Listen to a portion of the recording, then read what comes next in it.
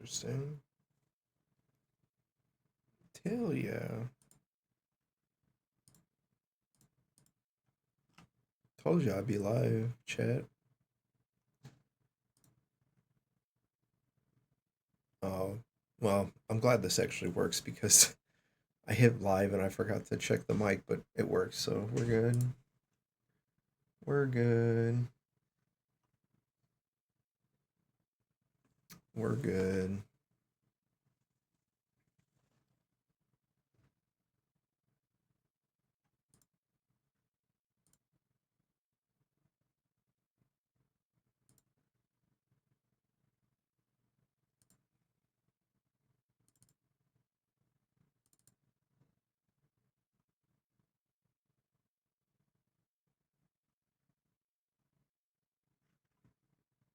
I wonder how chat's doing. Chat hasn't talked to me in a bit.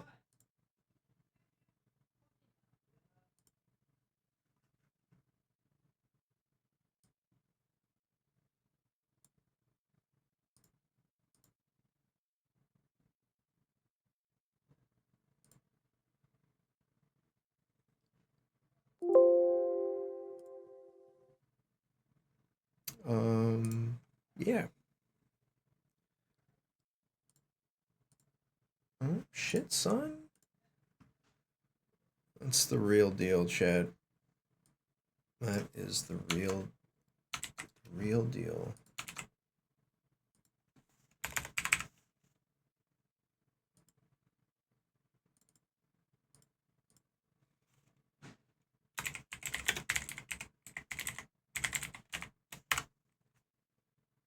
Um,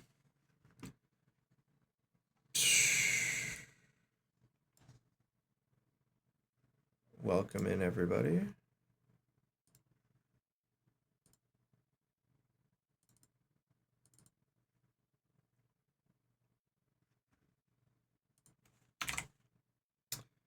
Well,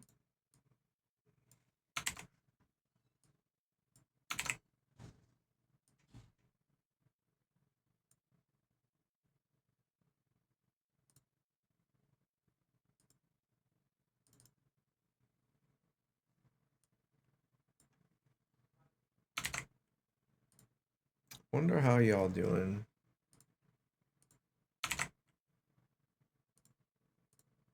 Dun, dun, dun, dun, dun. We doing it, chat.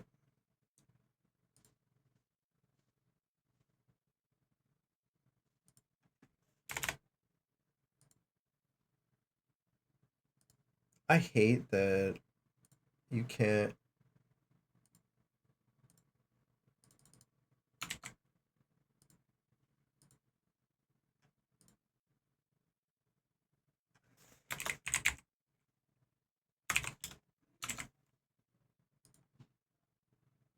I don't even care about that if it fucking bogs me down for the link or whatever.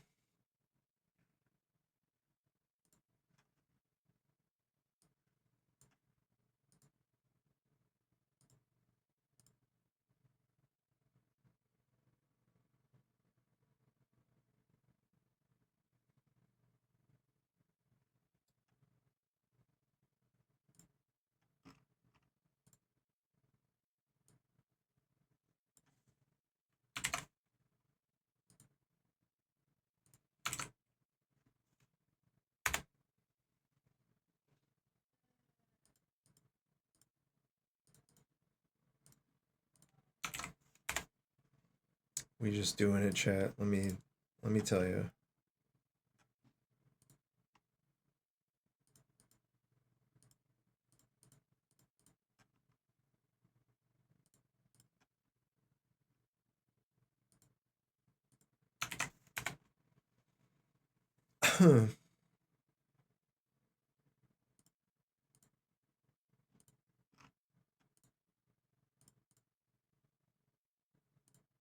I'm just walking everybody in, man.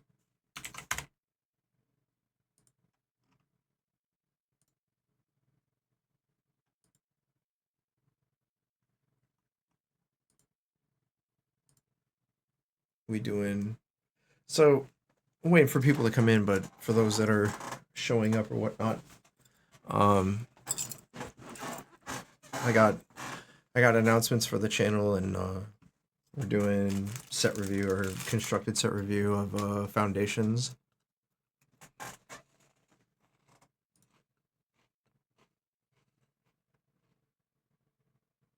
And then if there's time, I'll reveal the deck that I'm going to be playing.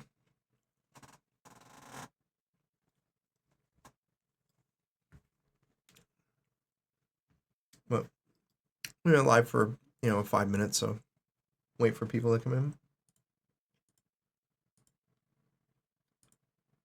Body. Isn't that kind of funny? Body. Bro, what happened? So I'm doing this all at once, like the jumpstart cards. I didn't want to separate them because I just want to talk about them all at once. This set's kind of underpowered. Like, I'm not gonna lie. There's a lot of cards that you're gonna see that you're gonna hear me say it a lot. It's just like, it's just gonna depend on the format, and you're gonna have to test them, because a lot of the cards are like really much like with Dustmourne and to a certain extent Outlaws. A lot of the cards are like, I don't want to say this. They're a lot of support and utility. There's not a lot of like power, condensed power anyway. So you're gonna see a lot of cards that just like are on here. There's like, that card sucks. Like, trust me. We're doing all of the constructed formats on Arena, so Timeless, Historic, Explore, Pioneer, and Standard. We do not speak about Brune Alchemy. So we got that going for us. There's not gonna be, so there's a lot of reprints in this set. I'm not gonna rehash reprints unless chat really wants me to. You're gonna see reprints on here, but you're not gonna see all of them, just because a lot of the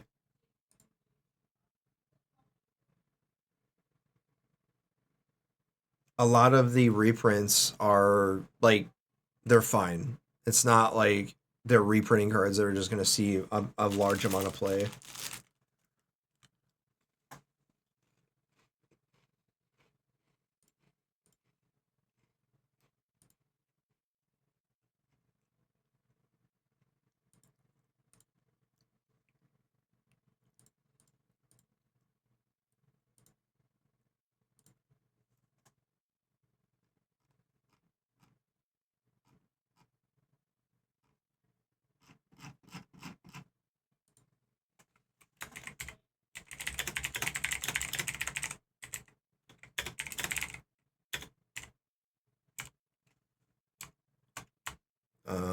Yeah.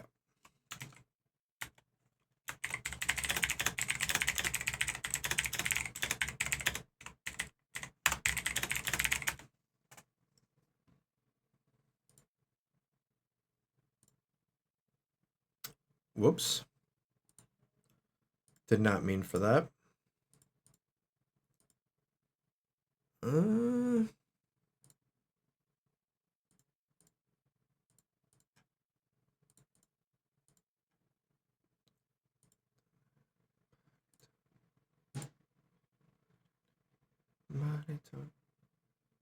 Alright, we got about a couple minutes. It's my favorite, man. New cards, new sets, everybody's favorite. It's like, it's my favorite. But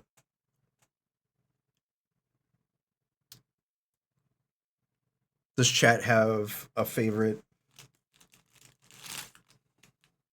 Because there's like 3 different sets in one in this whole set, so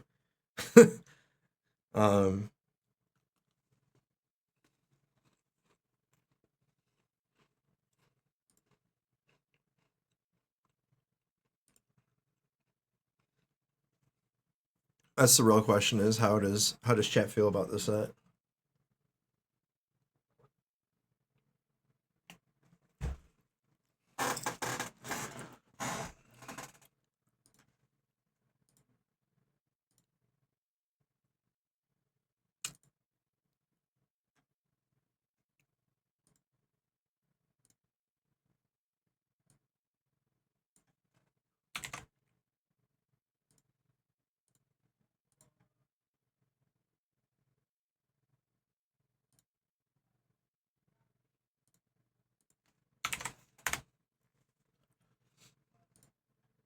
All right.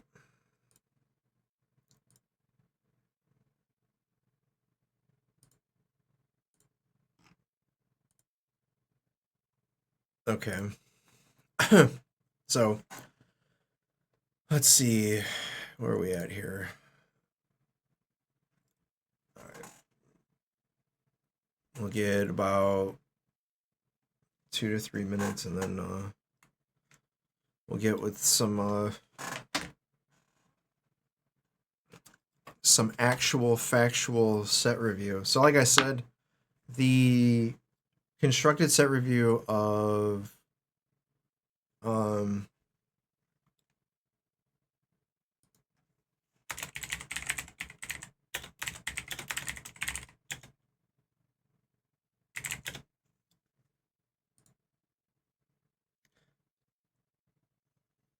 yeah, I messed that up. Whatever. It's my first day back, man. After being like not live for like 4 weeks or whatever. So this constructed set review is gonna be like all the cards jammed into one.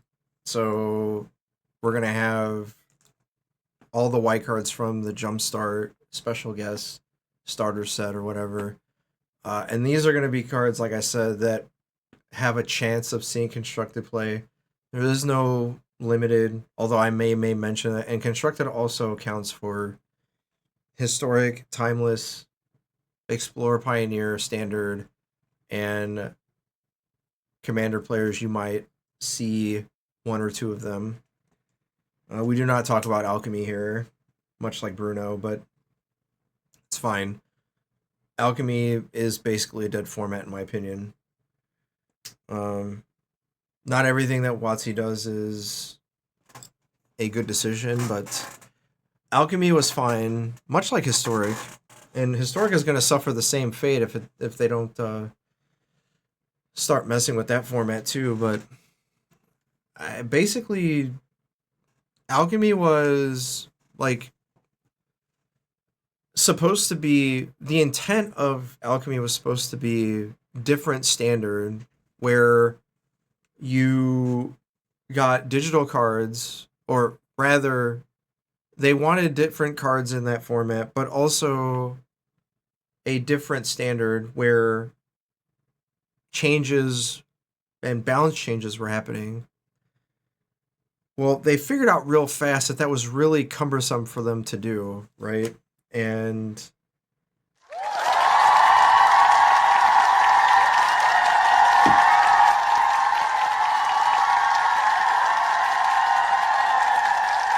VIPs in the house.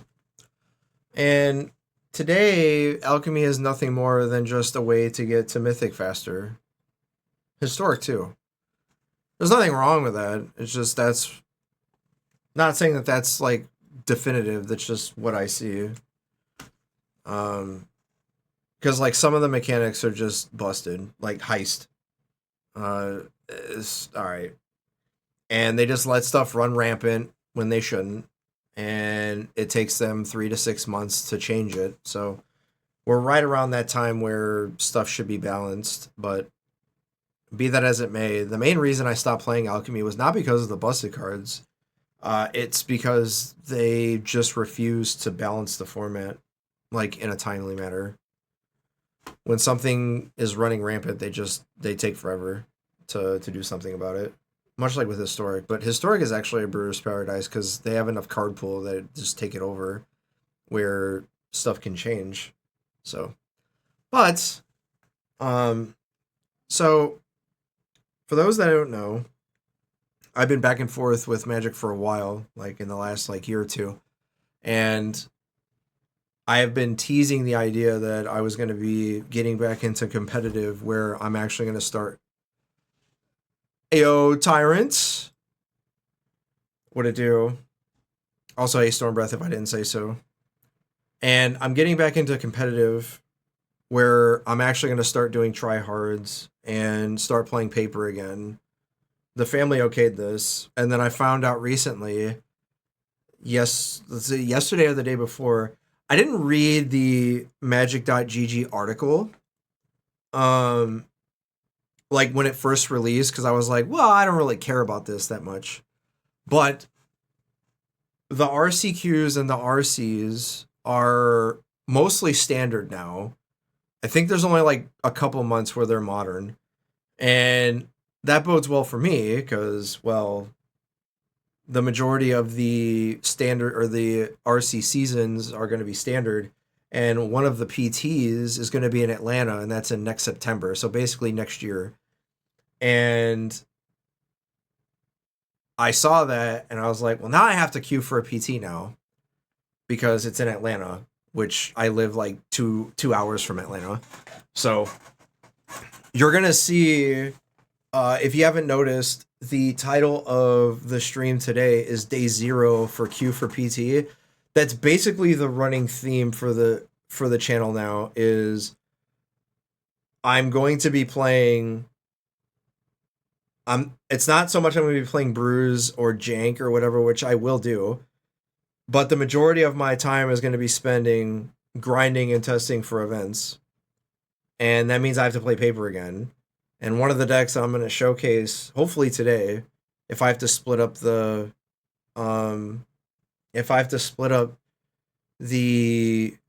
set release or set review or whatever, then so be it. But like I said, a lot of the set, and we'll get to it, a lot of the set is underpowered, and which it should. Like, core sets were never about reprinting like good stuff. It was all about supporting existing archetypes. And if they got like one or two extra archetypes from like elves, for example, you're going to see that. Not to say that should be the tier 1-ness of it, but you're going to see it. So, but that's the major announcement, is I'm going to be trying to play competitive again. And that means the majority of my time is going to be spent on that. And the Day 0 queue for PT, so to speak, is for that. So every day, I'm not going to be playing every day, but virtually every day. So like 4 or 5 days a week, 2, 3, 4 hours a day. And if it's one day on the weekend, it's going to be longer than that. And just grinding and learning the formats that I'm playing in. And since standard is the majority of the RC season or seasons, because I'm not playing modern, then that means that that's what you're going to see. So you're going to see me playing decks that I think are actually good. Not like, I don't want to say trolling, but trying to make tier 2.1, 2.7 decks try to actually be good. So you're going to see Dimir midrange, you're going to see green black, you're going to see Oculus deck. You're going to see all that. All right. And then give my thoughts and changes and all that stuff on it. So it's going to be fun. Like, I haven't been more excited for Magic since this time around. So you're going to get to see that type of side that you haven't seen. Like, you see it on stream, but you don't see it like in other places. And I haven't been this excited or playing this much since, I want to say 2-3 years ago, so to speak. So that's a big announcement. Yay. Go Magic. We're having so much fun. All right. Be that as it may, we got a whole set, chat. And like I said, trust me when I say this set is not as big of a power. It's not a should. It's going to be a good time. Because it's not going to be, oh my God, I can't believe this game's trash. Oh my God, I'm getting so unlucky. No, I'm going to be documenting every mistake that I make. and then it's going to be turning into that type of content of what should I be doing and what changes and all that, because yeah, the game's variant, but the majority of people who lose, and especially me at that time and during this time too, has been mostly me just making mistakes. So, and the way you increase your win rate, even if it's, you know, a couple percentage points, is by not making as many mistakes as the next person. And I guarantee you that the first time that I shuffle up cards again, which I haven't played in a paper tournament since I was in New York when I played, and it was blue-green. I was playing Reclamation, so 5 years ago. It's probably longer than that. So, yeah. Okay. But let's look at some cards, yeah? Oh, and like I said, we're going to do all of them. There's not going to be a split. So you're going to see cards from the special guest.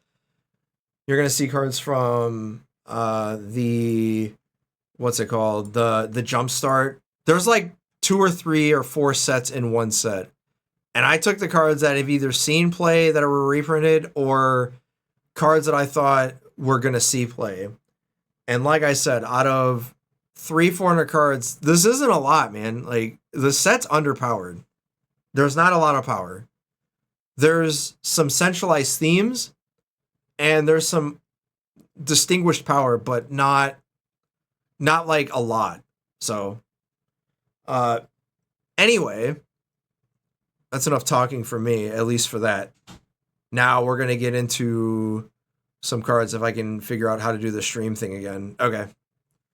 So, going in order, Wooburg, multicolor colorless. You ready? Because I'm ready.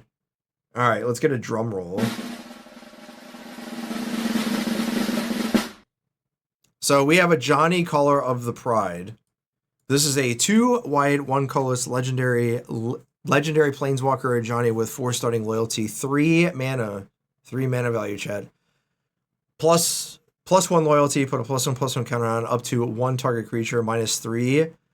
Target creature gains flying and double strike until end of turn, -8. Create X 2/2 white cat creature tokens where X is your life total. See, this card didn't really see play the first time around. This is a reprint, and there's a cycle of these, and not all of them are reprints. So there's one Planeswalker per color, and this is the white one. This is a reprint, as I said, and the first time around, this saw very little play. It saw fringe play, because the main issue with this card, and much like any other 3 mana Planeswalkers, is that it doesn't protect itself very well, but most of the time, most 3 mana Planeswalkers don't. This one is not trying to do that. So your +1 and -3 are all you care about. As in, this only slots into aggro. Like, not really mid-range, not really control. This is just a pure aggressive card. And I only see 2 slots for this. That's the Prowess decks and the Boros aggro decks that could possibly be Convoke or whatever. But the real home for this, I think, is just the red-white mice deck, where you got the 2 drops, the 1s, and you just give them double strike. There's another card that we're going to talk about later that's been reprinted that you just keep putting counters on it, and it's reprinted at the right time, where the +1 actually matters. Whereas before it was sort of like, well, the +1 matters, but the -3 doesn't really, or the -3 matters, but the +1 doesn't. Both these modes matter now, because double strike and flying are a huge deal due to the amount of big dumb creatures that creatures are so good at 2, 3, and 4 right now that just don't fly, and you just need to get around them.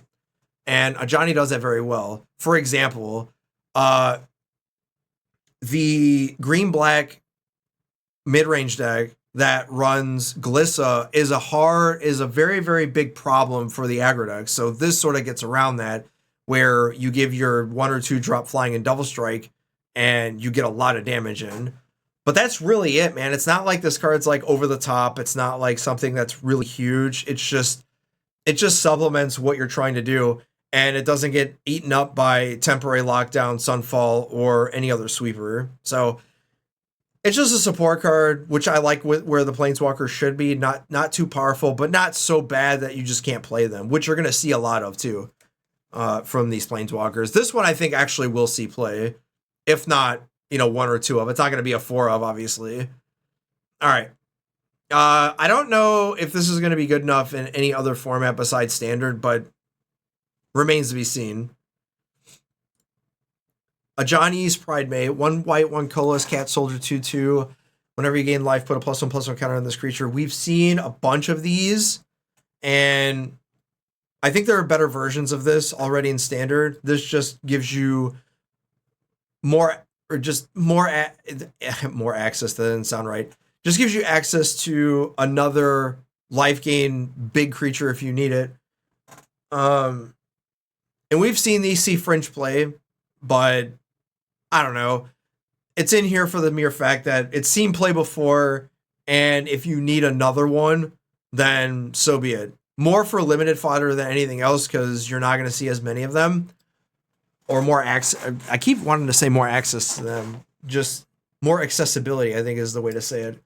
And that's really it. You already see these, or you've seen this type of strat in Historic before, but I don't really got much to say about this card, other than we've seen it before, and that's really it. Arabo the First Fang, 1 green, 1 white, 2 colorless, legendary creature cat avatar. 2/2. Other cats you control get +1/+1. Whenever Arabo or another non-token cat you control enters, create a 1/1 white cat creature token. If you're going to play cats, here you are. This is the card that you're going to play.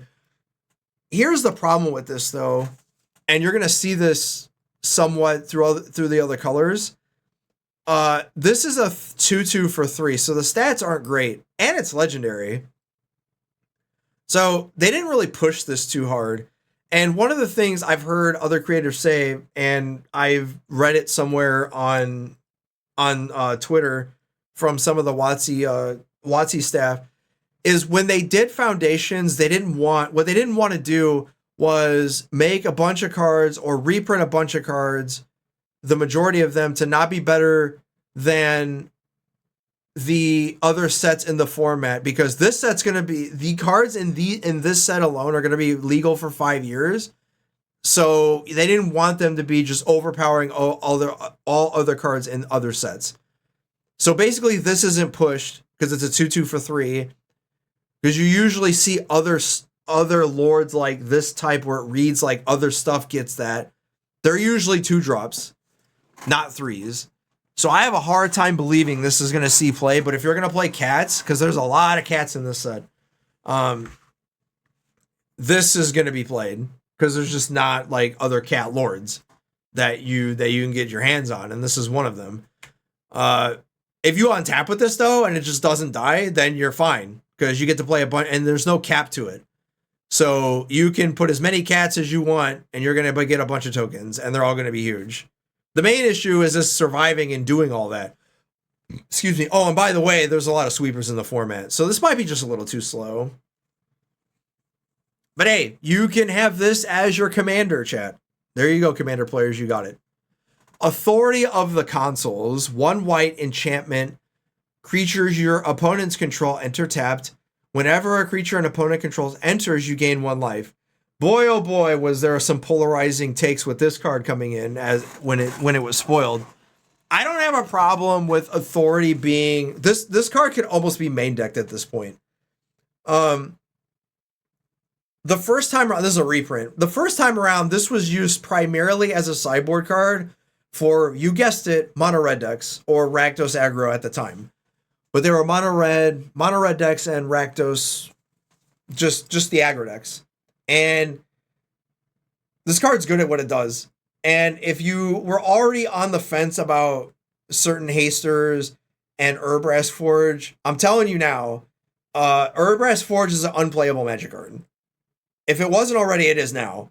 Because Authority just makes it to where, because the majority of the red decks were playing Forge in their sideboards, and Authority is coming in all white decks against the aggro deck. So you can't even play Forge anymore. Like, and Authority is just good at what it does. because the whole red deck is just all haste creatures. And authority, especially in multiple, is just like every card you play, I get 2 life. So, yeah, white is going to have a very, very... Look, Oculus decks and the mono white decks or the token decks or the caretaker talent decks or whatever, you're going to see this. Because all the red decks are, like, all of them are just hasted, man. So, yeah. And just hosing Forge is just a big, huge, great thing for this card. I'm happy for it, even though I won't even be playing that many white decks. Brygon, Soldier of Meletis. This is a jumpstart card. 1 white, 1 colorless, 2/2 legendary creature, human soldier. Vigilance, heroic. When you cast a spell that targets this creature, put a +1/+1 counter on Brygon. Tap, remove a counter, or remove a +1/+1 counter. Draw a card. Gods guide my hand. So, for those who don't know, this double card symbol is jumpstart. These cards are not legal in standard. All right. They are not in your play. 26 lands. What it do? Appreciate you hanging out. So this is only legal in any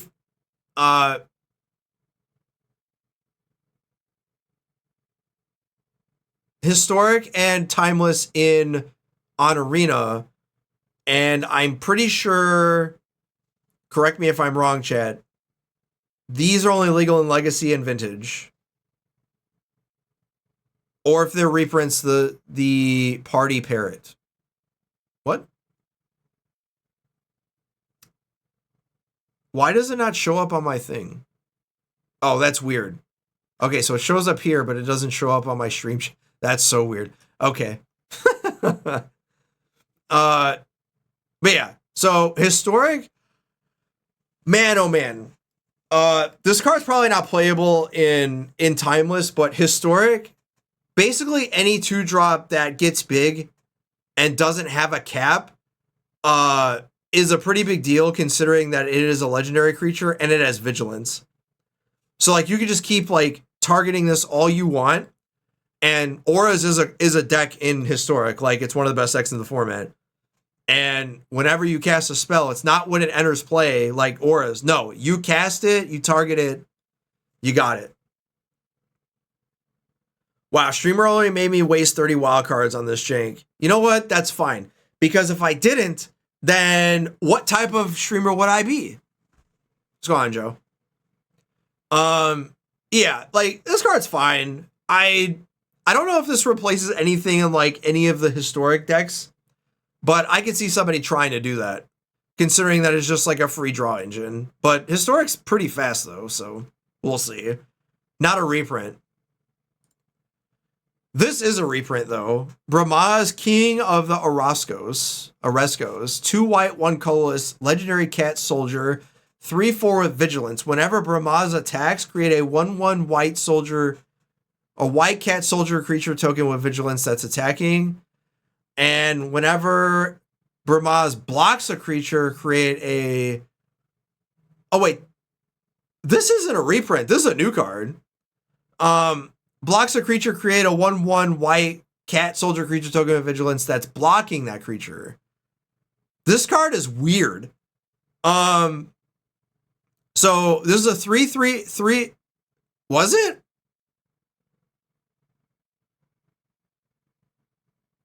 The OG Theros? Alright.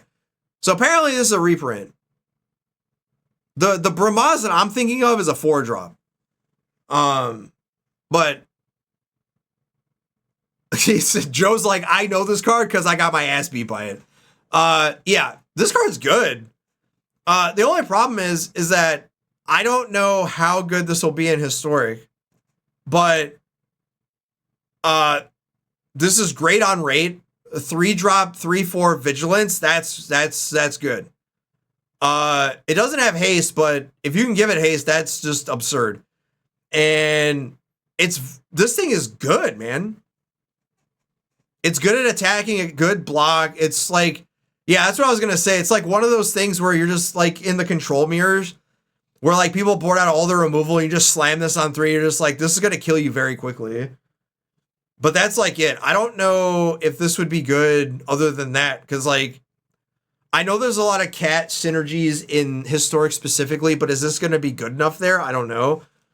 But yeah, I would be playing this in like my mid-range, slower mid-range control decks in my sideboard, and just like having like 2 or 3 of them, and then when I slam it, it's just like, yeah, deal with it. Yeah, this card's good. Like, really good. Cathar Commando, 1 white, 1 colorless human soldier, 3/1 with flash. This is a reprint. This saw play before, and it's probably going to see play again, just for the fact that it's a flash creature, and you pay 1 and sacrifice it and destroy target artifact or enchantment. There are a lot of enchantments and artifacts in this format, and there are a million ways in Foundations especially to deal with creatures, to deal with permanents, to deal with enchantments, artifacts. There are so many different cards to deal with them, and this is one of them. And I prefer my creatures to do my artifact and enchantment destruction more than spells. That's not to say that the spells that are bad. It's just I prefer them to be on creatures, and especially ones that are aggressive. And this card's aggressive. Like, I would not be surprised if this was probably not main deck, but a couple of sideboard slots in the Oculus deck where you're just like, it's a flash threat, so you're trying to play a flash theme in that deck anyway, and you're just doing all your stuff on the opponent's turn, and then you're just playing this also. And this goes well with the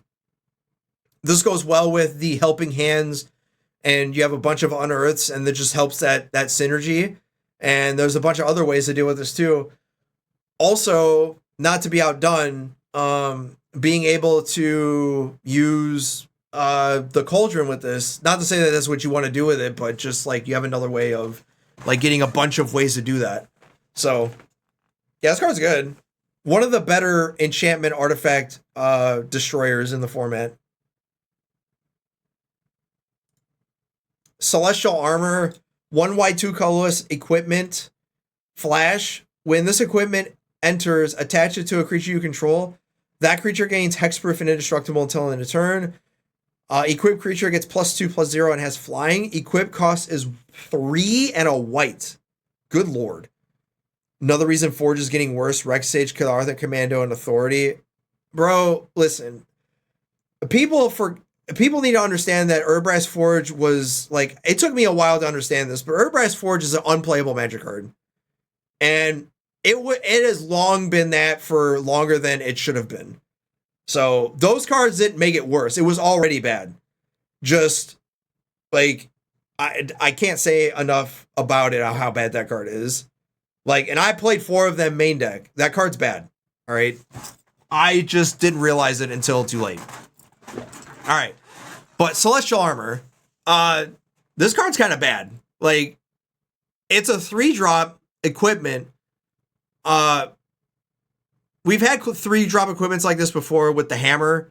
Not Colossus Hammer, but another hammer. It was from Zendikar or Kaldheim. I can't remember what it was called, but basically did the same thing. But this one has flash. And I don't think that you don't care about getting hexproof and indestructible on a 3-drop equipment card. I just don't think you do. And the equip cost is like 1,000,000 mana, and +2/+0 and flying is just not a big deal. Like, you can get a lot better at a cheaper cost with auras than you could with armor. And there's so many good 3-drops that are creatures that, what are you going to cut for this? I just don't know. Like, I just don't think it's going to see play anywhere. And mostly for limited. This card's like ridiculous and limited, but Maul of the Skyclaves, thank you. Like, Maul of the Skyclaves is better than this. And like, yeah. The only difference between Maul and this is this gives hexproof and indestructible, and it has flash. Maul didn't have flash, but Maul was one of those cards where it was good on curve, and you weren't trying to flash it. It was just like, yeah. The extra +2 on the defense also mattered, where this is just like, yeah. And there's so many cards that like, there's way. The thing is like the hexproof is fine, but like the indestructible doesn't matter. There's so many ways to exile stuff. That's why I don't think it matters. Like, why have hexproof and indestructible? Like, picture this, right? And then I'm gonna be off this card. Celestial Armor, you play it for 3, right? Like as a flash, like against something, and or just like in anticipation, and like the opponent plays nowhere to run. Like, you're not making your cards bigger to get away from that. And it dodges the hexproof and it dodges the indestructible. Like, this card is so bad. So yeah, like I said, better for limited, and if you needed this effect in like Commander or something, but this card just not gonna see play, man. Charming Prince, 1 white, 1 colorless, human noble, 2/2. Yeah, mythic uncommon. Yeah, I know. When this creature enters, that's something they also did to clean stuff up for text. Templating is not when Charming Prince enters. Now it's when this creature enters. I like it. Choose 1, scry 2, gain 3 life, or exile another target creature that you own and return it to the battlefield under your control at the beginning of the next end step. So this card's a reprint. When this card was when it was here around the last time, it saw a lot of play. There was a lot of blinky stuff back then. This card does everything. It insulates your life total, it fixes your draws, it doubles up on your ETB effects. This card's just very, very good. And I have a hard time believing that this is not going to see play. And the first thing that I thought about this card was I played an Esprit scam deck where I would blink the prototype creatures with, Twinning Twins and a bunch of white creatures that blink stuff. This is cheaper, more efficient, and if you don't have any of those creatures, well, you can scry and find them or insulate your life total and gain 3 life. And also gaining 3 life might matter in other instances where there are other cards that synergize with that effect. Yorion, yeah, it was during that time. Same format. So yeah, this card's good. It's in every other format. It's just now it's in standard for a very long time. So I'm going to try this with the scam stuff if I can. With the prototypes to like blink them in and bounce them back in. Condemn. 1 white instant. This is a special guest. This is not in historic or on arena, so this is a brand new reprint. Instant, put target attacking creature on the bottom of its owner's library. Its controller gains life equal to its toughness. So this is basically worse Swords to Plowshares, but better than it's not better. It's probably not better than Path to Exile, but white now has 90 million ways to exile creatures, and this is the better version for historic, I think. Yeah, you would probably play Fragment over this, but I'm surprised this didn't make it into standard, but I guess it's better than Lay Down Arms, and they didn't want that. So yeah, it being a special guest for arena is just kind of like, this is something they should have put onto the client like 3 years ago, before they put STP, before they put Path, before they made Fragment Identity. Yeah, this card's just like outmoded now. If only it was in standard, but it'd probably be too good, to be honest. Because it's just like 1 mana, get rid of everything. Which, I mean, to be fair, like a lot of decks have that. It's either 1 mana or 2 mana. And you don't have to attack with it. So like if opponents don't attack, this kind of just rots in your hand. So I understand why they didn't do it, but I also am like questioning it why. They had to have tested it. It's like, yeah, it's probably too good. Crystal Barricade, one white, one colorless, artifact creature, wall 0/4, defender. You have hexproof. Prevent all non-combat damage that would be dealt to other creatures you control. This card's kind of funny. White has a lot of anti-red, anti-burn stuff. And this card's kind of gasoline. I'm not saying it's good. It's just like, it does everything you want. It's sort of like having a way to cast Leyline of Sanctity if you don't want to, like, you know, use it. You know what I mean? And it blocks well. It doesn't die to that many removal spells. For example, it doesn't die to Go for the Throat, and you can't like deal damage to it. So how do you get around this thing, man? This thing's annoying. Now, obviously, it's all non-combat damage, but like you can't just do stuff. Like, you have to actually like remove it. You can't like do any red damage to it unless you like damage your own scheming nemesis and then do it that way. But yeah, this card's like better than it looks. Like, at first I read, I was like, yeah, this card sucks. Like, yeah, it's another one of those many other 1, 2, and 3 drop set. You know, you get a hexproof and blah, blah, blah. But I don't think people understand how much red just has damage spells. And if it's not non-combat damage, then what do they do about it? You know what I mean? And it's non-combat damage permanently. So like, it doesn't have to be opponents. For example, you could run this, and I'm not saying you would, I'm just saying you can, where you have this and you have like Pyroclasm or, you know, Brotherhood's End or something, and it like prevents all of your stuff to your creatures, but not theirs. Right? So this card seems like, you read it at first, because this is what I did. I read it and I was like, this card sucks. And then I was like, and then I read it again. And I was like, man, this card's kind of good, right? But it's only for red decks. That's the only thing I can see. Like, it's a sideboard card for red.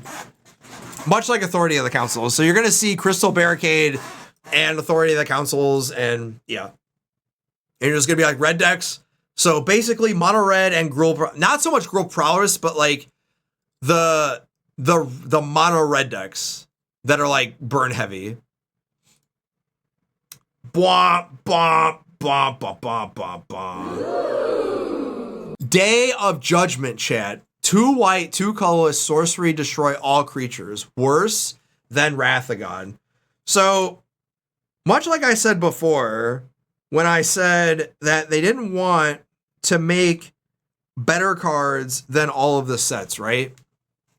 Well, Day of Judgment is another line of sweepers that we have in the format, right?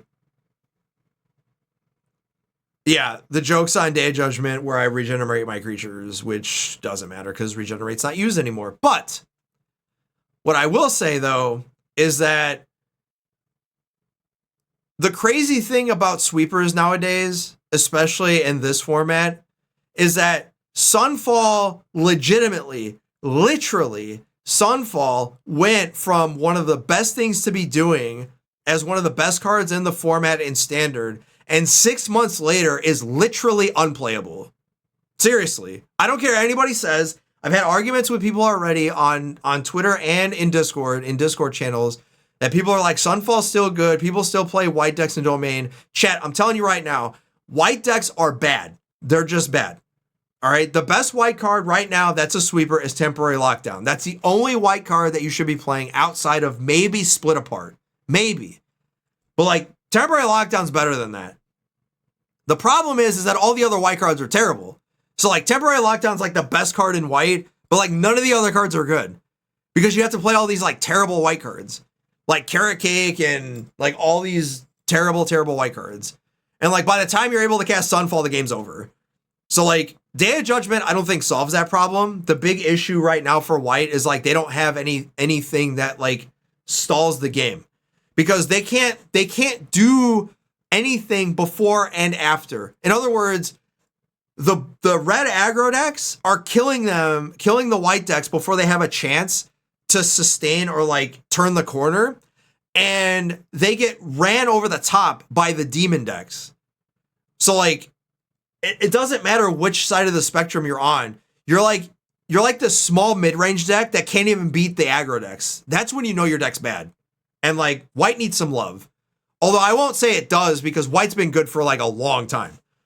Like Late on Arms is fine, but like it's not an instant. And all the instant removal spells in white are just bad. Like they give too much value back to the opponent. And like Caretaker's Talent is good, but it's like not the end all be all, because you got to play these terrible token generators. So yeah, Day of Judgment helps, but it's not the help that they need. They need like good permanence. Also, by the way, Day of Judgment, I can't remember if it's in Pioneer, but I don't think it's going to change much because they have Supreme Verdict, so not going to change much. Devout Decree, 1 white, 1 colorless sorcery, exile target creature or planeswalker that's black or red, scry 1. If this was Celestial Purge, that card probably would be main deck. But considering that this doesn't hit, Annex or anything else, this is kind of like, eh. I mean, it's good. You're going to see a lot of these in sideboards. And there's a cycle of all of these.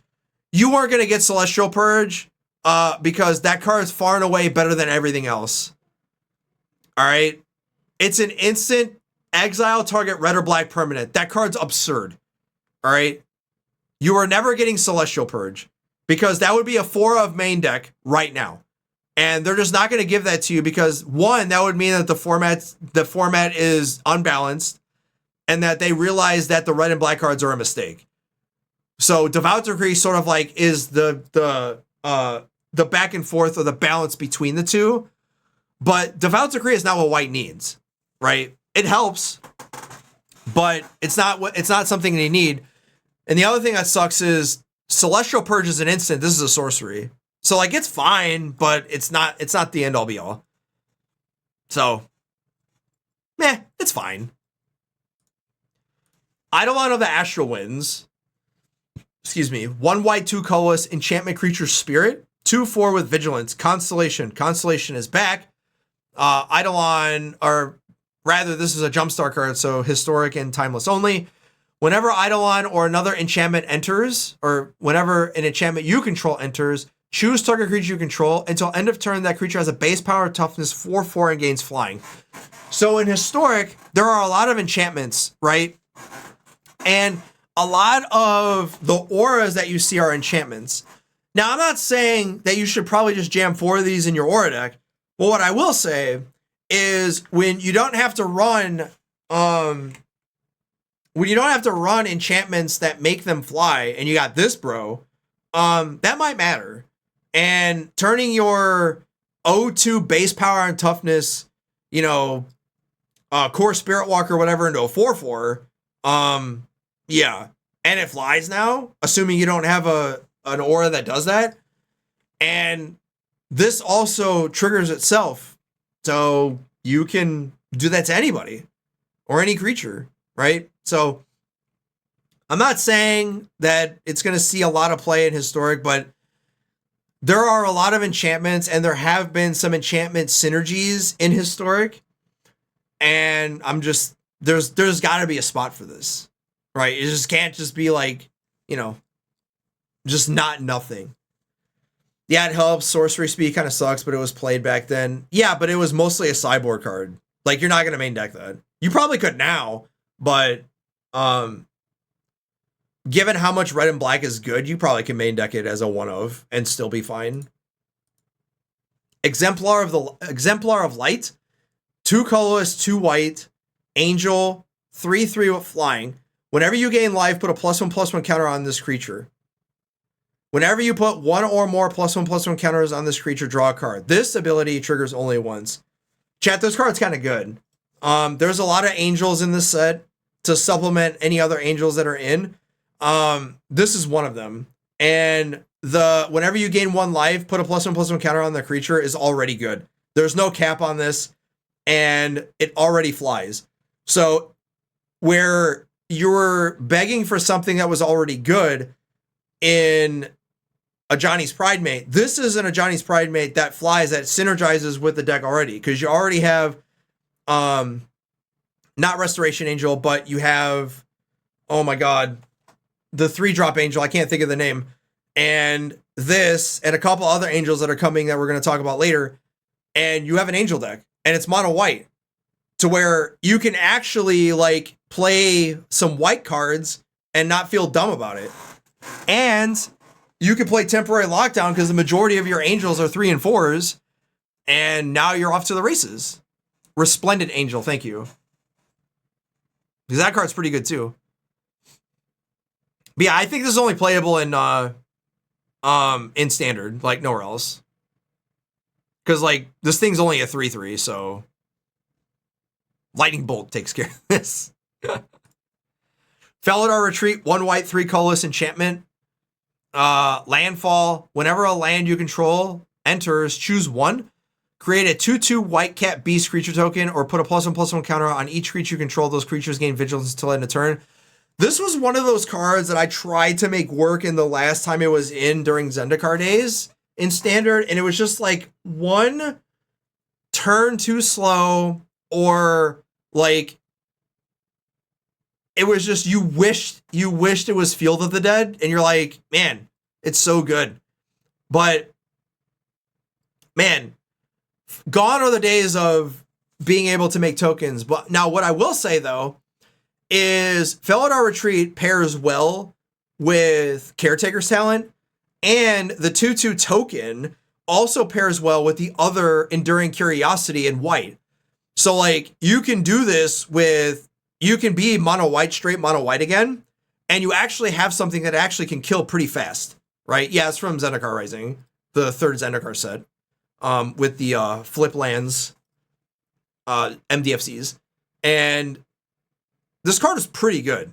Like it only took like a couple of tokens and a couple of lands, and you're off to the races. And you already have, you know, Desolate Field and other stuff to, you know, get extra lands, like Desolation Field and Fable Passage. So you have ways to trigger this more than once, and you only need to trigger it a couple times. So I can see this seeing play in the mono white deck specifically. I don't know what else you could do with this, but this is a build around card, and we've seen them before.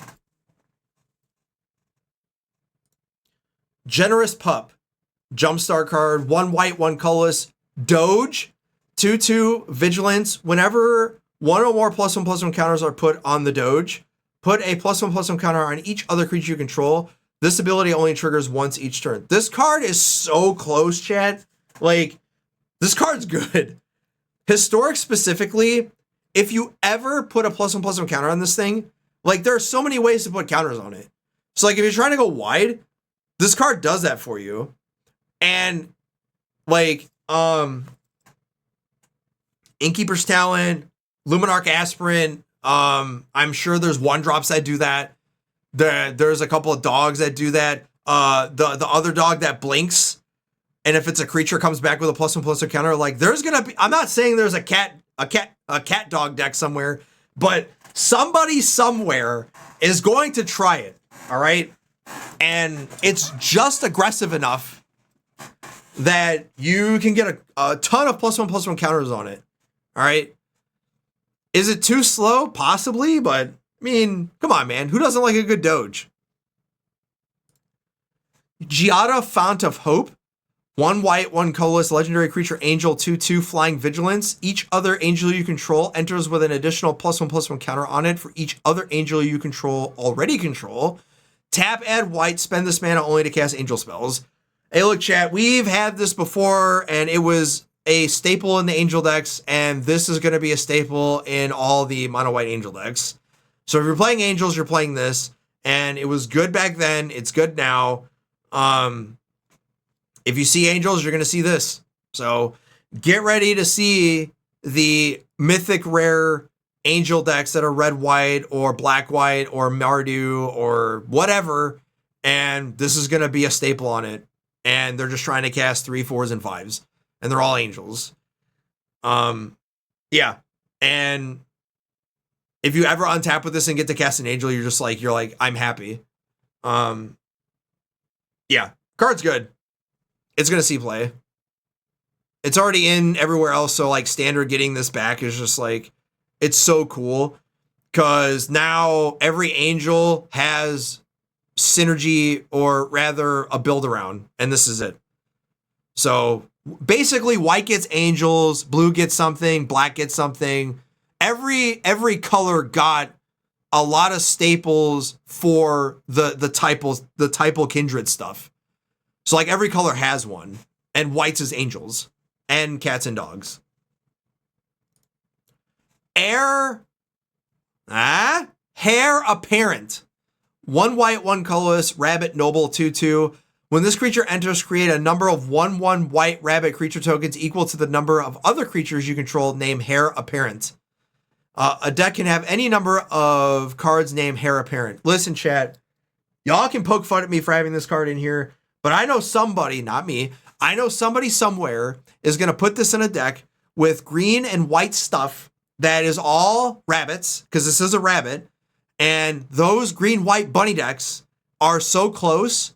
And honestly, you could probably play those right now because there's not a lot of sweepers being played. Because unfortunately, sweepers are not very good in the format. I know that's a hot take for some people to hear, but like you don't see very many of them. All right, like they're just not good. And Heir Apparent is, I'm not saying it's great, but black didn't get Vamps. Black got other stuff.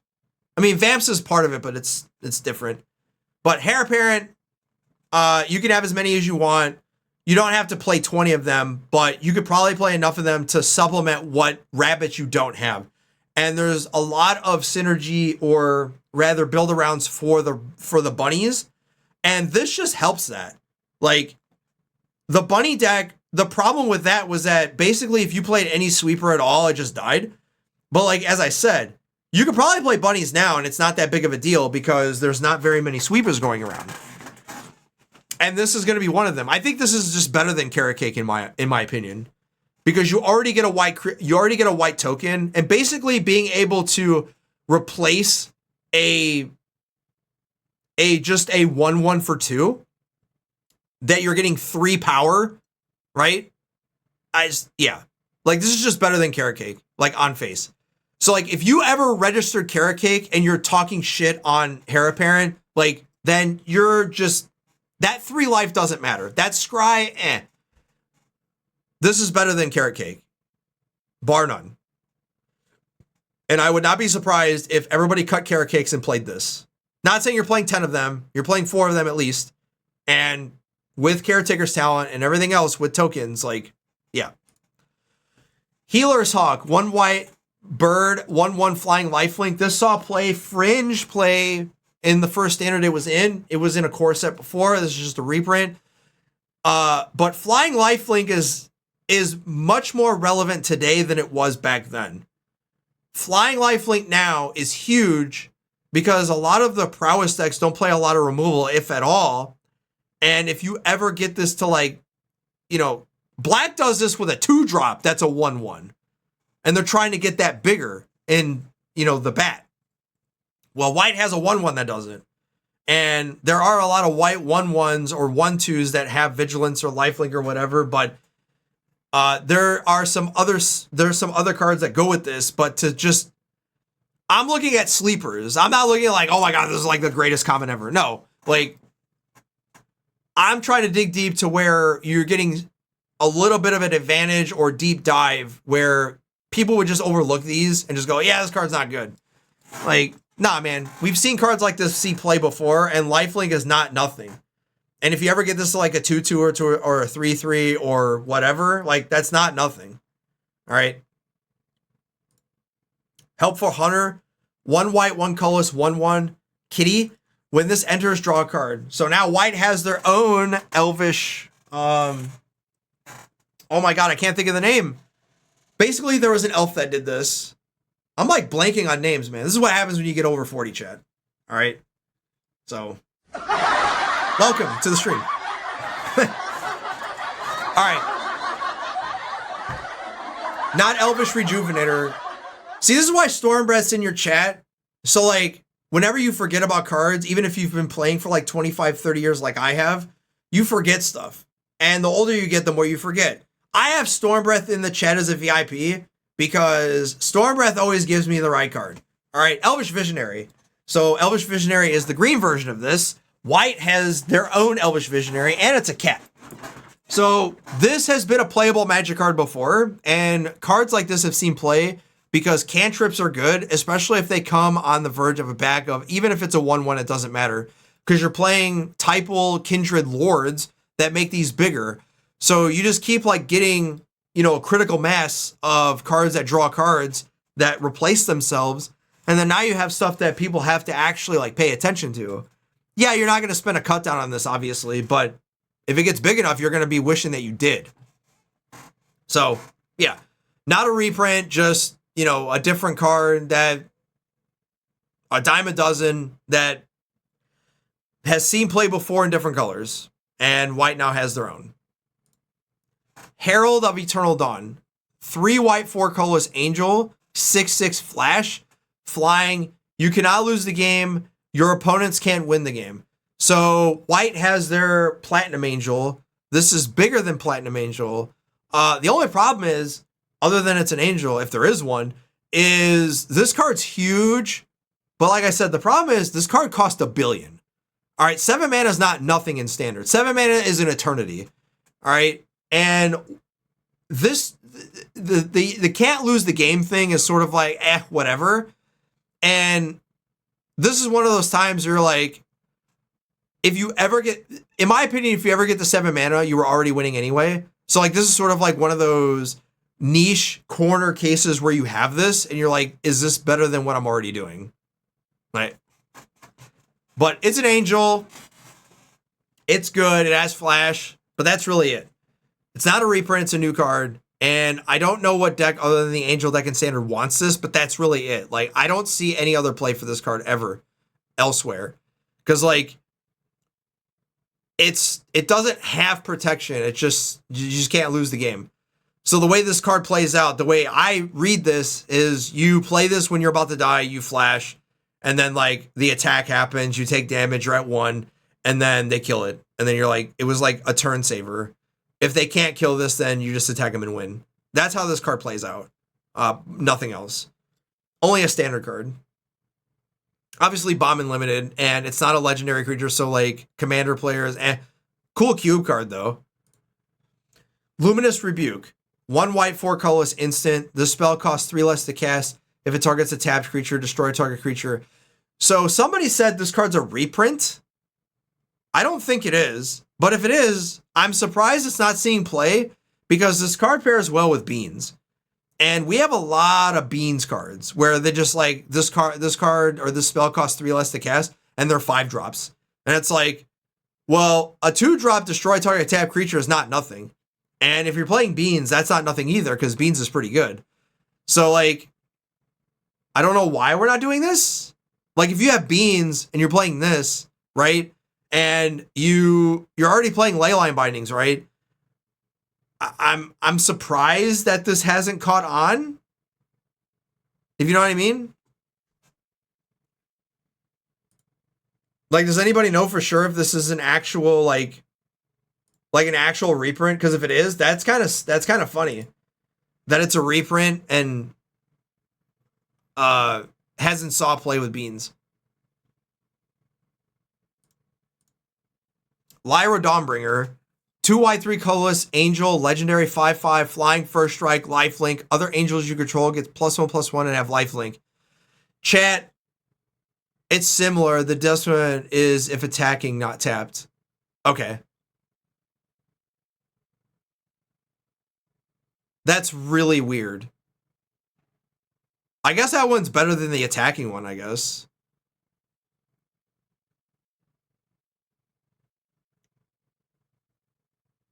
Yeah, attacking seems worse.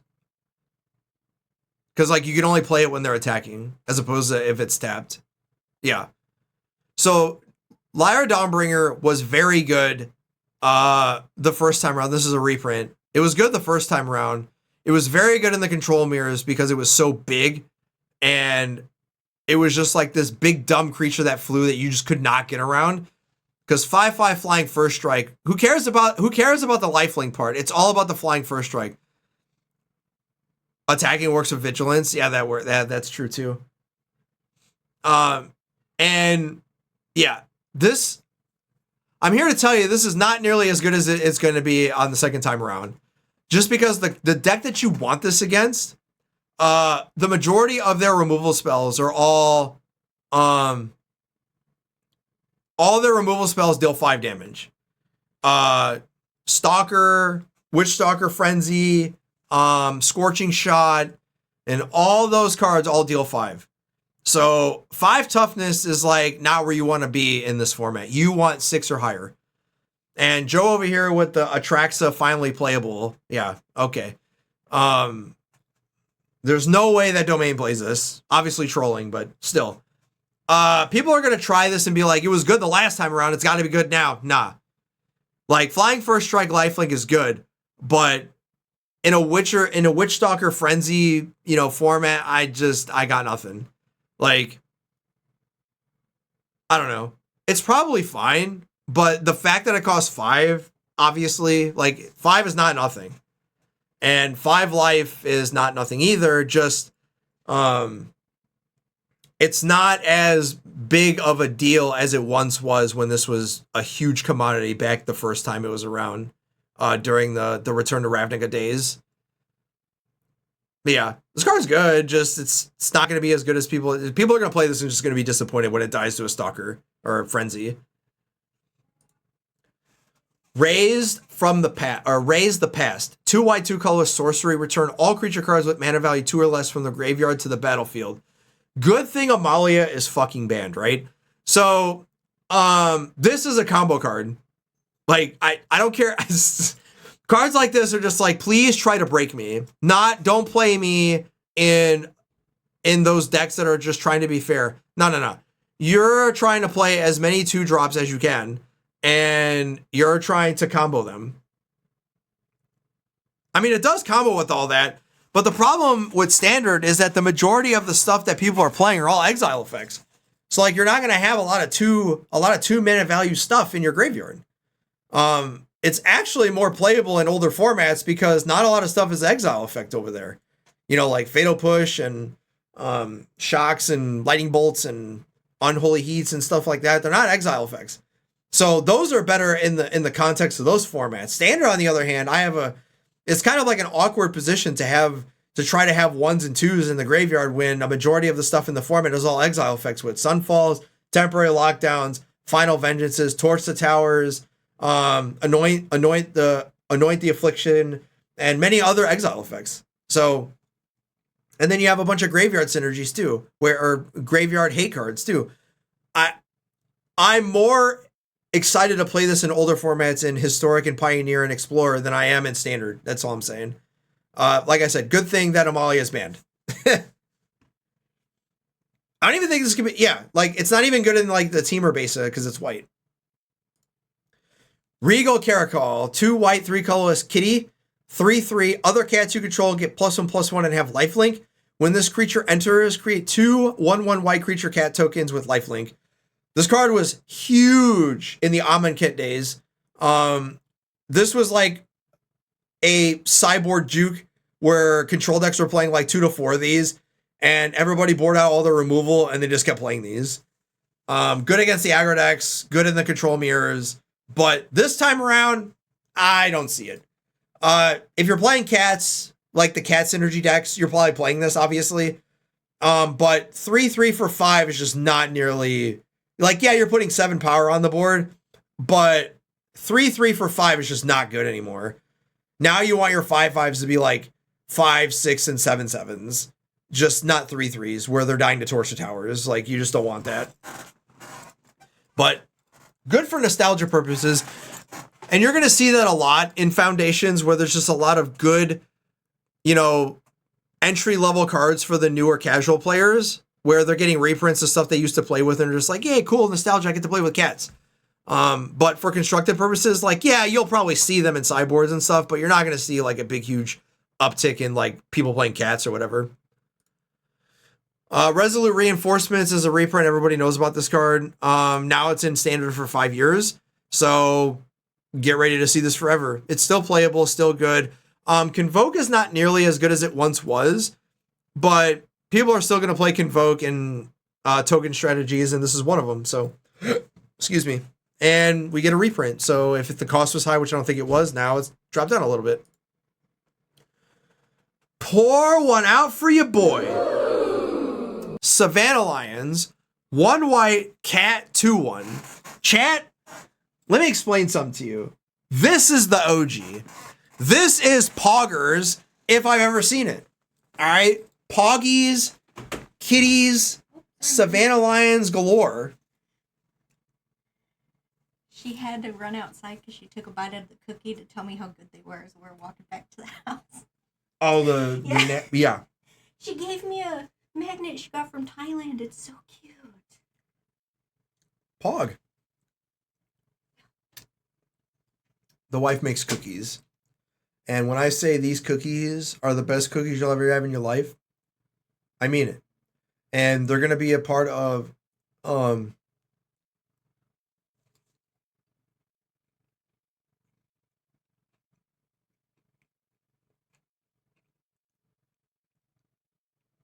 and the old school art also hits home. Yeah. Chat, I understand that Savannah Lions is not what it once was, but my God, this was a rare, chat. A rare in revised. And people were happy to open revised packs and get Savannah Lions.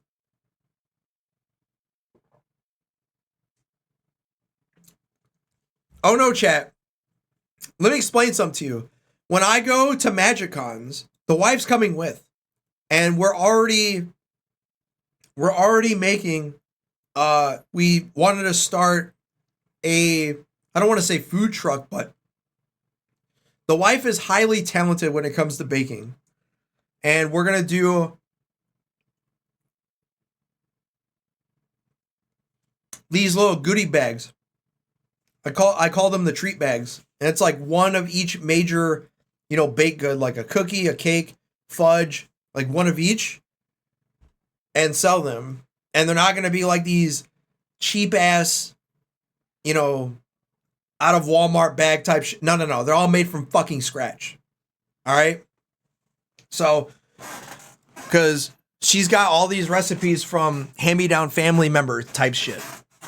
So whenever I go to cons or whatever, because we're trying to figure out what we're going to put in the bags. Because there's going to be like little goodie bags and sell them. And I just need to figure out if everybody likes them. So, because I know I like them. Like her cookies are the best cookies I've ever had. Like, and I've had a lot of cookies. All right. Savannah Lions. Awesome.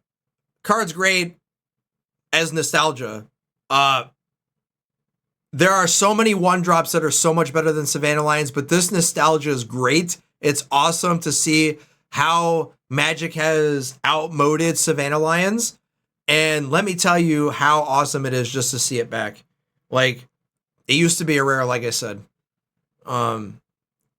People forget like how revised in 4th edition was, where you would get Savannah Lions in your pack and you're like, oh my God, this is the greatest thing ever. And anybody who's played as long as I have will tell you, you're much happier to get Savannah Lions in your booster packs than you were of getting dual lands. Let me know what you think about that in the chat. Sky Knight Squire. 1 white, 1 colorless, cat scout, 1/1. When another creature you control enters, put a +1/+1 counter on this creature. As long as this creature has 3 or more +1/+1 counters on it, it has flying and is a knight in addition to its other types.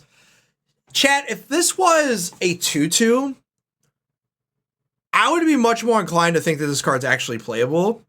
But the fact that this card's a 1/1, it's sort of like the Elvish Archivist, all right?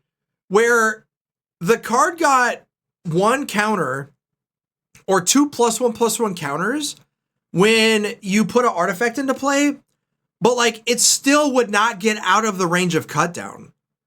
So like you did all these things to get something somewhere, and you're not getting it out of the way of cut down. Does this trigger twice with reinforcements? Yes, because there's no cap. But that's the problem, is it's still a 1/1. So like, I'm not saying that you need to play like, you know, a bunch of double drops to get this up, but I don't know. People are gonna play this and just like, yeah, I got a 3/3 for 2, but like, I don't see it. I think you're just gonna get blown out more than you're gonna get like big on this, if that makes sense. Like, I don't think you're gonna see this like make big waves. I'm not saying that you can or can't, but what I am saying is it is a cat, and we have a bunch of cats in this format, and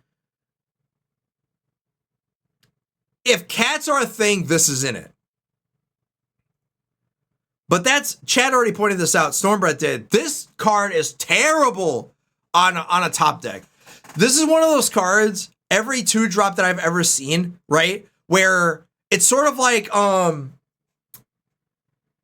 the Kasima card and a lot of other 2-drops, where it's very, very good if you have it on curve, but if you don't have it specifically on turn 2, this card's just unplayable.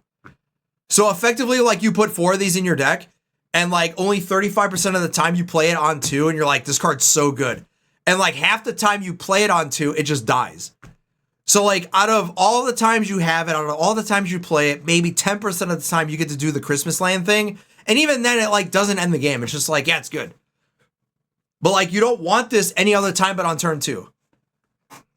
Because like on aggro decks, you're like playing all your stuff all the time. So like by the time you draw it on turn 4, turn 5, turn 6, it's like, oh I don't have any more cards in my hand. You know what I mean?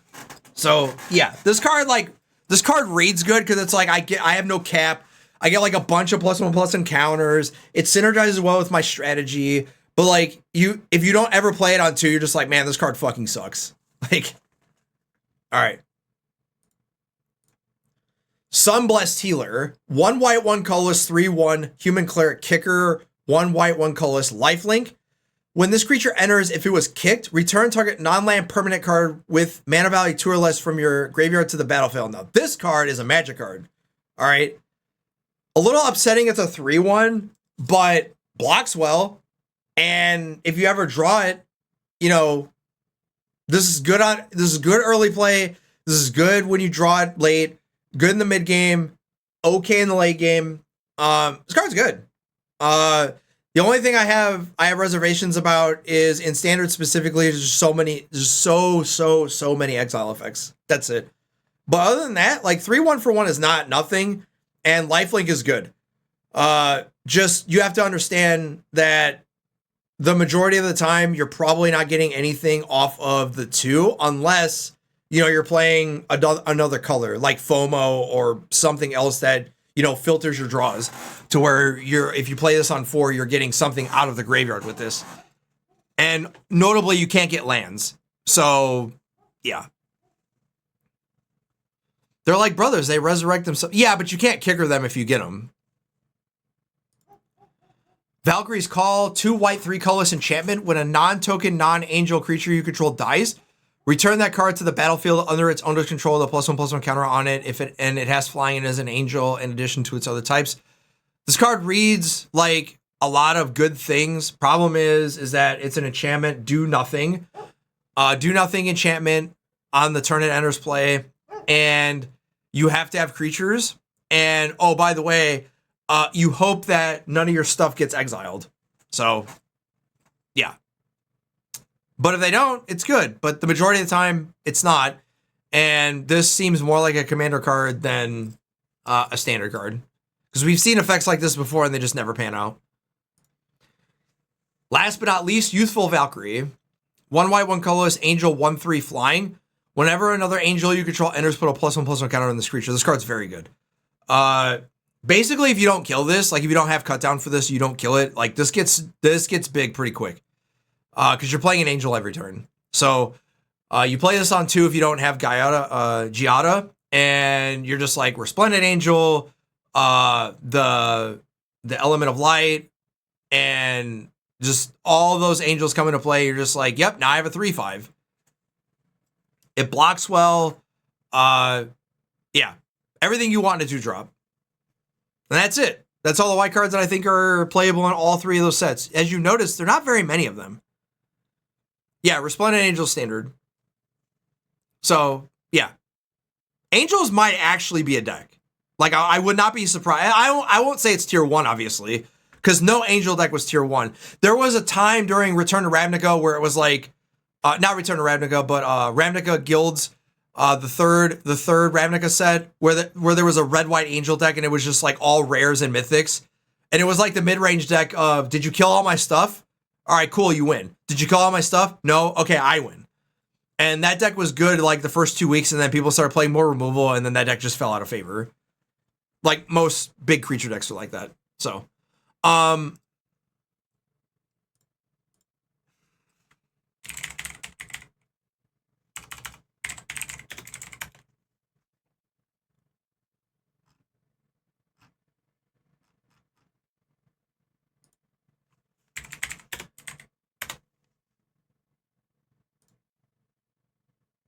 okay, just so you know, no. See, I was looking that up, Islands. I was looking that up, Lands. Kyla's Reconstruction is in Brotherhood's War. So we have a Coco and Kyla's Reconstruction. All right? It's from Brotherhood's War. So we have Coco, chat. I knew Chad was gonna do that to me, and I was like, no. I looked that up.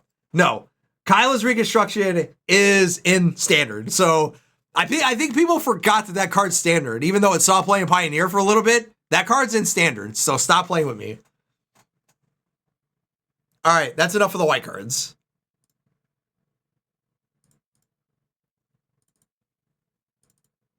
Now we got blue cards, chat. We got blue cards. Trust me when I say a lot of these cards, I'm telling you, are not big. All right? I can't stress that enough. You're going to hear me say it a lot. Like, these are a lot of utility cards that may or may not see play. I don't know. All right.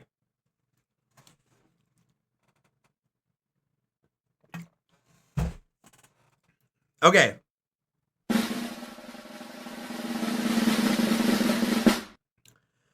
We got Aetherize. 1 blue, 3 colorless, instant. Return all attacking creatures to their owner's hand.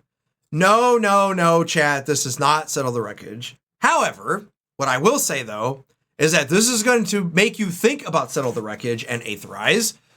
Because even though it's not nearly as good as Settle the Wreckage, it's decent enough to see play in, those mono blue or those Oculus decks or the control decks that need something to deal with a lot of creatures that I see Aetherize more of a blue-green or something that doesn't play like a lot of removal. And this is sort of like one of those ways to like bounce a bunch of stuff. Like I said, it's good against tokens, but that's really it. This is a reprint, obviously.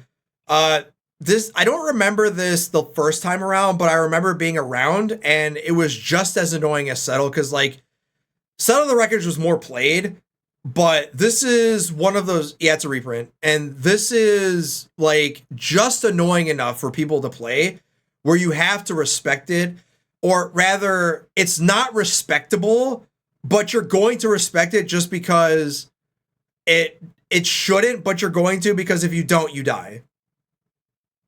Yeah, it was a reprint a lot in the core sets long time ago. Outmoded at this time. But like it's not really good anywhere else because like where Settle is and all that. It is easy to cast though. It's not like double blue or anything. Archmage of the Runes, 2 blue, 3 colorless, giant wizard, 3/6. That's a fat ass, son.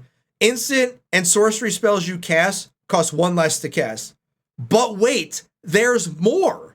Whenever you cast an instant or sorcery spell, draw a card. No, chat, not this. This ability only triggers once a turn. No. This is I get to draw a card all of the time. Chat, this card's absurd. All right. Now, again, this is 5 mana. All right. Meaning that 5 mana is a lot. All right. But control decks have had a problem. Control decks' problem has been that they don't have enough permanence and the spells are not as good as they used to be. Creatures today are just obnoxious. All right. They're so good. And spells have been outmoded in standard again by creatures. Or permanents, I should say. Archmage of Runes is another creature that's just highly annoying.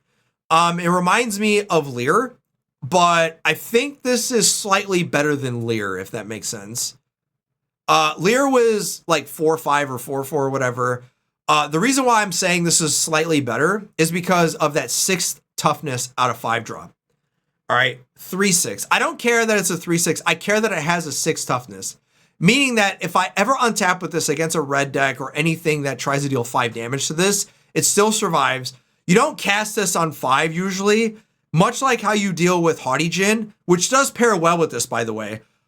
You pair this with Haughty Djinn and you play Haughty Djinn on 4 to protect it, and then you play this on 6 where you have this on 6, you cast it, and then you have like negate or some other blue spell. Unfortunately, Spell Pierce did not get reprinted. I even asked Carmen about this, one of the Carmen Klumperens, who's a WotC staff, where she said that the reason Spell Pierce didn't get printed is there's a card that we're going to talk about here really soon that got reprinted in its spot because they don't view Spell Pierce as a protection spell. They view it as a big dumb spell protector, if that makes sense.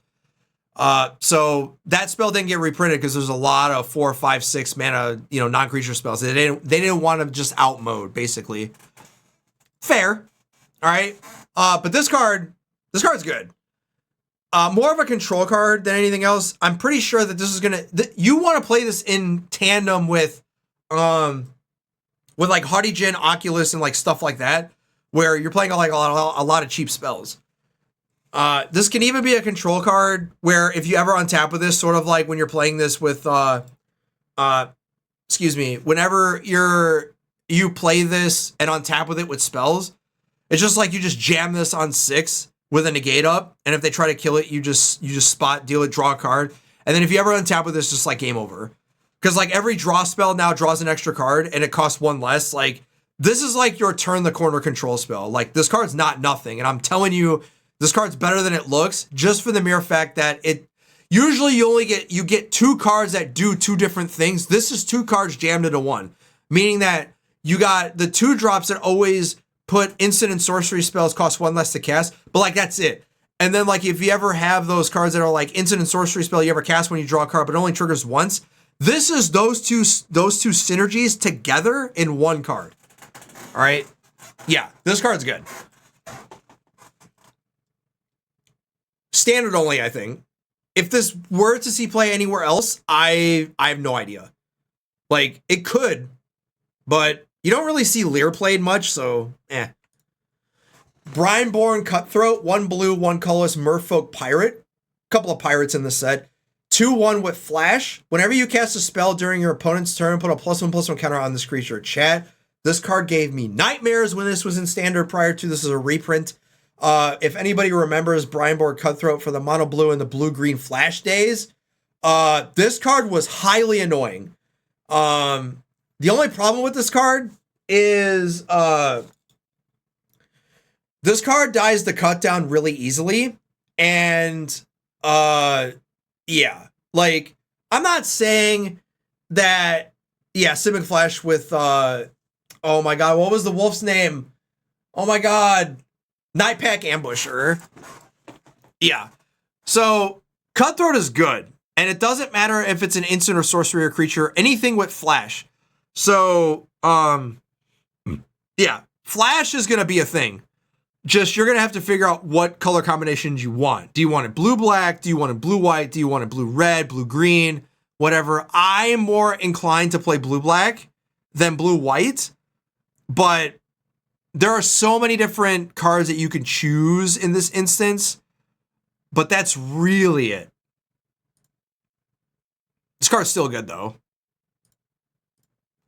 Curator of Destinies. 2 blue, 4 color Sphinx. The spell cannot be countered. It's a 5/5 with flying. Whenever this creature enters, look at the top 5 cards of your library and separate them into face down pile and face up pile. An opponent chooses one of those piles and put that pile into your hand, the other into the graveyard. So you basically play mind games with the opponent, sort of like a Fact or Fiction. And you don't really see. Here's the thing: this spell can't be countered is not what it used to be. 5 years ago, this would have been like absurd because counter spells were a dime a dozen. Factor Sphinx, there you go. I like that. But this spell can't be countered is nowhere near what it used to be. Because it's not like this thing attacks and you keep getting the value. It's only the value when it comes in. So like, I can't imagine that the spell not being able, like, for example, when you play this and you get Tidebindered out of existence, like, you're just going to feel so bad because you're not countering the spell, you're countering the trigger. So like, that's why I'm saying like spells not being able to be countered is not what they used to be. 5 years ago, this would like be one of the best cards in the set. But now the fact that you don't have to counter spells anymore is just like, it's not what they used to be. That's why I'm thinking like, yeah, this card might be fine, but it's not anything near what it used to be. And yeah, it'll probably be like a sideboard juke for like control mirrors and whatever, but that's probably it. Ya boy is back. Dive down 1 blue instant. Target creature you control gets +0/+3 and gains hexproof until end of turn. So your Spell Pierce has been replaced by Dive Down, and that's basically what Dive Down is now. Dive Down is not nothing. Dive Down is annoying, except it's not Spell Pierce. So you have to be cognizant of that. But if you're playing blue and you're playing, Oculus or anything else, Dive Down is very, very, very good. And in this instance for blue, it's very good because the majority of your blue and white creatures that you're playing with Dive Down and Oculus are not dying to stuff like Nowhere to Run. So like generally you're playing like this 1-for-1 game plan. If you ever dive down a removal spell on your Oculus or whatever, like the game is just outright over. All right. So like I think Dive Down is going to be C play, like a lot of play, just in the Oculus decks. And that's really it. Like this card's going to be very, very good. This card was good when it was in the last time in the blue-green flash decks. It's still C play in Pioneer somewhat with the not nearly as much now because there's just like Spell Pierce and Miscast and all that other stuff. But Dive Down used to see a lot of play. Draycatcher, 1 blue, 1 colorless, human wizard, 1/3, vigilance, and prowess. Whenever this creature deals combat damage to a player, put that many incubation counters on it. Remove 3 incubation counters from this creature. Create a 2/2 blue Drake creature token with flying. So we see a lot of these vigilance, prowess, 1/3 creatures for 2. And while this is probably not better than Stoyer's card doesn't see a lot of play. And it's virtually a 1/3, but on the opponent's turn, it's a 0/3. So this might see play over Stoyer's card because you're not really playing a lot of crimes either. So like, if you ever get a 2/2 off this, that's like really good for you. But that's really it though. I don't think prowess in blue is where you want to be. But if you are, this is going to be the staple of it. For example, if you're playing, blue-red prowess, you're playing Hatcher, you're playing some of the other 1s and 2s from red, and you're just kind of like playing like this nickel and dime, dive down towards the tower, like that type of stuff. But like, red doesn't need blue, if that makes sense, because they're just mostly mono red, and the color of choice to pair with it is green because they get, Snakeskin Veil. and other protection spells. So like, I don't know what blue's supposed to do with this card, but if you're playing prowess, then yeah, you're probably playing with this.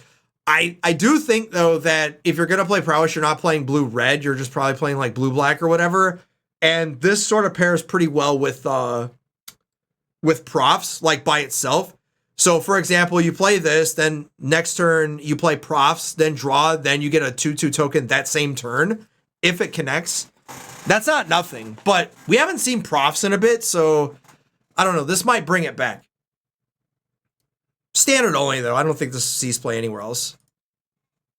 A little worse than Draycatcher and Elementalist Adept. One blue, one colorless, 2/1 human wizard with flash prowess. So this is a little worse than the Hatcher in that, yeah, it has flash and it has prowess, but that's really it. It is a wizard, but we didn't get any of the, wizard stuff. So this is more of a limited filler than anything else. But hey, you get your flash, you get your prowess, and that's really it. Essence Scatter is back. At least for the next 5 years. I'm pretty sure that Essence Scatter is still in standard at the moment. So now when it rotates, it won't rotate now. For how many... Essence Scatter, usually when it's printed, it sees play. This time around, it hasn't. And the reason why I think it doesn't see play now is because red aggro is so good. And generally, when Essence Scatter is good, it's because aggro is not that good. And there are a lot more creatures that this hits. And against most other decks, I would want a couple of Essence Scatters in my deck. Just because there's so many creatures I want to counter. Glissas, Archfiend of the Dross,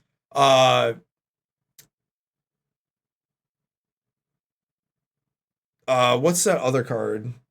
Preachers, Enduring Curiosities, Enduring Anything. That just they're 4-drops that you just want to counter and they don't come back.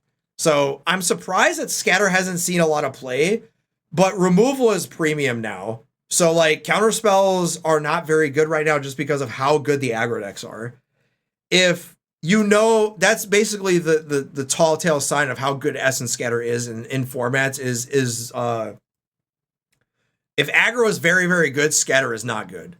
If Scatter is good, it's because mostly your format is mid-range, faster, slower, and medium mid-range to control decks. So, yeah. Extravagant Replication. 2 blue, 4 colorless enchantment. At the beginning of your upkeep, create a token that's a copy of another target non-land permanent you control. This is a reprint from a commander card, I think. And this not doing anything at the end of the turn. It's a 6 mana do nothing. We have a lot of these 5, 6, 7 mana cards that do nothing. And copying a permanent is not what it used to be. More for commander, so you got your commander card. Moving on. Flash Freeze. Every color gets a color hoser. White's was Celestial Purge. I wish. White's was oh my god, I can't think of the card name now. I just said it like not too long ago.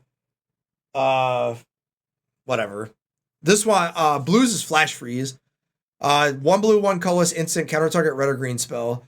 So, I mean, it's fine. Like, you would much rather say, you would much rather have Flash Freeze say destroy target red or green creature, to be honest.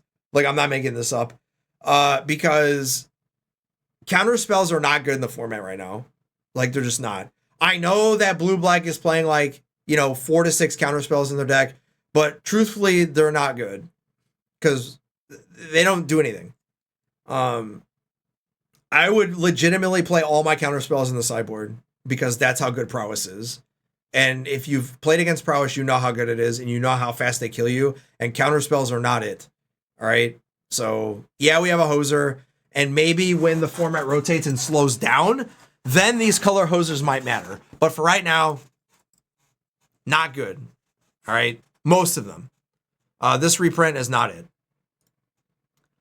High Fae Trickster. 1 blue, 3 colorless fairy wizard, 4/2, flash flying.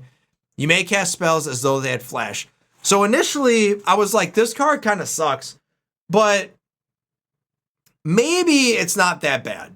I understand that it's a 4-2 and not a 2-4, and that like this dies to a virtual sneeze, but like at least it doesn't die to cut down. All right. So that's something. Now, dying to torch the tower unkicked or unbargained is a little bit of annoying. And it also dying to shock or anything else is also annoying. But like the prowess decks are, you know, you're not caring about that. You're caring about like other stuff. This does compete with other 4-drops that are just much better than this. But if there is a flash deck, this might be like the 4-drop that people play. Although I would much rather have Enduring Curiosity, to be honest, because that draws cards. But just so you know, making everything have flash is not nothing. But this little 4-2 gives me pause.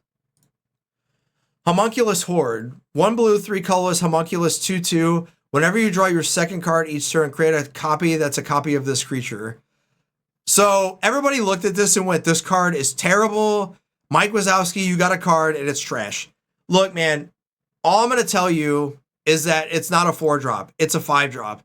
And we got some cantrips that are 1. So like, if you ever get 2 of these, like, and you create a copy and you find a way to create multiple copies, like, this is a combo card. That's all I'm saying.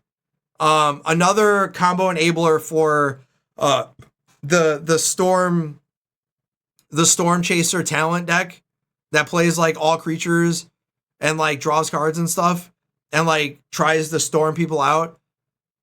I'm pretty sure that the red card's better than, but having a 5 or 6 version of that is not nothing. But that's really it. That's the only deal. Kaito Cunning Infiltrator. 2 blue, 1 colorless, legendary Planeswalker Kaito, 3 loyalty. Passive, whenever a creature you control deals combat damage to a player, put a loyalty counter on Kaito.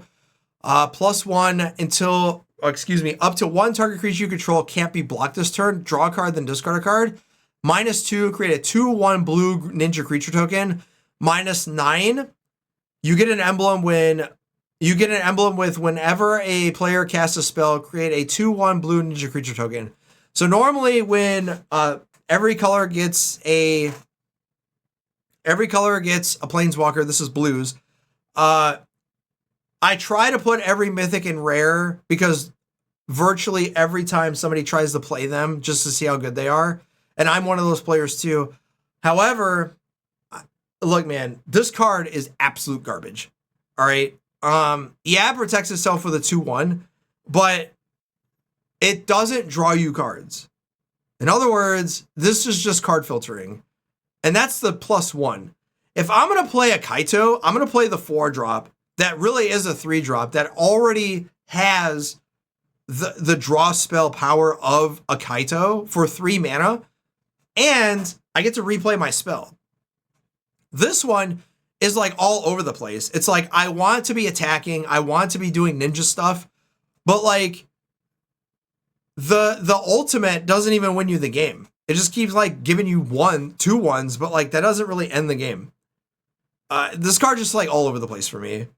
I don't know what you're supposed to do with it. I don't know what deck wants it. And if you're playing Kaitos, you're playing like this doesn't even supplement the Kaitos that you're already playing.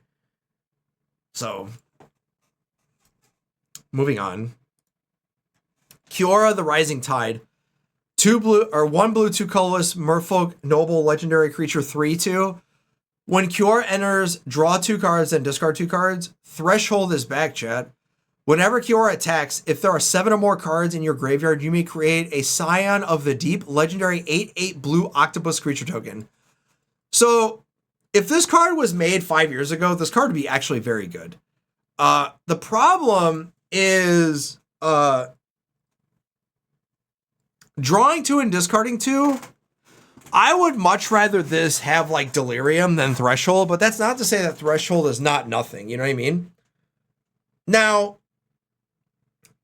the filtering part is good. And it's not like a spell where you have to play it and then put it in the graveyard.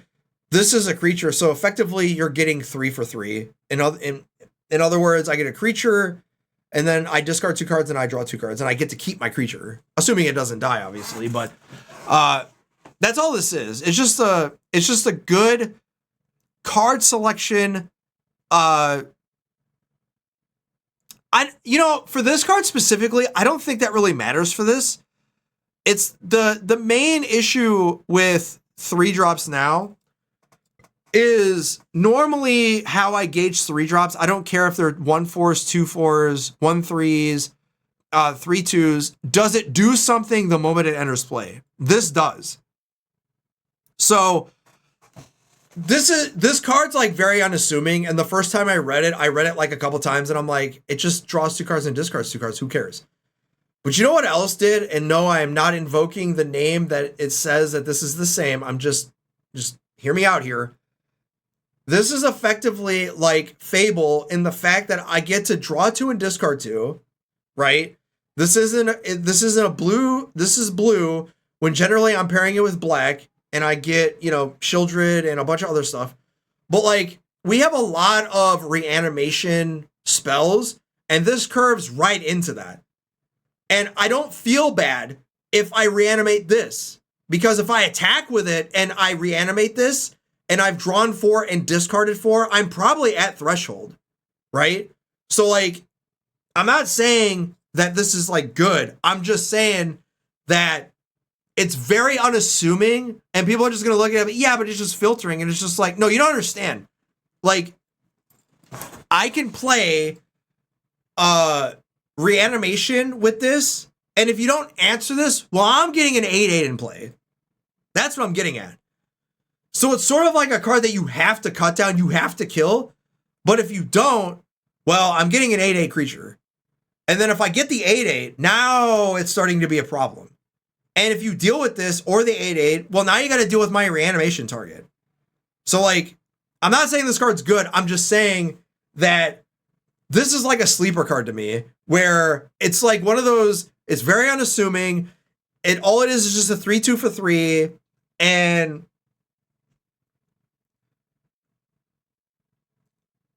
yeah, the token's legendary, but like, that doesn't matter. Like, what matters is the first part, is on the way in as a 3-drop, does my 3-drop do something when it enters play? This one does. It draws 2 cards and discards 2 cards. Effectively, it can change my flood, or it can get me out of mana screw and put stuff in the graveyard that I need to be in the graveyard. That's all I'm saying. It's basically like Fable. I get a 2/2 like Fable does. It doesn't accelerate me, but I get to draw 2 cards and discard 2 cards on the same turn. And if you don't answer it, I get something on the way out. That's all I'm saying. This card's better than it looks. Like, at first I thought this card sucked. I was like, nah, drawing 2 cards and discarding 2 cards, not a big deal. It's whatever. It's a 3/2, it dies the cut down. And it's just like, yeah, sure. If this dies the cut down, then that means that you don't have something else to cut down, or you cut down something else that I played, and now you have to spend, an anoint on this or something else. And then if you don't, like, if you spend Go for the Throw on this, like, all right, cool, I just reanimate it, bring it back. Or, you have to spend another removal spell on it. That's all I'm saying. For standard only, obviously. Lunar Insight. 1 blue, 2 colorless, sorcery, draw a card for each different mana value among non-land permanents you control. So, at worst, this draws you nothing. All right? At best, it could draw you a lot of cards. Like, the going rate for this is draw 2. This is basically divination, right? So, which was good on its own. The going rate on this, though, that you want to get off of this is 3. So 3 mana draw 3 is very good. Now, gone other days are playing 3 mana draw 2s at sorcery speed. Like, those days are over. But if you ever get 3, 4, 5 cards off this, that's kind of gas. And you can get permanents anywhere. And that counts for tokens, too. So, like, it doesn't have to be just creatures. It doesn't have to be just enchantments. It could be tokens. Those are permanents, too. I don't know what deck wants this, but 3 mana potential upside draw more than 2 cards is not nothing, is all I'm saying. Standard only, of course. Mystical Teachings, 1 blue, 3 colorless, instant. Search your library for an instant or a card with flash. Reveal it, put it in your hand and shuffle. Flashback, 1 black, 5 colorless. Chat, man, was this card absurd when it was in standard the last time? This is a reprint. Mystical Teachings is, man, nostalgia is all it is, man. This card is nowhere near as good as it used to be. 4 mana, search your library for an instant is not, like, it's just not good anymore. Card with flash is not nothing, but when this card was legal, like, standard was slow.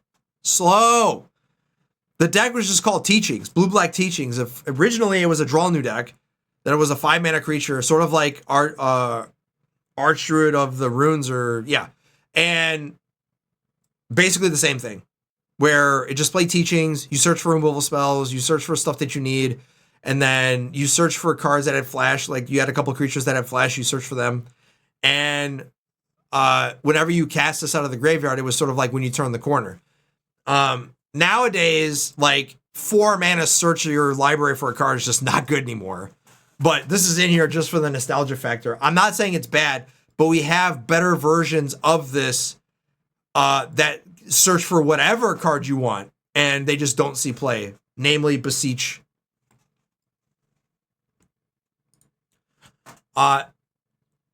Near-div Devious Diver, 1 blue, 2 colorless, legendary creature Merfolk Rogue, 2/2 from Jumpstart, meaning it's not in standard.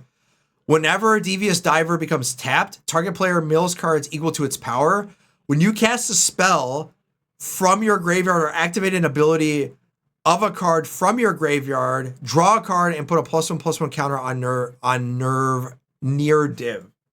I don't know if this is playable, but in Historic, there's like a bunch of mill stuff you could do, but this might just not be good enough. We do have like a better mill creature, but I'm sure that there's a way to abuse this. I don't know what that is yet. But if anybody finds one, be sure to let me know. That's the end of that. All right, chat, it's back. Omniscience, 3 blue, 7 colorless, 10 mana, enchantment. You may cast spells from your hand without paying their mana cost. It's back. I'm annoyed. Somebody's going to try to put this into play from the graveyard or whatever. The last time it was in standard, it didn't really see that much play. This has been reprinted a few times, but the last time it just didn't see play. Normally this is reprinted a bunch, just for the mere fact that it increases in price all the time thanks to Commander, and it sees fringe play in older formats. But now that it's in standard again, I look for people to try to play this. I don't think there's any way to put permanents from the graveyard onto the battlefield, but it remains to be seen. Refute, 2 blue, 1 colorless, instant, counter target spell, draw a card, then discard a card. Gone are the days that cancels are good, and adding a draw card or adding a loot ability to your counter spells is just not good anymore. Yeah, counter spells are a dime a dozen. Oh yeah, Squirming does. God bless America. Yeah, you're right. Yeah, Squirming Emergence. That's exclamation point card Squirming Emergence. Good enough though. Yeah, no, you're right. That's correct. Yeah, so basically how you do this is, I guess I'll put it back. So basically how you do this is you have Founding of the Third Path, Squirming Emergence, and like putting stuff in the graveyard. And then with Founding, you exile Squirming Emergence, and then you cast it because you've build a bunch of cards. And then when Squirming gets cast out of the graveyard, when it gets exiled, you have to make sure that you have 10 permanents in there. And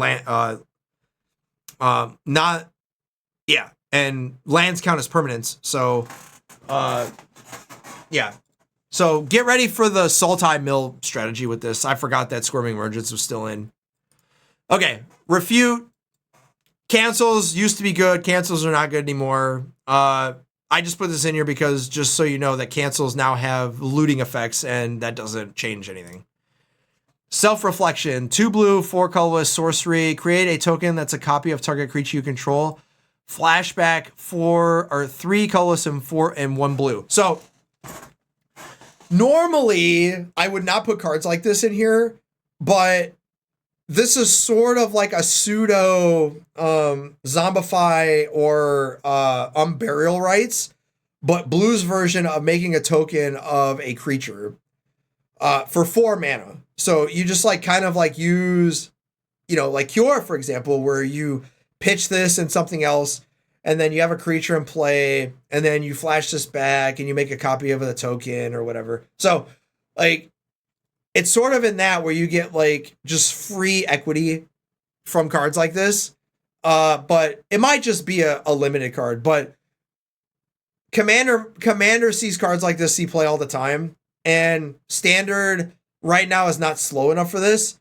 But when some of the aggro cards rotate, this might actually be relevant. But for now, not really.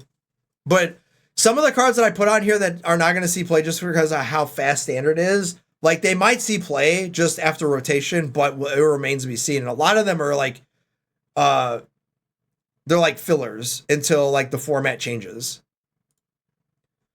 Your boy is back. Spectral Sailor, 1 blue, Spirit Pirate, 1/1, Flash Flying, 3 colors, 1 blue, draw card. This Spirit was, oh man, was this card good. And it's still good. Probably not as good as it was its first time around in the original Ixalan, but I could see this in mid-range shells that play blue that just need a way to have this effect. But this card might be outmoded though. Just seeing reprints like this just shows you like how far Magic has gone when this card was like so good when it was printed the first time. And then when cards like this get reprinted, it's just like, yeah, dime a dozen, drawing cards for 4 mana is not a big deal. So yeah, it's like Spirits is hardly ever played in Pioneer anymore just because of how slow that tick is now. Sphinx of the Forgotten Lore, 2 blue, 2 colorless Sphinx, 3/3 flash, flying. Whenever this creature attacks, target instant or sorcery card in your graveyard gains flashback until end of turn. The flashback cost is equal to the card's mana cost. Chat, this is not Snapcaster Mage. All right, it needs to attack. Snapcaster Mage was just on play.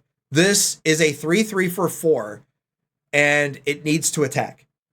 So you have to hope that your opponent did not play Archfiend of the Dross, and you have to also hope that you're on the play, and you have to hope that you have, 2 kidneys, and you also have to hope that, nobody comes in and stabs you, and you don't need Blood of Your Firstborn Child, and Magical Christmas Land happened, and, you're not on the naughty list, on Santa's list. Like, too much has to go right for this to happen. Now, if this was when it entered and attacks, then we're talking. But it's not that, man. 3/3 for 4 is just garbage, and it doesn't come back. It's not like Enduring Curiosity where if it dies, like it comes back. This doesn't have that clause. Enduring Curiosity is basically the going rate now for 4s, for 4 drops. It's a 4/3 with flash. It draws cards and does everything that you want. This doesn't do that. I've seen people talk about this card and be like, this card's so good. No, it's not. All right. This is like one of those cards that just like mythic. It does mythic things, but is not mythic enough. Sphinx of the Final Word. 2 blue, 5 color Sphinx. This spell cannot be countered. Flying, hexproof, instant and sorcery spells you control can't be countered. 5/5. Okay, so this was from Oath of the Gatewatch. This is a reprint. This card was like the greatest sideboard card for the blue control mirrors. This card was so good. Today, 7 mana is not nothing. And as I've said before, 7 mana is an eternity in this format. And hexproof is not nothing. Basically meaning that the hexproof and the spell can't be countered is actually a big deal. Because normally with spells can't be countered, typically you have, like, they don't have protection. This cannot be countered and it has protection. So, and your spells cannot be countered. So against the control deck, you're just like, all right, against the mid-range deck, they can't kill this and they can't counter your spells. So this card's not bad. The problem is are you ever getting to 7 mana? That's the real issue. And also it's a 5/5. So, you know, like Archfiend of the Dross is a 6/6 for 4, and this is a 5/5 for 7. So yeah, it's big and it can't be countered, but I see this more for the control mirrors that are not black. So like the blue-white decks or, you know, blue-green or blue-red or whatever. But this is going to be in standard for 5 years. So to say that this will never see play is one of the days that you say this is not going to see play, you're going to get owned by it. I've died to this thing, trust me. Takeo the Patient Avalanche. 1 blue, 3 colorless, legendary creature, turtle ninja, 4/5. Takeo enters tapped. Whenever another creature you control leaves the battlefield, and if it didn't die, scry 1 and put a +1/+1 counter on Takeo. Whenever Takeo attacks, you may pay a hybrid black or blue. When you do, target attacking creature can't be blocked this turn. This is a 4/5 for 4, which is not nothing. Those are pretty good stats for 4. Problem is, it's not a standard card because it's from Jumpstart. And why the hell does it say Turtle Ninja and not Ninja Turtle? Can anybody explain that to me?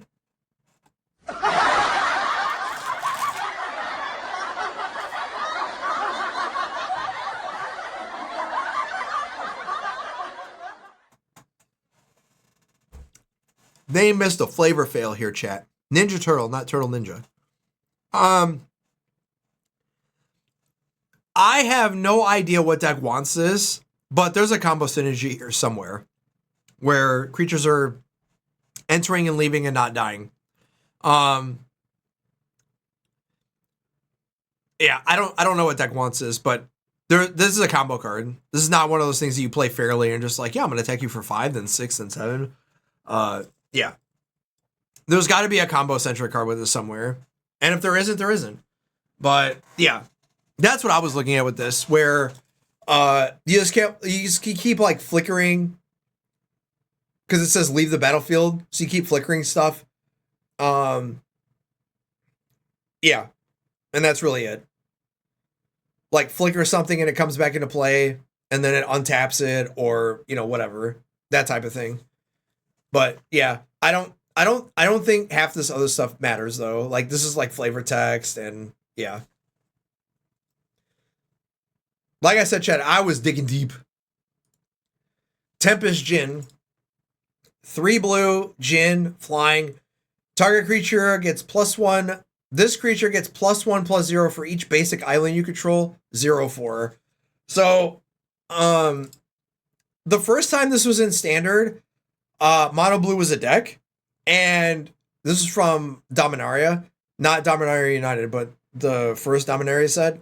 And this card was annoying, because it was always a 3/4 when it entered play, and a 4/4 if you have like Dive Down or Spell Pierce. And Mono Blue was a deck, and it was annoying. And I don't think it's going to be as good as it was the first time around, but this could incentivize you to not play white in your like Oculus deck or whatever. But that would be it. Mono Blue was a deck before, like it was like a fringe playable deck, and I'm not saying this deck will like bring it back, but having another version of Haughty Djinn that was close, that basically is Haughty Djinn, like, you know, 5 through 8 or whatever, is not nothing. So you have 12 3-drops that just can end the game, and you're just playing like a bunch of these protection spells. So the only problem is that how do you beat Mono Red? Which the way that Mono Blue did it last time was a bunch of their creatures were 4, 5s, and 6s, like toughness. And like the best thing that red decks had back then was like 3 and 4 mana stuff, like Wizard's Lightning and other stuff. they didn't have like just random spells that did 5 damage all the time. They just didn't have that. Like there wasn't like roast or any of that shit. So like that's why these blue creatures were so good and so big, because red decks couldn't just like go over the top of them. But yeah, not good, not as good as it was before. But look, somebody's gonna play this in mono blue, and it's gonna be like one of those budget friendly decks that you just get to play this and it'll kill you, and you're just gonna be like, man, this sucks. Temporal Manipulation, 3 blue, 2 blue, 3 colorless, sorcery, special guest. Take an extra turn after this one. The irony of this is a special guest coming to historic, and Time Warp's already banned. So like, why did they just unban Time Warp? Like, what, this? Yeah, so basically, there are 3 sets in here. There are the main set that you get with your packs, all right? Then there's the Jumpstart set, right? Or the Jumpstart cards. There's like 120 of them or whatever. And then there's the starter packs, the starter decks or whatever. And this is one of the starter packs, cards or whatever. But yeah, Temporal Manipulation is an old, I can't remember if it's, I think it's from Commander, and it's just another Time Warp that just didn't get reprinted that much, so it was kind of like a nostalgia card. Like I said, I can't believe that they're going to put this in when Time Warp's banned in Historic. It's not going to matter. Like, Time Warp should have been unbanned. Historic is like miles away or miles ahead of these types of cards. So instead of unbanning it, they're just like, yeah, we'll just reprint this. It's fine. Like, what? All right, whatever. Think Twice. 1 blue, 2 color, or 1 blue, 1 colorless, instant draw a card. Flashback, 1 blue, 2 colorless. All right, so this is like the second or third time, like third or fourth time this has been reprinted. The original print was from Dark Ascension, I think, from the first Innistrad set. This card was good, like very good, way back when. But this card's just outmoded now. You got Deduce, you got other cards that basically do this on the way in and on the way out, and you don't need to spend 5 mana to draw 2 cards. This card's just outmoded now. I've seen people talk about it a little bit. They're just like, yeah, Think Twice is back. It was so good. Like, it's not good anymore, man. It was before. We have cantrips. We're getting better cantrips. We have better 2-drop cantrips. We have better 2-drop draw spells. Like, this card's just not good anymore. Yeah, the dose. Yeah. Nostalgia. That's it. Time Stop. 2 blue, 4 colors instant, end the turn. So basically how this card works is it's basically a overpriced counterspell, but it exiles all the spells or abilities or whatever. So like you could have like a counterspell war and play Time Stop and then like stop stuff from happening. So basically how Time Stop worked was you played it against like Eldrazi. So like they would play an Eldrazi that had a cast trigger, and then you just play Time Stop, and then just like exiled the trigger effect and the creature, and it's just like, all right, cool. A little bit outmoded these days, but a lot of these cards are gonna be, and like I said, I'm gonna keep saying this. A lot of these cards are gonna be legal for 5 years. So like a lot of these are gonna be like plugs or fillers that are not gonna see play like right away. And then like 2-3 years down the road, when we've had some rotations where aggro is not nearly as good, and then like games are not as fast, where 5 and 6 mana plays are actually relevant, Time Stop is gonna see play. Right now though, no. Cause now what I will say though is that the ramp decks might use it as a way to time walk them, to set up a turn where, you know, they can, you know, turn the corner. But again, you have to do it in a way that allows you to do it. And right now, there's just not a lot of ramp strategies besides the Domain and the green-black decks, but those decks just did not do well so far. So I'm not saying this is not nothing. Like, it's just unplayable. Right now it is. But fillers like this or plugs, WotC loves to do this thing where they'll put stuff in sets prior to when they're good, and then they'll like wait a set or two, and then like you'll get something that's supposed to go with it, and now you have a deck. They do that shit all the time. On summon. So here's your blue 1-drop, chat. 1 blue, instant, return target creature to its owner's hand. Now, I know that chat's probably going to get upset, and they're going to be like, man, On Summon is trash. On Summon was a playable standard constructed Magic card. It probably still is. And honestly, I would not be surprised if it took some slots over from Flood of the Maw, or whatever that card is. Because protecting your own stuff matters while also bouncing your opponent's creatures, but you don't have to worry about like gifting them stuff, if that makes sense. And you don't really care about bouncing permanents and giving them a token. And like, this is more, Unsummon usually was used to protect your own stuff, and then in a pinch, tempo you out if you play like a 4 or 5 drop, where you just like, yeah, bounce it. Problem is that the majority of the 3, 4s, and 5s actually do stuff. So you don't really want to like bounce them. But Unsummon is pretty damn good against Archfiend of the Dross. So like, if you ever have this thing where you're like, unsummon your Archfiend, and then they draw a card and they lose 2 life, right? Like with Annex or whatnot. And then like you play this card that you could play stuff out of the graveyard or whatever, and then you bounce it again, they lose 2 life. You just like keep doing that, right? Like, it's not nothing. Like, there is a blue-green tempo deck in the format right now. So like, Unsummon is not nothing. Trust me. Like, it's every time it's been in standard. I think there was like one time where it was printed in a core set and it didn't see play. Like, every other time it's been in standard, it's been good. Venser, Shaper, Savant, 2 blue, 2 colorless, legendary creature, human wizard, 2/2 with flash. Whenever Venser enters, return target spell or permanent to its owner's hand. This is a reprint. A little bit outmoded in historic. This probably should have been put into historic like 2, 3, 4 years ago, but now it's kind of like, this is more of a cube card now. Good against tokens, yeah, but I don't think there's very many tokens in historic.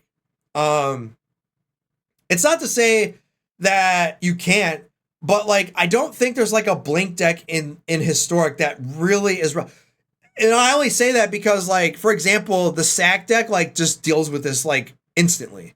You know what I mean? So like, there's not like, historic is so good now. It's so fast. It's so efficient. And Venser is kind of like this clunky. Oh, you meant Unsummon? Yeah. Basically like worse. What was that card? No, old standard format. I can't remember what it was called.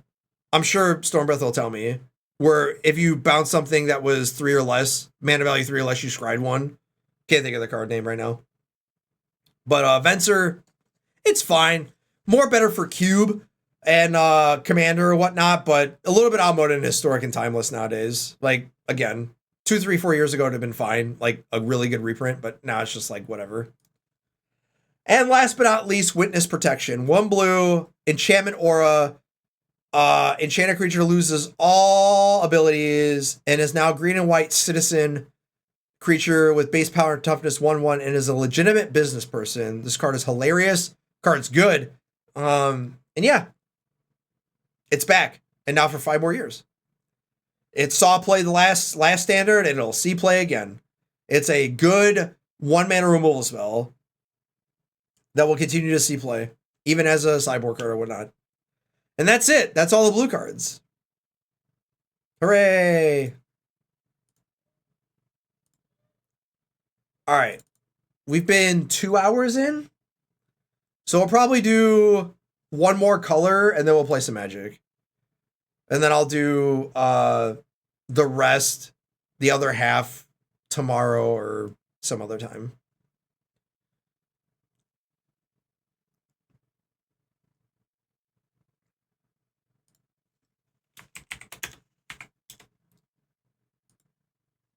All right. We're on to black.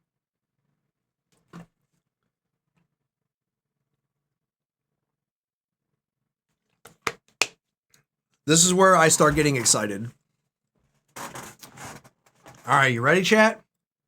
Actually, give me about 2 minutes. I got a bio. Be right back.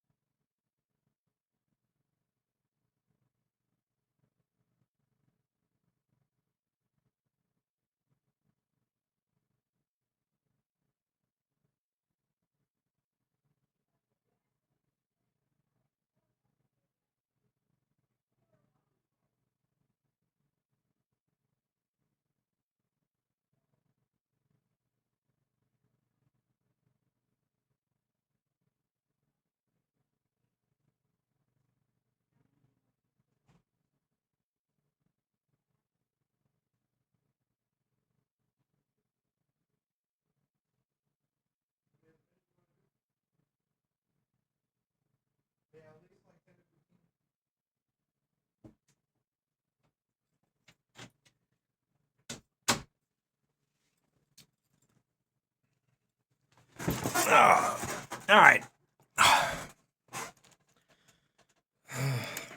All right, chat.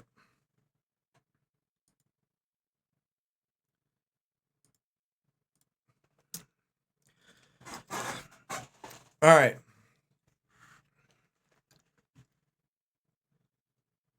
Y'all ready? Here we go.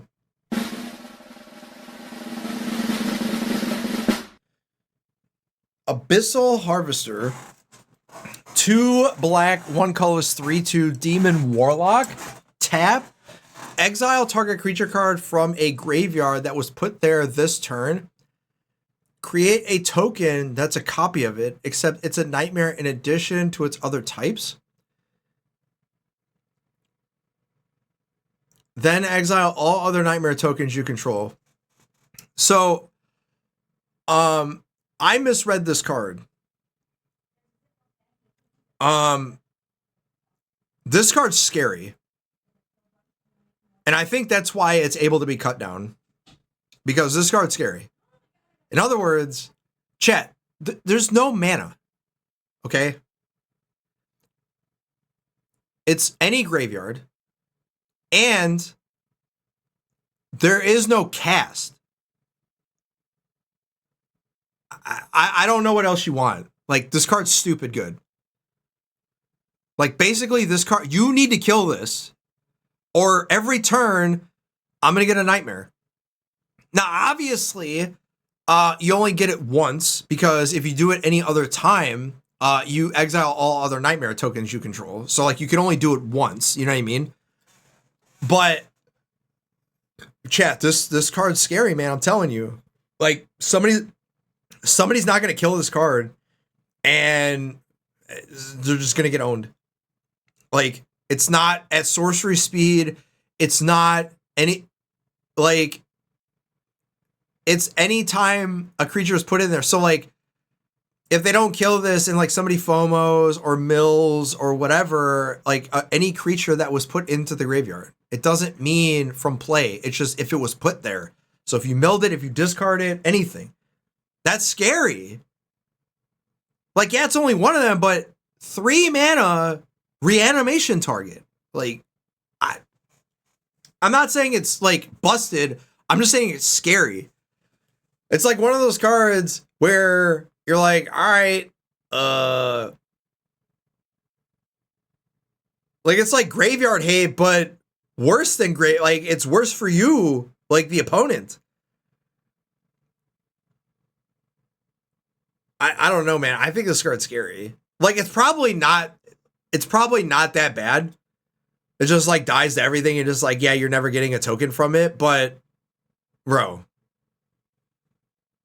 like, I don't know, man. I think this card's so good. I don't know. What does chat think? Does chat think this card's actually good, or is it just like, yeah, whatever? Like, I don't know, man. I think this card's actively good, because you have to answer it. And in older formats, like, probably not. But in standard, yeah, I don't know. It probably reads bad, like, reads, like, really scary, but it's just, like, it has to be from that turn, so it's probably not that big of a deal, but still. All right. Ophelia, Viper, Whisperer, 1 black, 1 colorless, legendary Gorgon, Assassin, 1/3 Death Touch. When Ophelia attacks, you may pay 1 colorless and 1 hybrid black or green. If you do, create a 1/1 black snake creature token with Death Touch. 1 black, 4 colorless until end of turn. Whenever 1 or more Gorgons and or snakes you control deal combat damage to a player, that player loses half their life rounded up.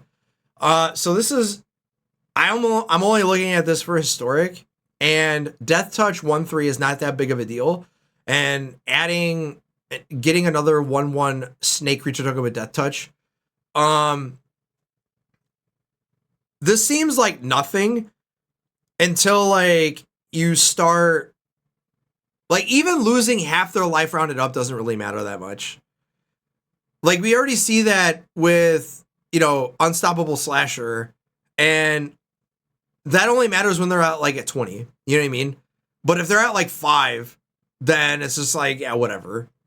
But, yeah, I don't know. 5 mana is a lot to make that happen. And you only get 1 snake per turn. So this might not be good enough in historic. And being a 1/3 and just with Death Touch, like, there's so many 3 damage stuff, Fatal Push and the like. I know that this, like, reads mythic-y and, like, does, like, a bunch of stuff, but you can't, like, I don't know, man. I think this is just, like, too slow. But Death Touch is not nothing, if that makes sense. Blasphemous Edict, 2 black, 3 colorless sorcery. You may pay 1 black rather than pay for the spell's mana cost if there are exactly 13 or more creatures on the battlefield. Each player sacrifices 13 creatures of their choice. Chat, this card's hilarious. But that's about it. Like, you're not playing this in standard. And if you do, that's you too. All right. This is more for Commander, where each player just, like, nukes their whole board. And that's about it. Other than that, this card's more funny than anything else, because in Commander it just costs 1. In Standard it's never gonna cost 1, and you don't want to sacrifice your own shit. if that makes sense. So still funny. Like if there was some sacrifice synergies, then maybe, but I don't think that's where you want to be, even if you wanted to cast this for 1. Grixis leader, what's going on? Another VIP in the house.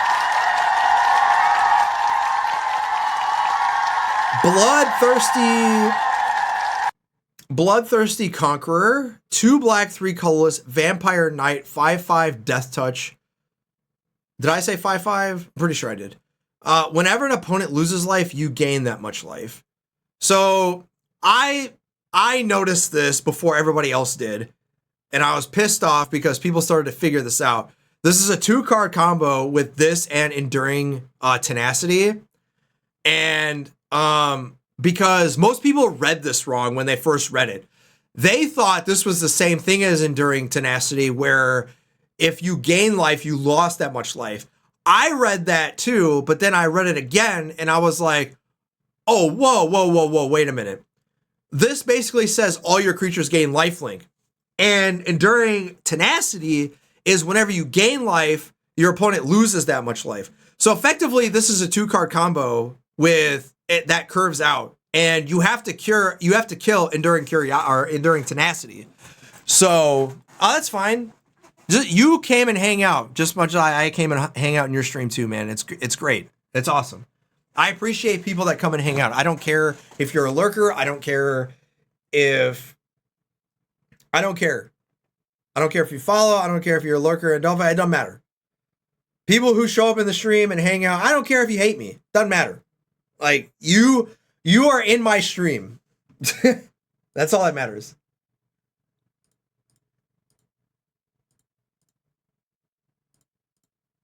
So yeah.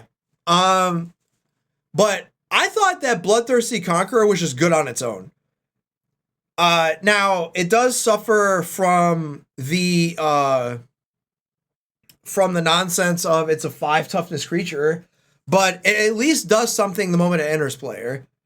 As in, you play this before you attack, or whenever something makes them lose life. Pain lands count. So like if they take damage from their lands, you gain life. So like I don't know, man. I thought this card was just insane. Like people are just like, yeah, it's whatever. But like this card's not nothing, man. Like people are gonna get got by the 2-card combo just because they're not playing enough exile effects, and yeah. I'm not saying that the combo is busted. I'm just saying that like this card's not nothing. This is one of the better 5-drop mythics that are in the set, and just because it 2-card combos on curve, all you have to do is kill a couple of mono reds creatures, and then you just get the combo, and you just win.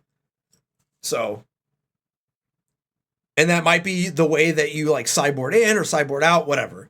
But this card's not nothing. That was it. And only in standard. Like it's not good anywhere else. He's back, chat. Dark Confidant, 1 black, 1 colorless, human wizard, 2/1. At the beginning of your upkeep, reveal the top card of your library and put that card in your hand. You lose life equal to its mana value. All right, so this is a jumpstart card, so obviously it's only for timeless and historic. This card would have been awesome to have like 2, 3, 4 years ago when like they were putting a bunch of the old, Jund stuff for a timeless in that time frame. That's not to say that it's outmoded. It's just like it's a 2/1, man. Dying to I think this will do better in historic than anywhere else just because it doesn't immediately die to Bowmaster. So like obviously in timeless, Bowmaster owns this thing, and that's really it. In historic, since Bowmaster has been nerfed to the ground and it's not playable anymore, Dark Confidant could actually see play there. So I think this is a historic card, and it'll see play. The end. This card's so awesome, by the way. Nostalgia, too. Too bad they didn't reprint it as Ba Maher. I think there's a reason for that. Deathmark. 1 black, sorcery, destroy target green or white creature. This is a reprint. As I said, all the ones got a cycle. This is the black one. Color Hoser. This card is good. There's just one problem. green and white cards are not good. So this will probably be relevant later. But like Deathmark has, man, when this card was in, when like green and white creatures were good, man, Deathmark was so good. This is one of the better ones in my opinion, even if green or white creatures are not good right now. Being able to 1 mana just end any of Domain's creatures is just hilarious to me. Even though Domain's not good, just being able to end anything for 1 mana is just awesome. Being able to end Atraxa, being able to end the Overlords, anything. That's just hilarious to me. But that's really it. I can't remember if Deathmark was in Pioneer or not. But if it's not, now it is. And I don't know if there's any good green creatures in there, but white certainly has some stuff. So I didn't think it was. So yeah, Deathmark's pretty good, man. The last time it was in, it was people were putting 3 and 4 Deathmarks in their sideboard. That's how good it was. All right. Oh my God, chat. Demonic Pact. 2 black, 2 colorless enchantment. At the beginning of your upkeep, choose one that hasn't been chosen. This enchantment deals 4 damage to any target and you gain 4 life. Target opponent discards 2 cards, draw 2 cards, you lose the game. All right, chat. We're going to talk about another card here later, probably tomorrow, that they printed a 2-card combo with this and another card. Harmless Offering. And the combo is you get it to where the last thing hasn't been chosen, which is you lose the game, and then you Harmless Offering it and you give it to somebody else and they die because they can't get rid of it and you lose the game. When this was in Origins, this is a reprint. When this was in Origins, chat, this card was so good. It was awesome.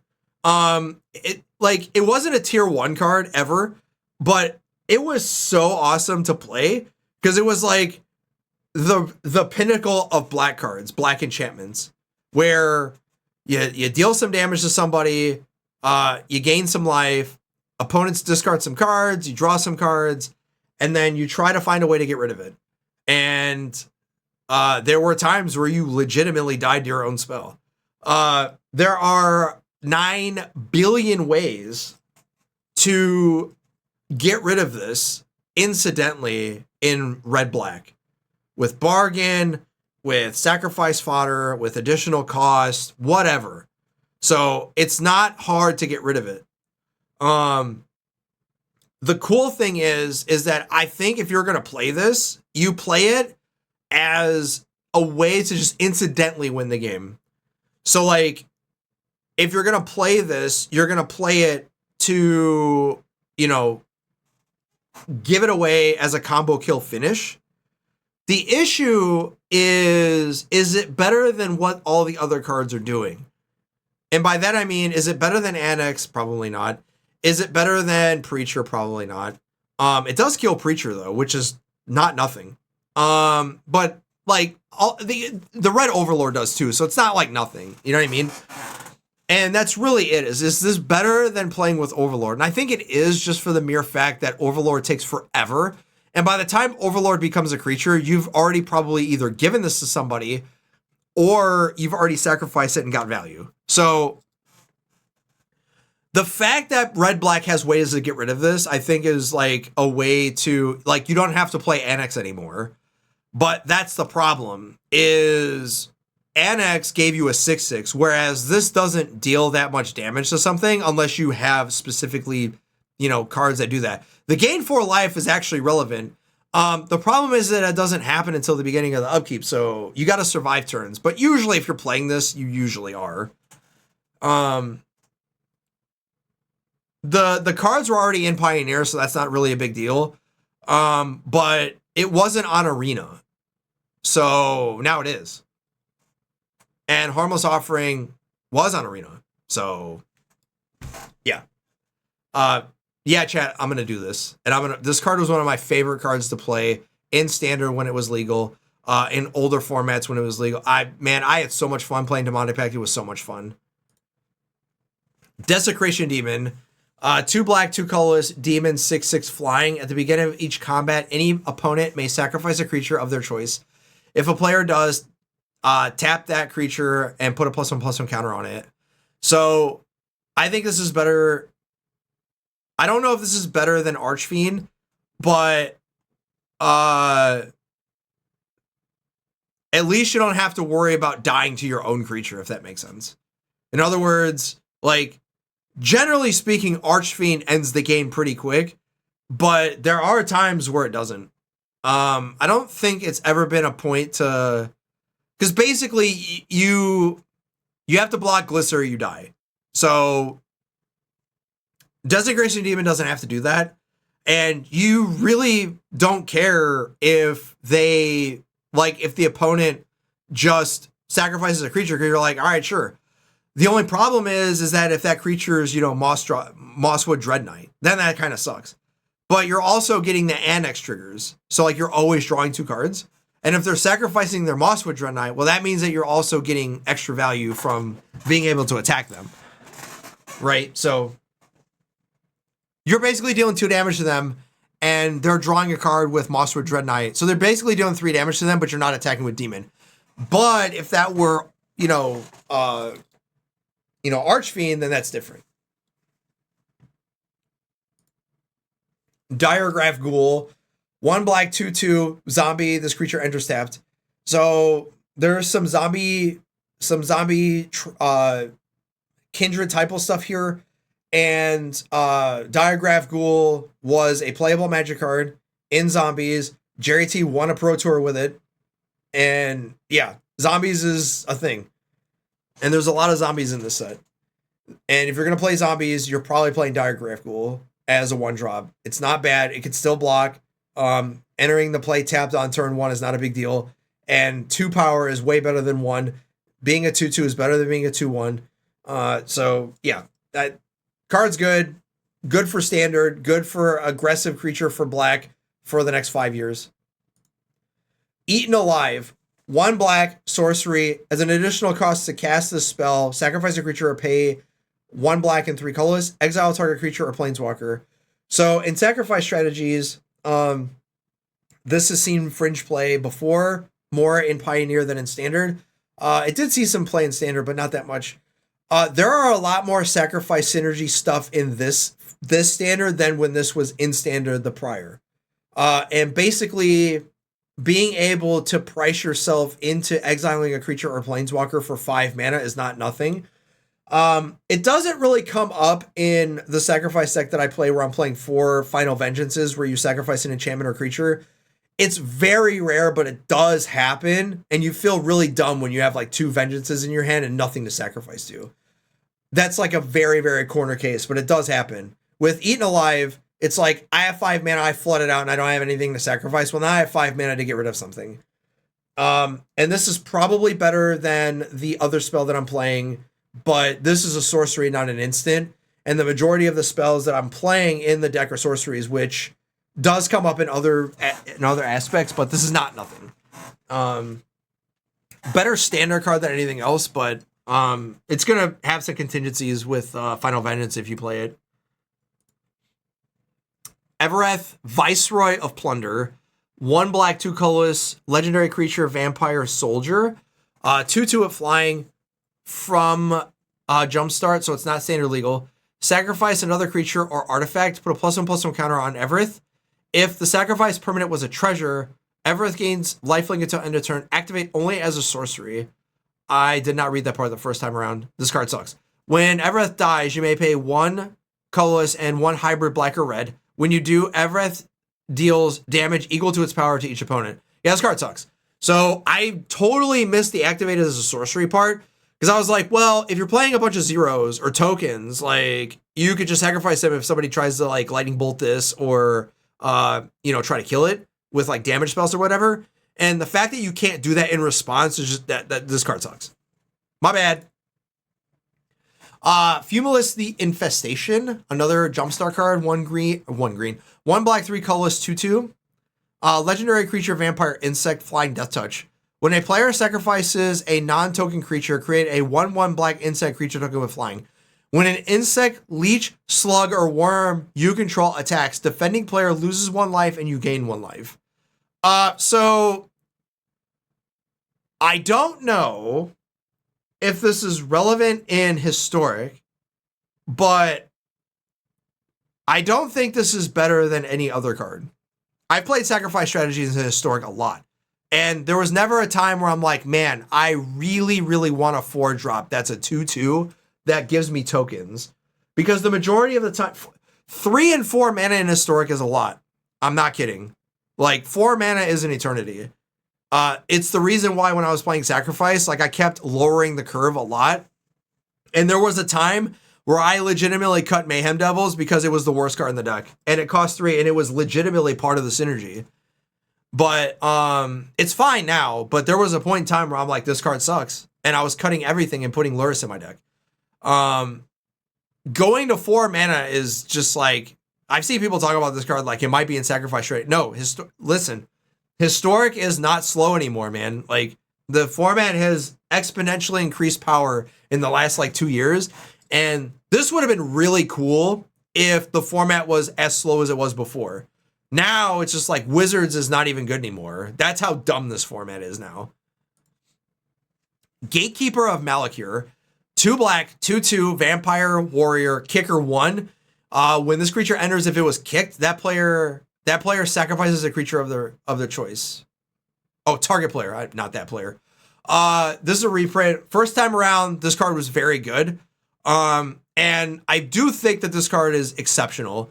Still exceptional due to the fact that if you're playing black already, you're already playing, like 4 Go for the Throats, 4 cut downs, and like, a couple of anoints. And having a creature be, a 2-drop that also kills a creature is just insane. If your creatures are very good at destroying other things, then that's what you want. To be able to have extra flexibility in more ways to like kill creatures, where everything that you're playing like kills a creature. So like, for example, you're playing mono black and you're like, turn 1, cut down your creature, turn 2, anoint your creature, turn 3, gatekeeper your mouse or your scheming nemesis or whatever. And then now you like untap and now you have like a couple more spells. Whereas before it was just like you had all spells and you had like no creatures. Now you have gatekeepers and now you can play more removal spells and you don't have to play as many spells if you don't want to. Or you can just add this and just have 16 removal spells as opposed to 12. So I don't know if it's good enough in the sense of it's only a 2/2, but I mean, come on now. Like, that's nothing. All right. This card was good when it was in. It's still good now. Probably not nearly as good just because creatures are so good now.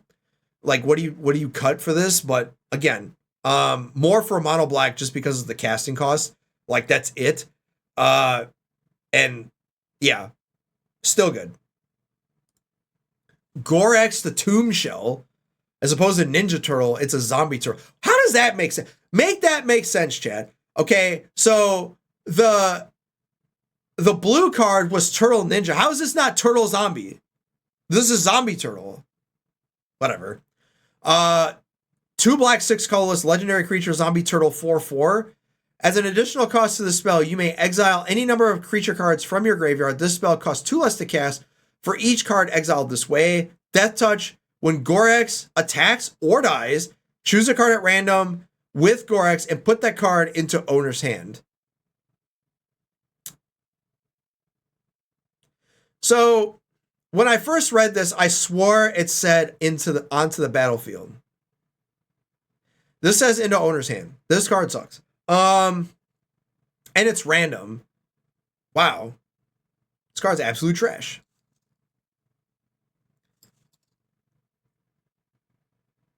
Yeah, this card's bad. I misread this card. Sorry. So this is a commander card. There. You got your commander card, players from black. Thanks. Next. Grim Tutor. 2 black, 1 color, sorcery. Search your library for a card. Put that card into your hand, then shuffle. You lose 3 life. I don't remember if this card is in Historic and Timeless or not. I do know that we have had cards like this before. This is a special guest.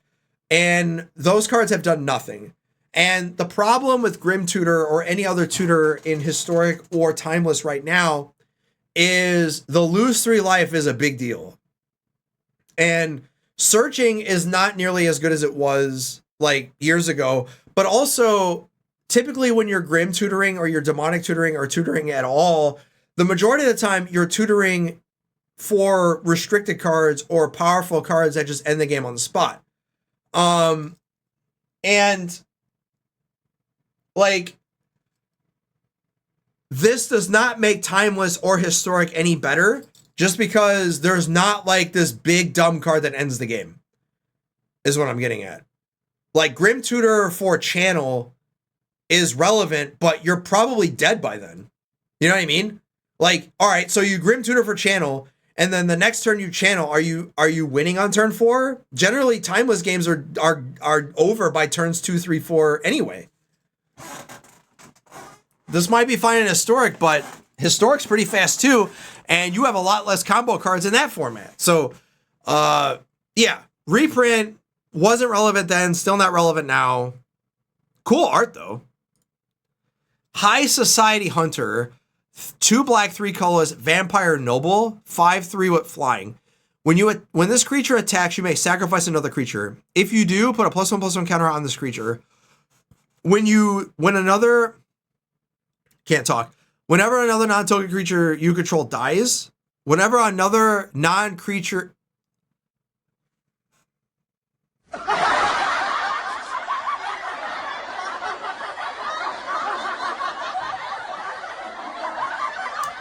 we need a 5-minute carrot break after this.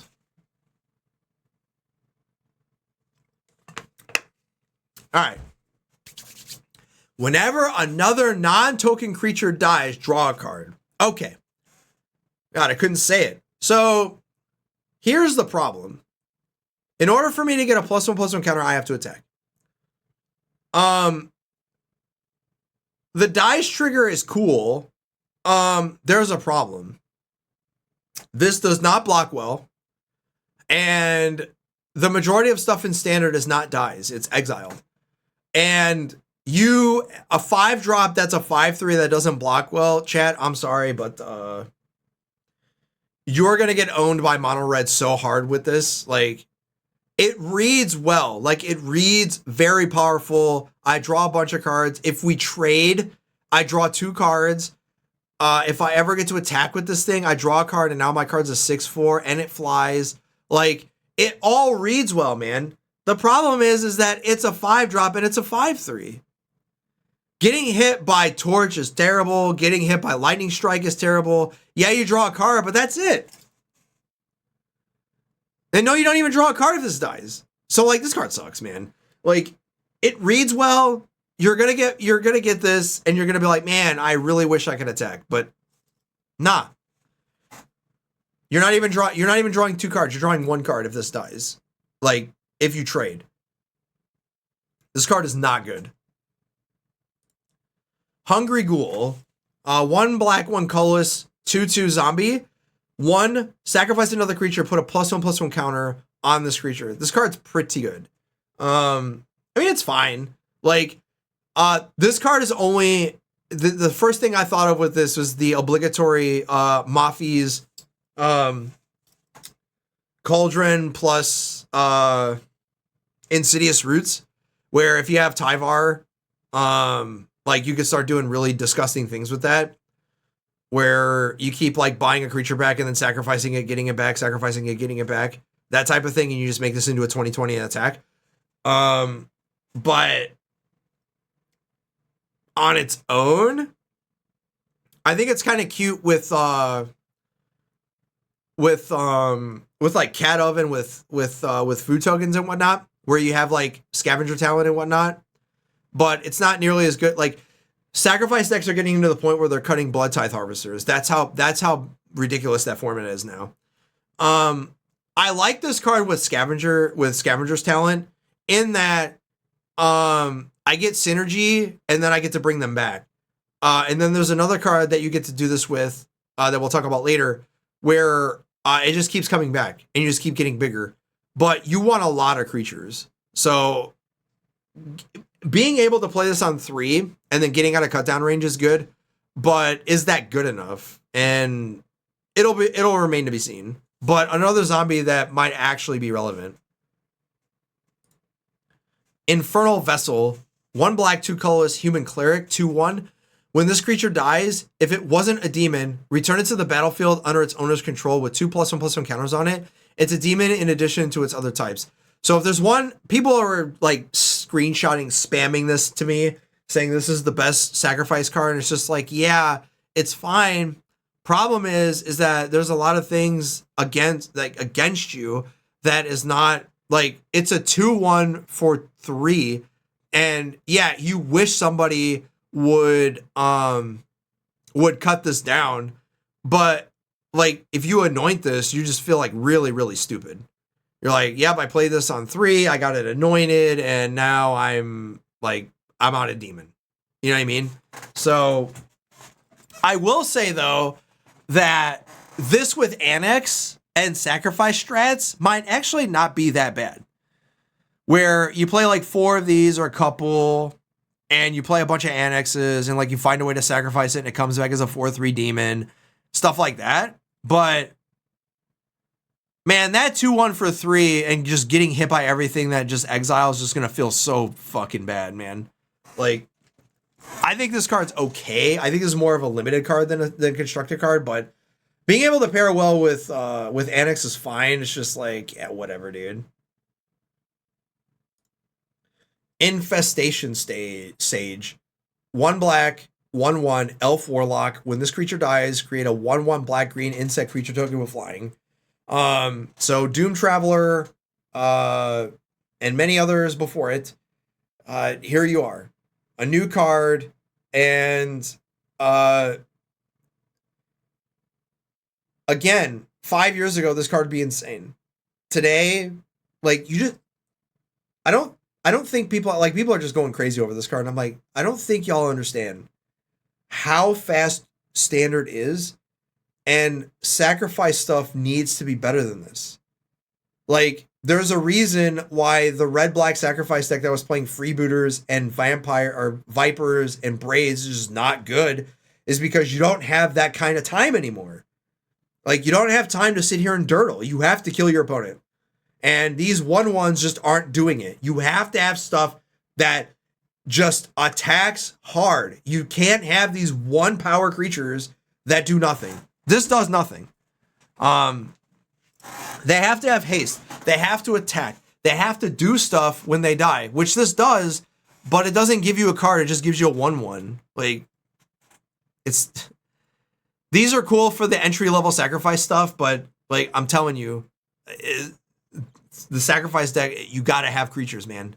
Big creatures, not these 1/1s. You got to have them 2/3, 2/2s, 3/2s, stuff like that. This is like, again, it's good, but it's not.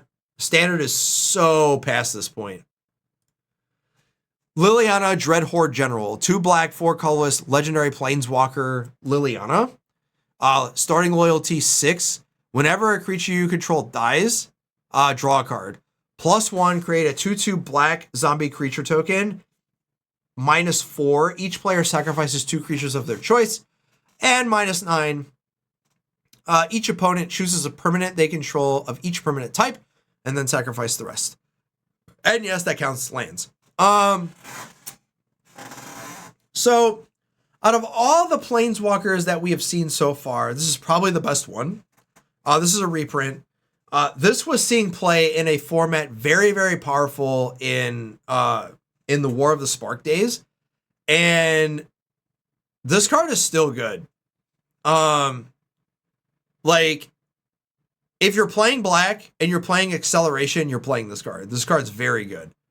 And you draw cards because of it. So, like, it pairs really well with Mosswood Dread Knight, and it pairs Dees with any acceleration off of 3. And, like, you're not upset about playing this with, like, 1 or 2 creatures out and your opponent has the same, and you just -4 and, like, clear the board. Or they have 2 creatures, you have none, and you just clear the board and you start making tokens. Like, this card's still good. It's not like the 7 or 8 drops where it's like, yeah, I played this and I didn't do anything. If you ever play this on an empty board, like this needs to be answered real fast or that game just ends. So, not like other Planeswalkers that we're going to see later where like doesn't do anything. This actually does something. So, like Jim Davis even said, like if this was part of the format when they were playing the green-black ramp deck, they would slam this in their deck.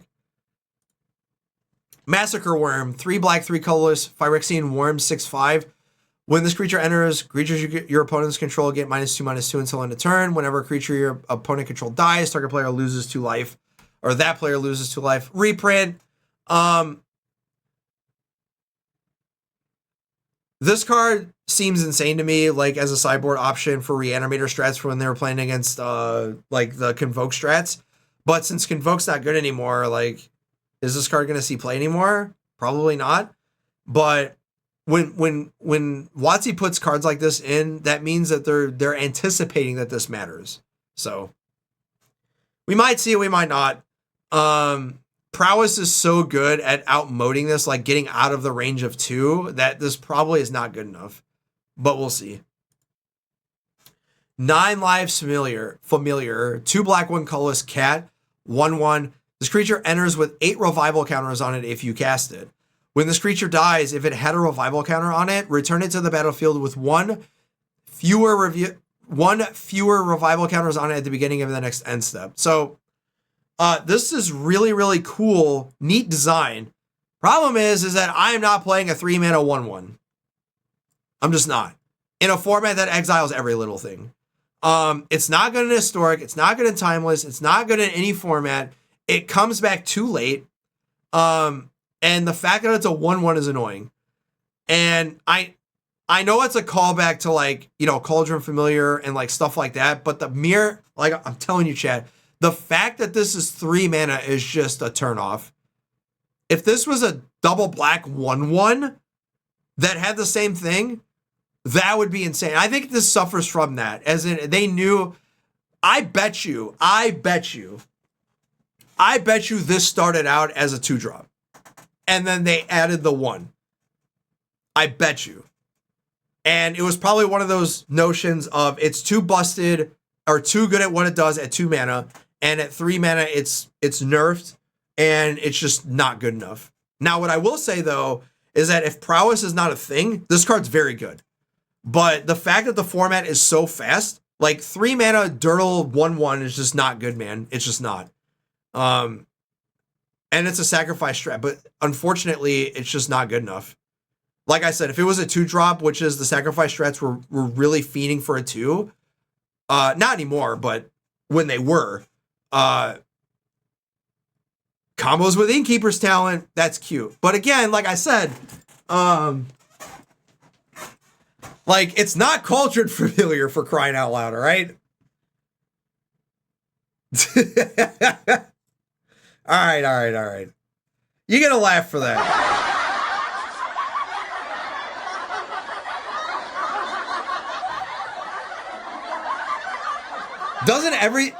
Doesn't everything combo with Innkeeper's Talent? All right. Painful Quandary. 2 black, 3 colorless enchantment. Whenever an opponent casts a spell, that player loses 5 life unless they discard a card. Like I said, chat, a lot of these cards are fillers or plugs. And I do like that these enchantment cards look like the constellations from Theros. But this is a reprint. I think the first time this was printed, it wasn't very good.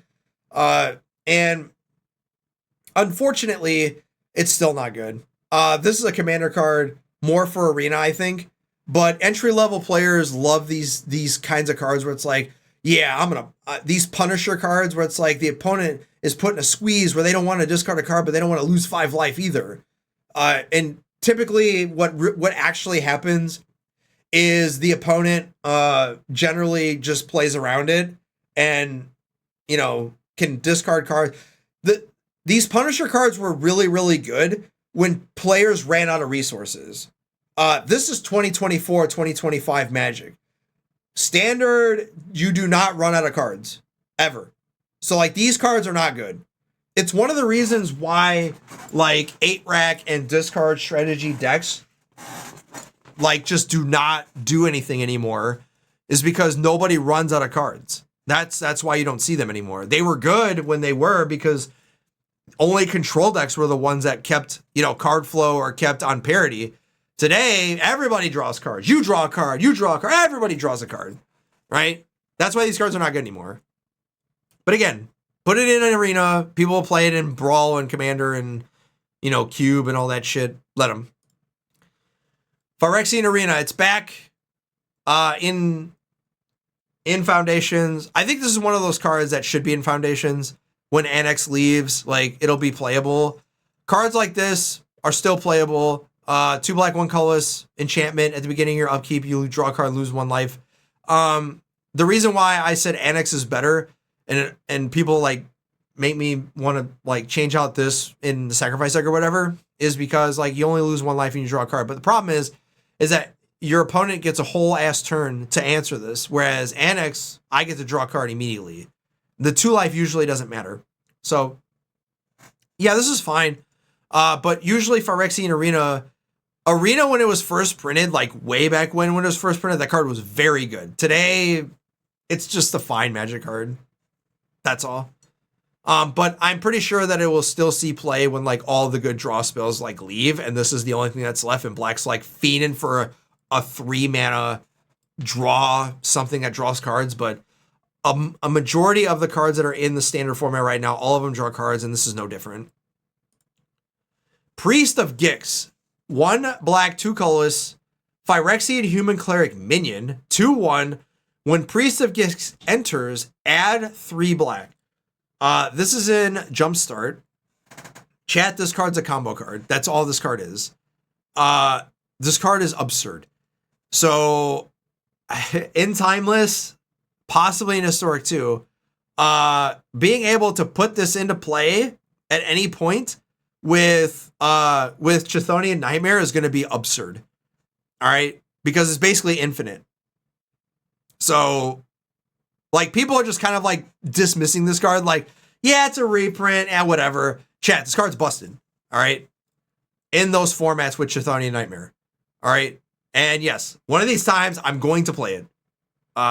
Maybe not right now, because Standard is in right now, but I'm sure Theory X will break this in Historic and just, you know, and then I'll just play that deck, because that deck is so, like, I just defer to him when Historic decks are out if I'm not playing, like, Sacrifice strats or whatever.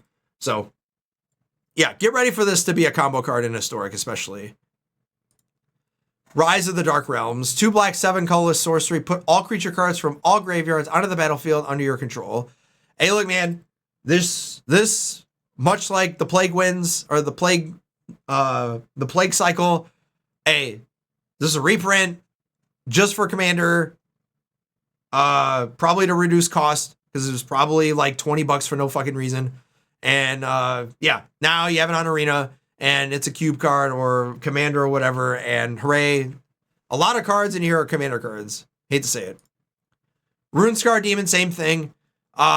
Cube might actually use this, but 2 black, 5 colorless, Demon, 6/6, flying. Whenever this creature enters, search your library for a card, put it in your hand, shuffle. This used to be a core card before in core sets. Got played a little bit, but has been outmoded ever since. Again, Commander players, I'm throwing you a bunch of bones here. All right, enjoy. Seeker's Folly, 1 black, 2 colorless sorcery. Choose 1, target opponent, discards 2 cards. Creatures your opponents control get -1/-1. So, when Convoke was a deck, this probably would have been a good sideboard card or a good, like, 1 or 2 of, where you, like, put this in and it's for, like, if I don't play against Convoke, I got a good card I got a flexible card that I could sideboard out against control decks because I make them discard cards. This card would have been really, really good, like, 3 to 4 years ago. But today, like, it's a good entry-level card, and flexible cards like this are always, like, I don't want to say always good, but they always get a second look just because, like, they're unassuming, and they're just kind of like, yeah, we've had this before on creatures or, you know, different types of spells or whatever, but I don't think we ever had it on discards or, you know, sweepers. So This is one of those deals where you get to put it in your deck against aggro, and you're just like, well, it's not a complete dud against control. And those are cards that you like to have. Stab! Stabbity makes stab, stab, stab. 1 black, instant. Target creature gets -2/-2. So if Disfigure wasn't enough, now you got stab. All right. Good card. Good sideboard card when Disfigure leaves. And yeah, you get it. And it's always been one of those where I need another cut down or another, black removal spell that's a 1-drop that just supplements my aggro matchups. But I think Stab or Disfigure, like if you're a mono black, sure, but if you're in different colors, you're not playing this. Unless there's like indestructible stuff or whatever. Thieves' Tools, 1 black, 1 colorless equipment artifact. Whenever Thieves' Tools enters, create a treasure token. Equipped creature can't be blocked as long as its power is 3 or less, equipped 2. So in Historic, this is a jumpstart card, by the way.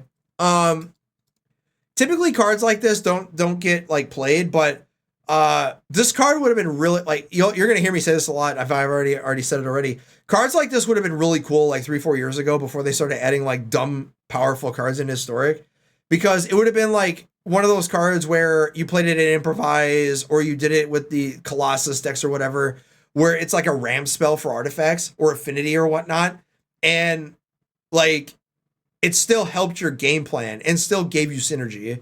And it's sort of like this thing, but I know people are going to try to play with this card like as a ram spell, but those days are over, chat.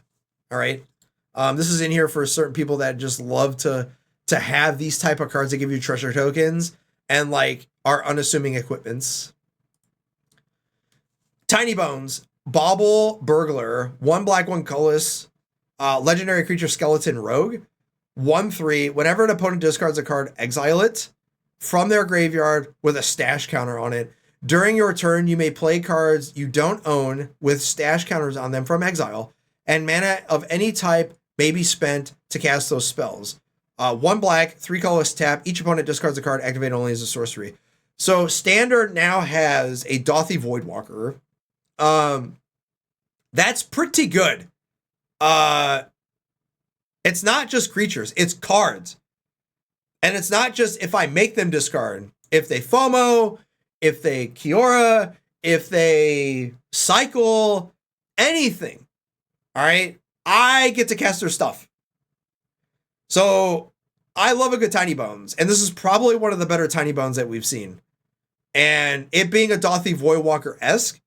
Now, I'm pretty sure the way this reads is I get to cast them with stash counters regardless if Tiny Bones is in play. And if that's the case, this card is kind of good. Why black gets all the good cards, I have no idea. But if it's not like that, then that kind of sucks. But be that as it may, this card is decent.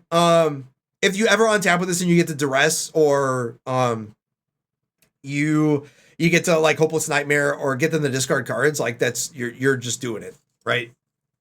The thing that sucks is, what does it say? Oh, if they discard lands, you get to play them because it says you may play cards. So if you're kind of like mana screwed, you get to play their lands. Yeah, this card's good. I'll play with this in Standard. Vampire Gourmand, 1 black, 1 colorless, 2/2 vampire. When this creature attacks, you may sacrifice another creature. If you do, draw a card, and this creature can't be blocked this turn. Chat, this card's absurd. All right.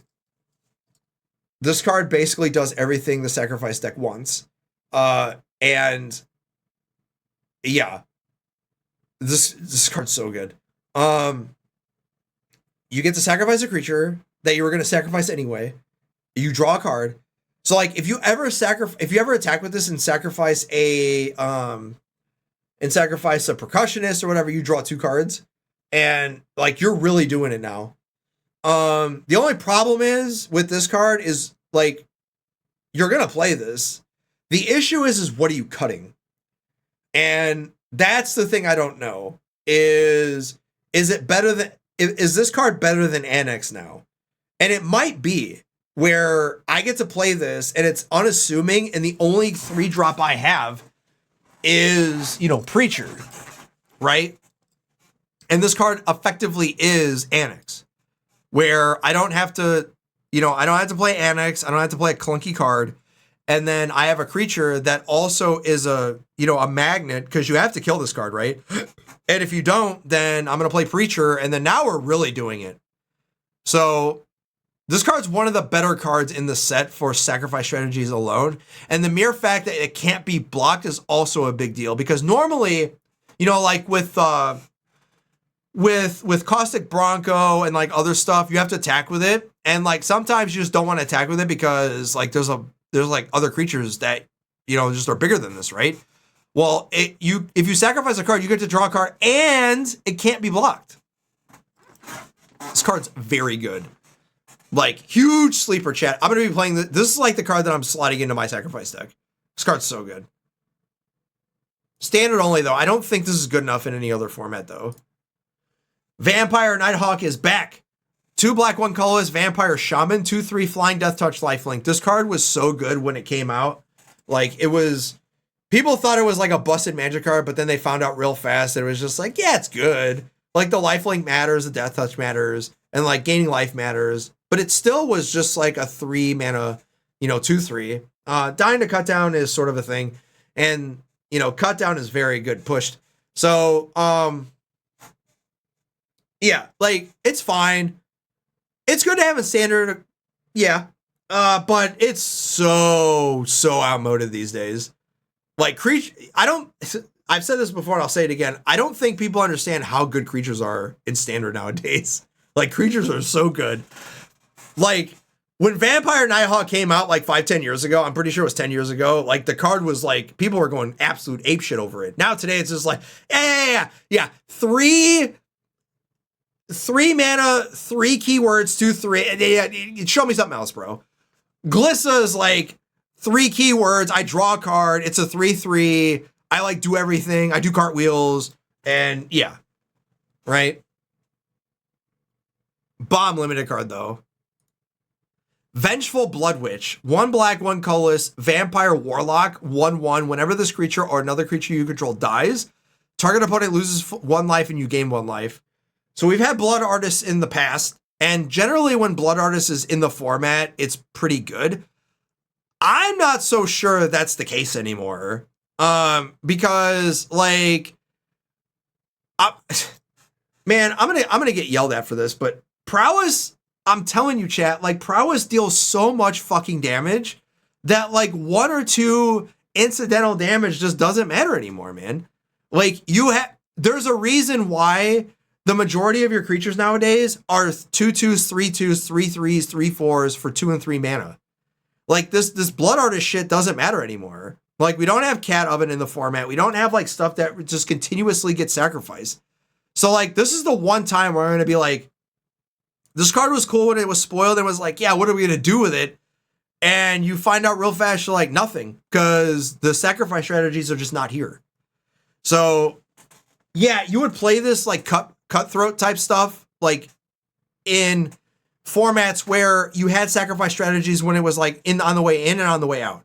Today, it's not like that. And the reason why I say Prowess is because they just incidentally get Double Strike and Trample like all the time.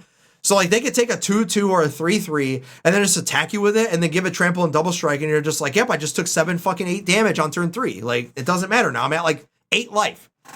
The incidental damage don't matter. Or I just died because they had Leyline of Resonance. Like, I don't think you understand how fast standard is today. And Vengeful Blood Witch is like something you would do in formats of old. Like when Sunfall was around, or like when the format was a lot slower. Today, I'm not saying it's unplayable. I'm just saying today, as the format stands, it's just too outmoded. Now, this might be a plug where another rotation, this might be good. But right now, nah, not happening. Zombify, it's back. 1 black, 3 colorless, sorcery, return. Target creature card from your graveyard to the battlefield. Chat, we have like 9 billion of these effects, and we finally got literal Zombify, and I'm telling you right now that 5 years ago, this card would have been absurd, but today it's nothing because there are so many 3, 4, and 5 mana Zombify effects, Reanimator effects. They're just like, yeah, we finally got it, and it's what it is. Like, I get a reanimation target. That's it. Like I said, I understand that Foundations is one of those sets where you're not trying to be better than all the other sets combined, because this is supposed to be like, you know, supplementing what you don't have from other sets. And Zombify is good to have. And Zombify, that just signals to you how powerful Standard is. Because for the longest, you were not getting a reanimation target or a reanimation spell if it costs 5. You were not getting it unless it costs 5. The majority of the reanimation cards were 5 mana. And in the last like 2 years, they're now all costing 4. So Zombify being in is just signaling that this is fine now, because creatures, permanents, and spells in Standard are just so good. So now it's just like Zombify doesn't really matter anymore. And there's a lot of graveyard hate, incidental graveyard hate in this format too. Last but not least, Zol Asheror, Lich Lord. 1 black, 1 colorless, legendary creature zombie warlock. 2/2, ward, pay 2 life. You may cast target zombie creature card from your graveyard this turn. I put this in here specifically because I love Tyvar type stuff. And it's fine. I think the ward gives it a little bit of play, but I would like, all right. So I think it's good. The problem is that it's legendary, and 2/2 for 2 is not like, it's fine. Like it's whatever. The ability is powerful. Let's not get that twisted. All right. And it's any zombie. Now, you have to target. I wish it said you may cast a zombie card from your graveyard, but then it would probably be too good. But I mean, with Tyvar, it's fine. You get it back, but I think this is probably just in a zombie deck. And zombies like this are just unassuming. And when you play them, it's just like, yeah, I don't care about that.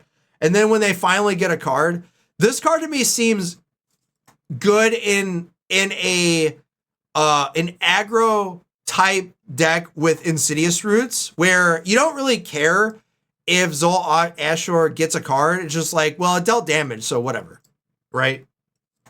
But yeah, this card seems fine. They're not a lot of zombies that I want to cast from the graveyard, but, you know, this is another plug where it's just like, yeah, you kind of forget about it for 6 months, and then like a big zombie card comes in, you're just like, oh man, I gotta play this, right? But even then, being able to cast your 1-drops for nothing is just like, fine, right? And that's it. That's all the black cards, chat. And we've been live for 3.5 hours, and I'm not doing any more. So we'll probably do more later.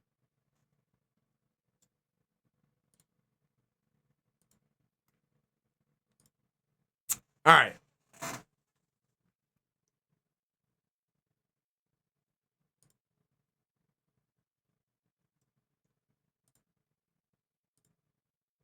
Now it's time for Standard.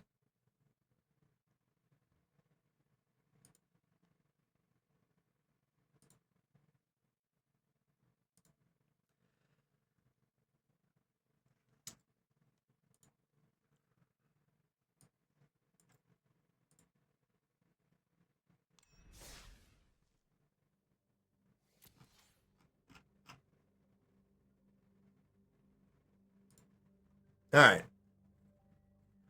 So, for those who don't know, I've been working on a Rakdos Sacrifice deck that seems pretty close, but is not quite there yet. And I have been messing with this. I've won more than I've lost. And I've been trying to get this to work. So the next try is cutting my sprinters down for some 2-drops that are better than this, but I'm gonna try it as is, like this. And we're just gonna play. I've cut some cards. So yeah. My problem is I can't beat prowess. Like, that's like the hardest matchup.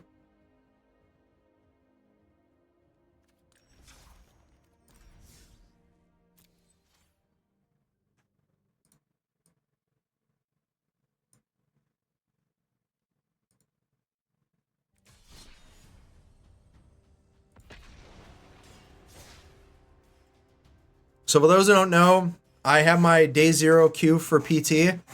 So I've been starting to care more about competitive than non-competitive. So you're going to see a lot more of me playing like actual tier 1 decks. So like Dimir and other stuff. But I also want to see if I can do it with my own brews that are actually like, I think they're actually good. So yeah, this hand's fine.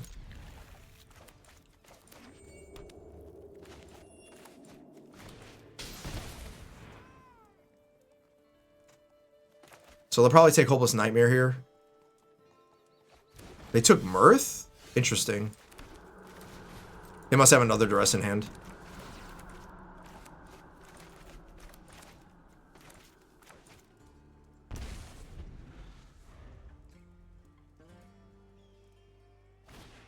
Yeah. Which is fine. I get a Sprinter.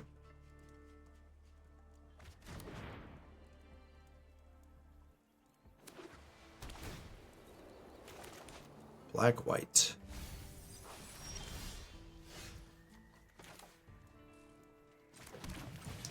Need to attack here. I didn't draw a land, which kind of sucks.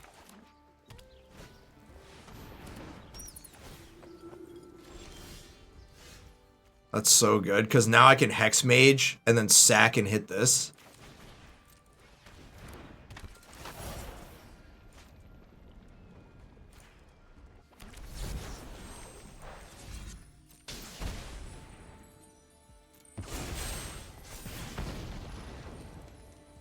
That's fine.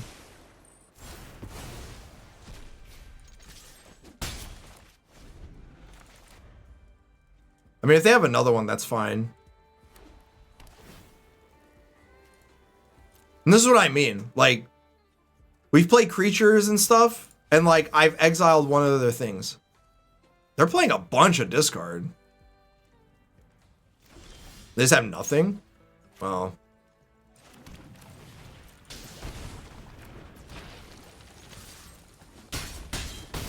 This card's so good, man.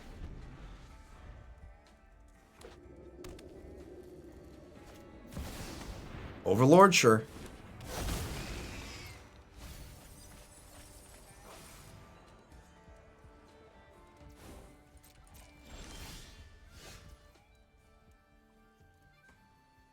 So they have to block Hex Mage.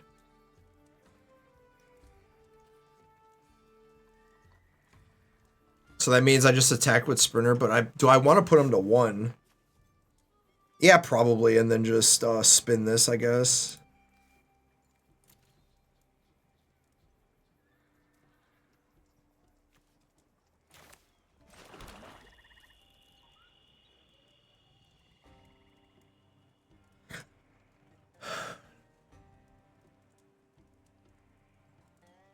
Yeah, I think I would just want to spin this and put him to 1.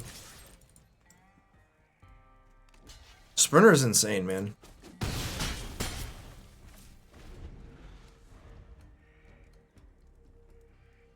Because they can't even use this.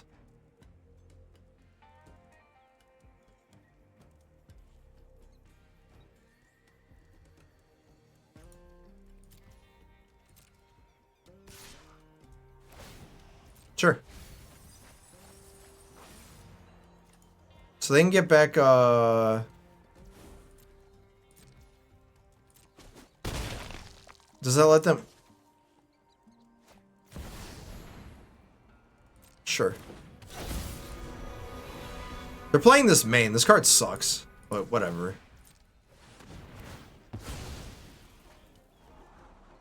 Alright, they're dead.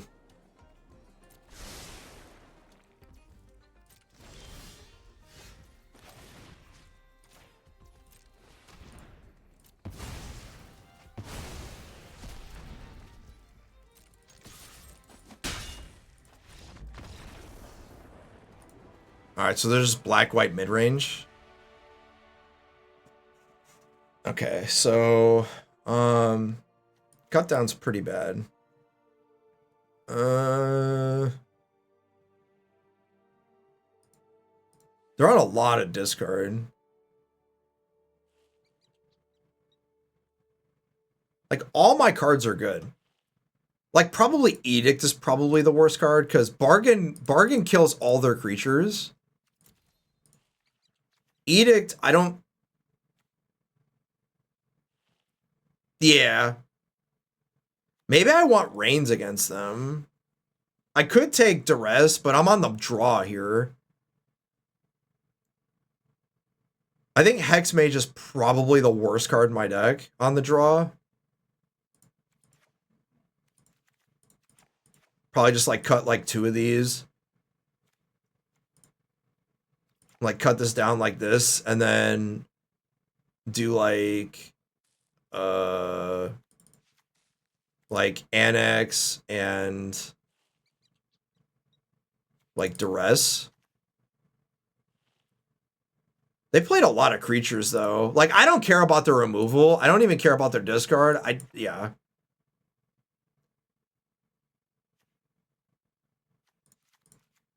Yeah, I'll just put in the annexes, and then on the play, I'll take Furnace Reigns. Okay. Because, like, all my removal, like, exiles their bat.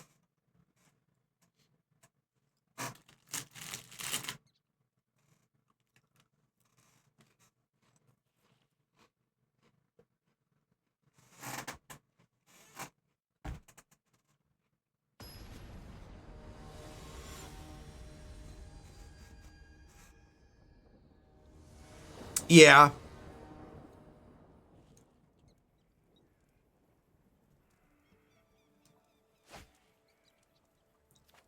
Sounds good. Hopeless Nightmare.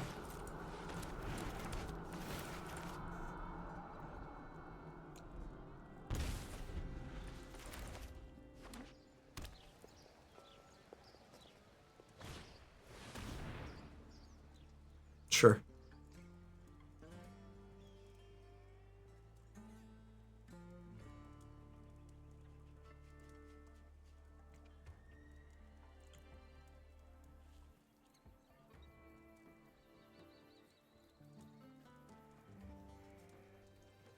Opponent has no idea what to do. Drawing way better than Jaffer.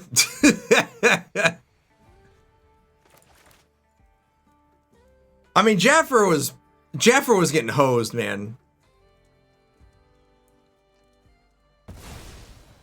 Opponent took what? Betrayers? Okay.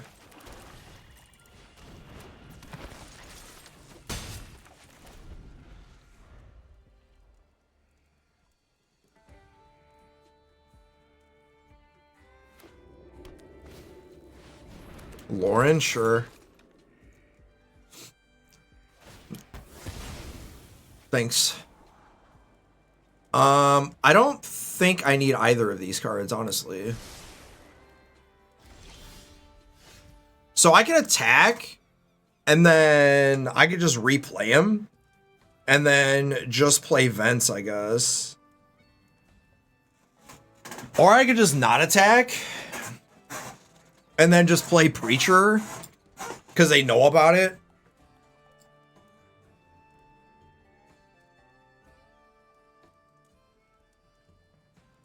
I think playing Preacher is just like the best play, because it just like makes their turn awkward because they have to kill it.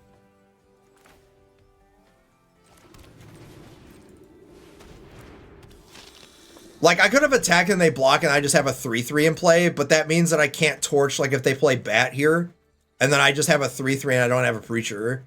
So, like, I wanted to make their turn, like, awkward. Depends on what they do here.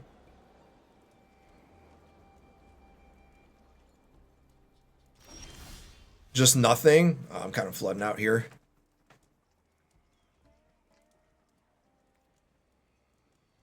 I mean, there's no way that I'm not attacking here. Wow, they're going to let me attack? That's insane.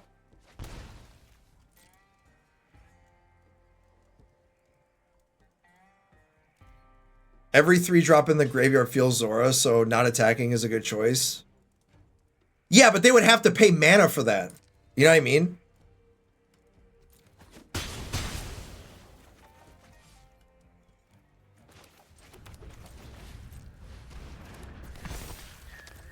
That's why I said this card's so dumb.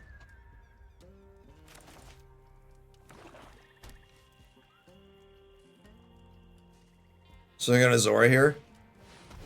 That's fine.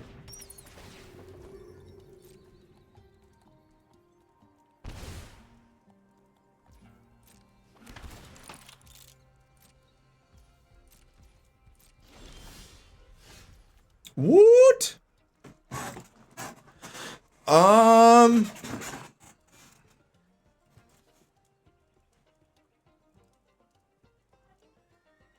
So I can play Percussionist, and if they block, it says lifelink, right? No. I don't think they block this, and I don't think they block this. I think I just play Percussionist and I just attack.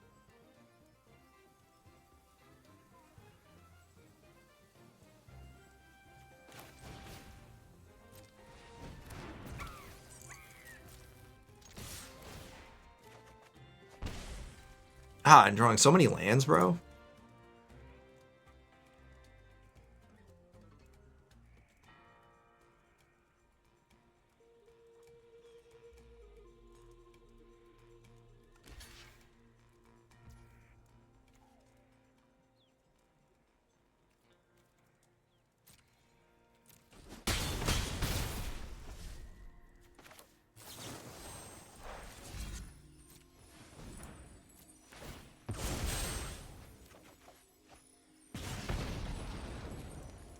I don't need Torch.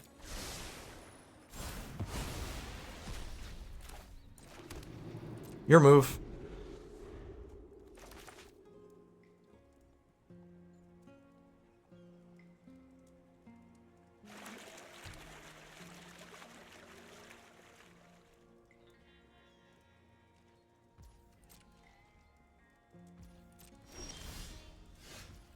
It's pretty good, actually. So they can Fortress. I think I just want to attack with Restless Vents.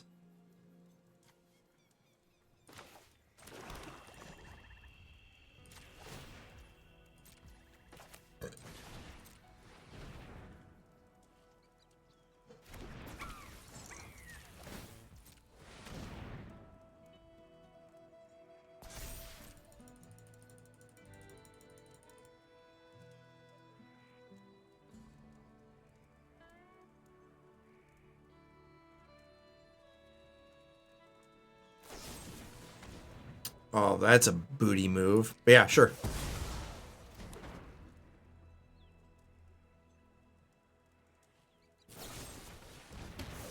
That's fine.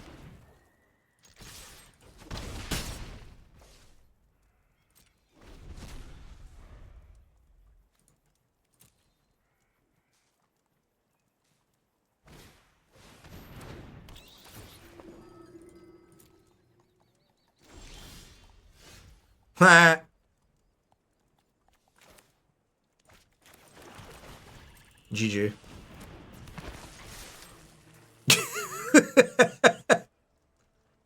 Get owned, bro. That's what I mean about the mid-range decks, man. Like, these mid-range decks are, like, trying to, like, beat up on...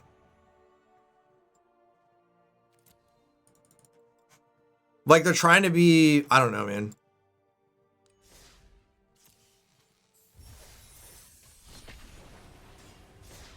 Like, I got nothing.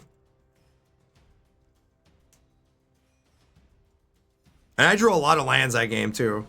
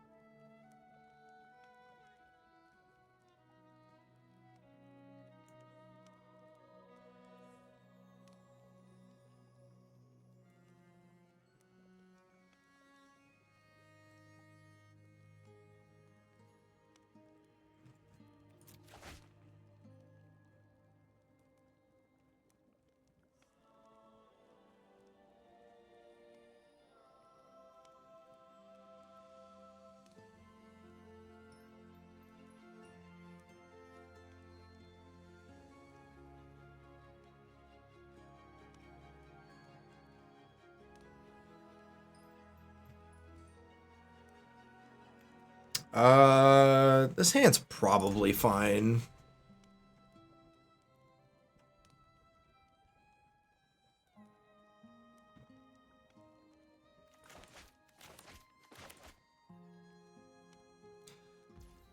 Relying on the graveyard with a mid-range strategies, or I mean, I guess.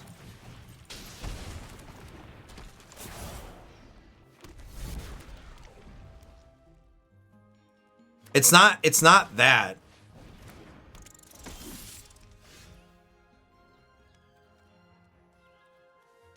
That's annoying.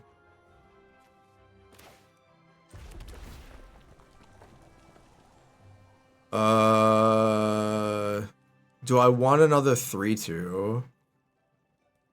Probably not.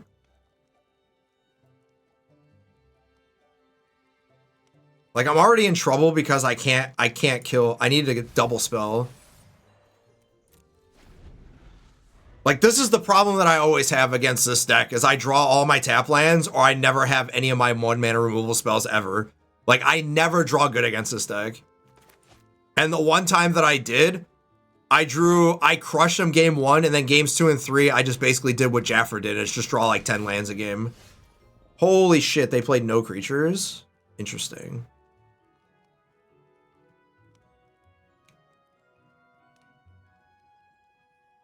Well, like, I can't do anything here, so, like, I'm just gonna like, not do anything.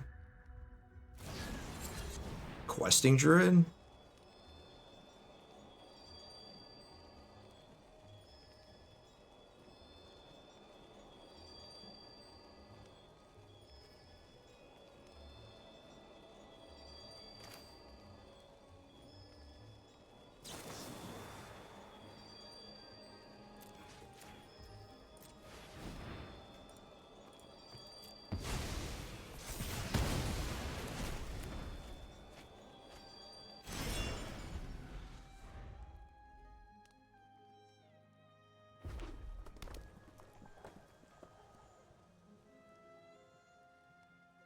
This deck is so good, man.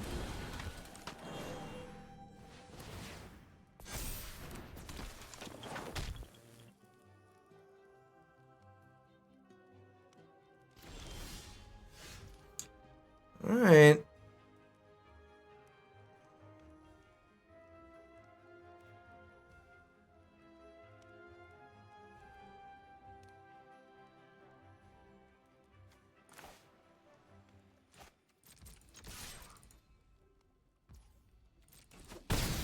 Yeah, I figured that.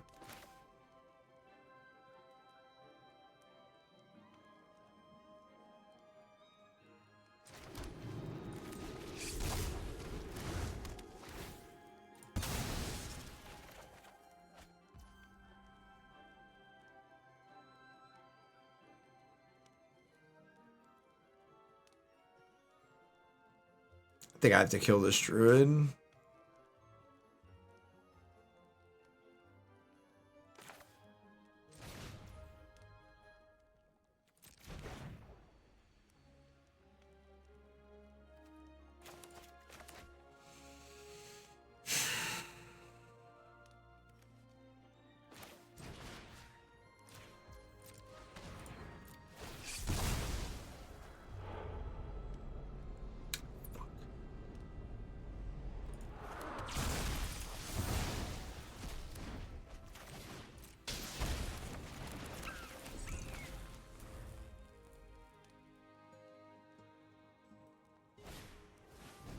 Yup.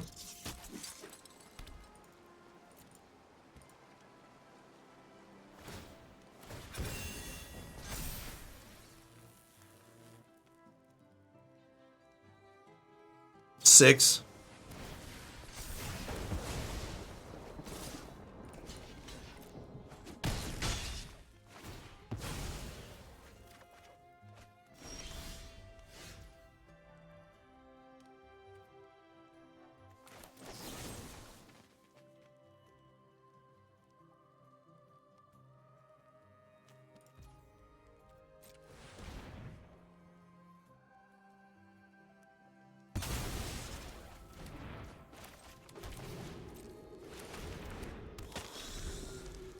Problem is that you can't play that many.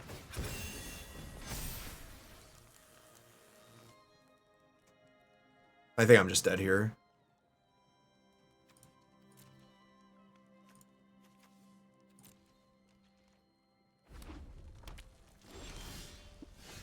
Okay.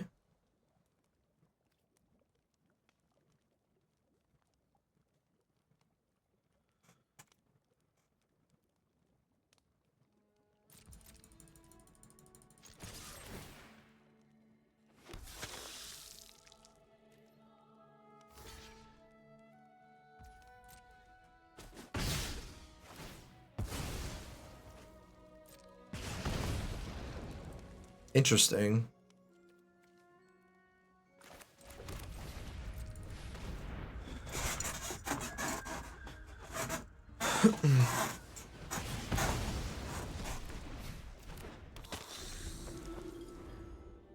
You think that Boros Charm, they'll evolve into Naya aggro? I don't think so. Because they barely have enough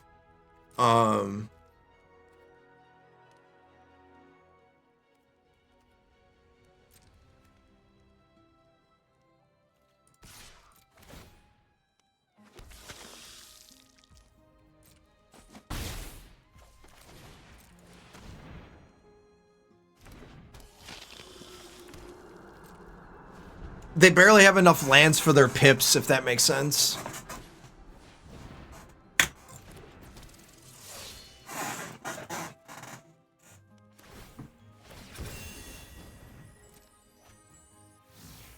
Shock is annoying.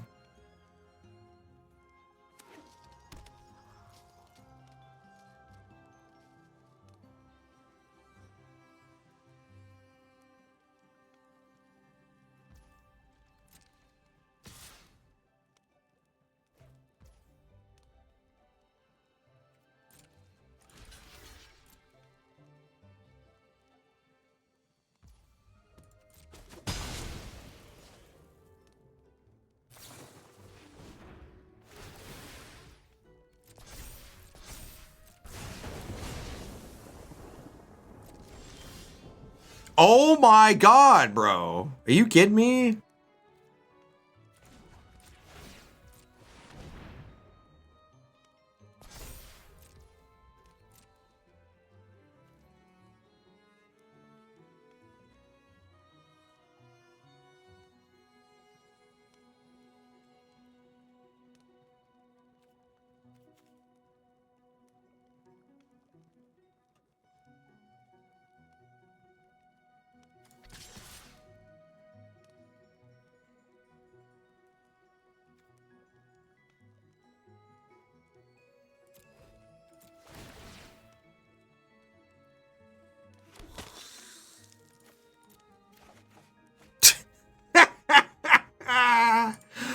Oh, shit.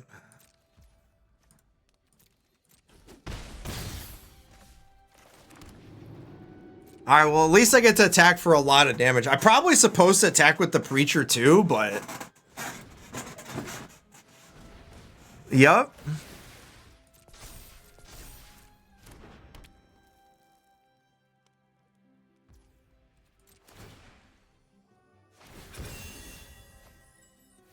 Well, at least it's a land.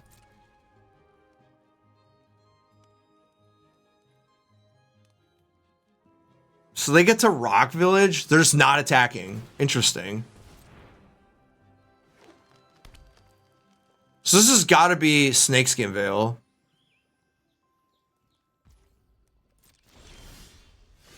All right, Mirth's pretty good. So I think I'm just supposed to just sack this.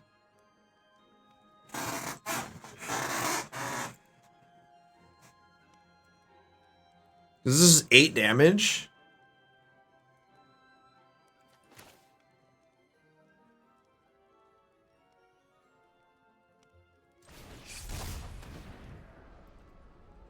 Have you tried drawing spells? No. Have have no idea what that is. Okay.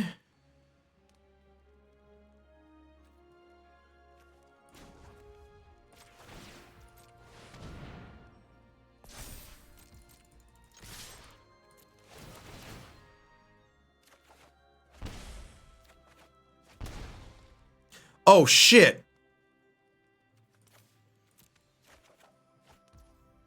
I totally screwed up.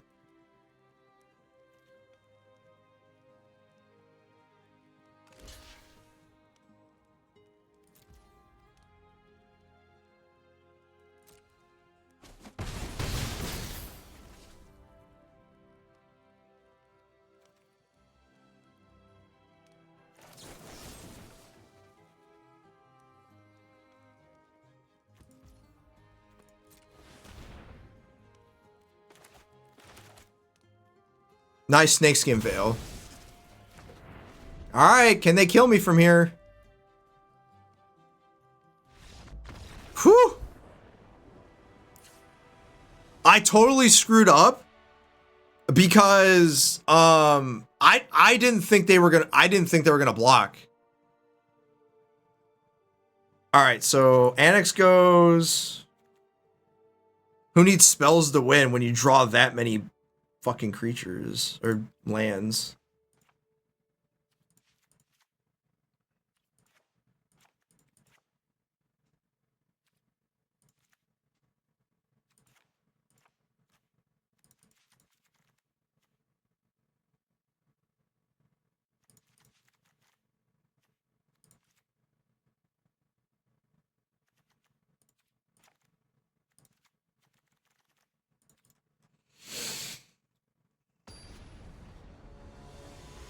Obliterator is like my final try.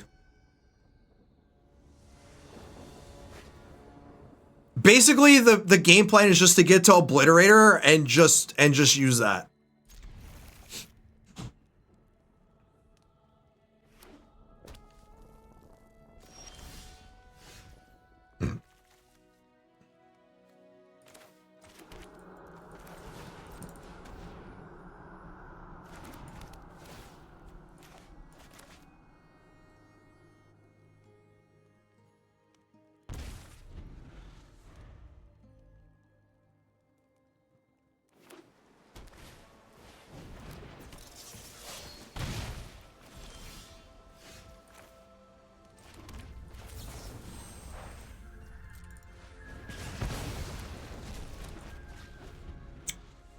I need a 1-drop.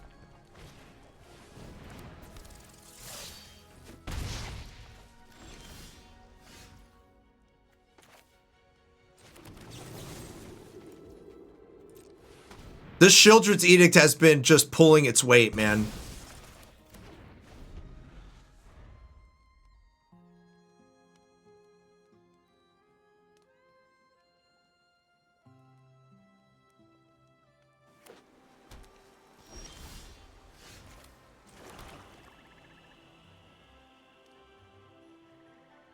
Yeah, I just play this.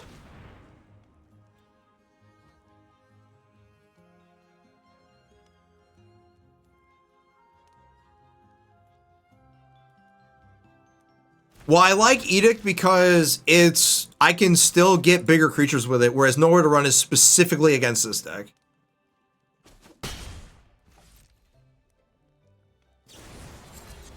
Yeah, you got it. Oh, this card's so good.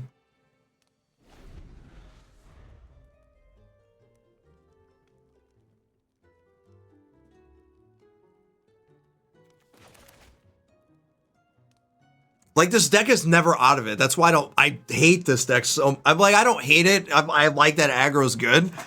It's just so difficult to play against. I thought I was so dead when I'm just like playing a bunch of my preachers.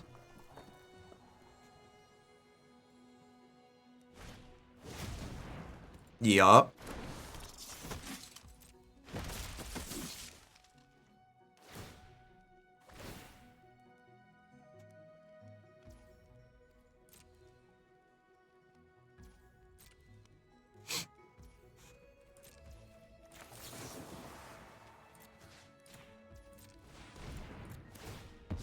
make them use their snakeskin veil here.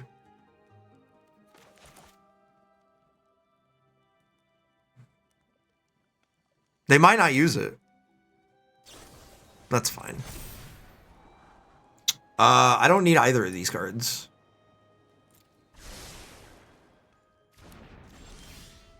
Oh my god, bro.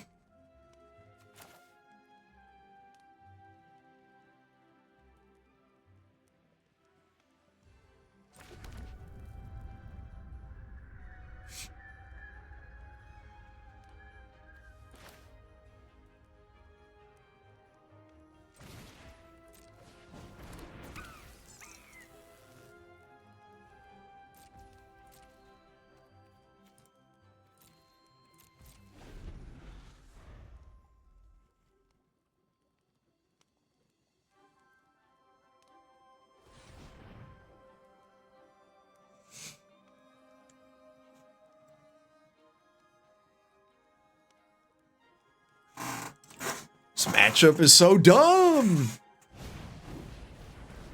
Sure.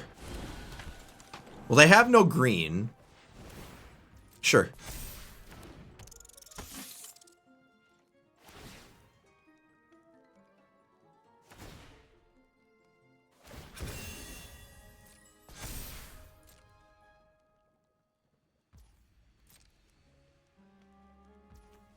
It says double strike, okay.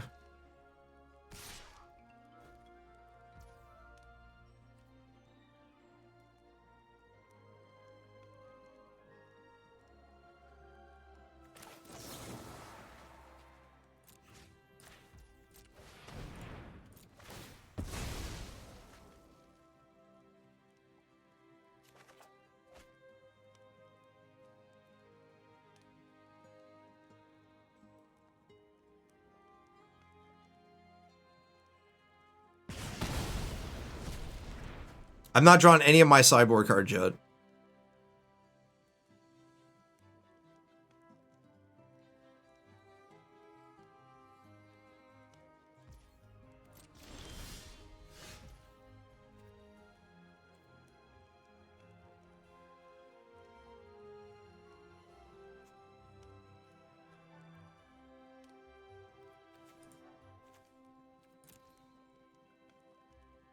Nor draw spell.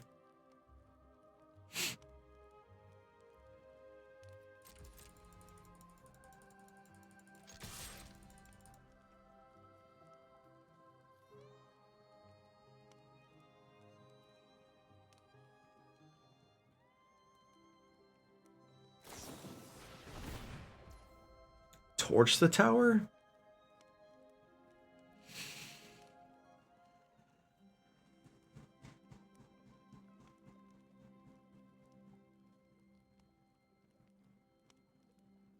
I'm about to get owned here, ain't I?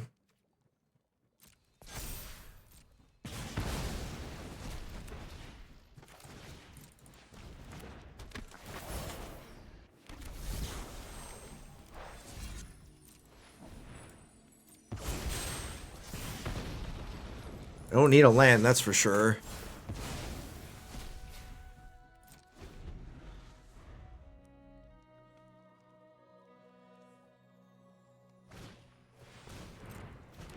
Yep. We're probably dead now. I basically have to draw even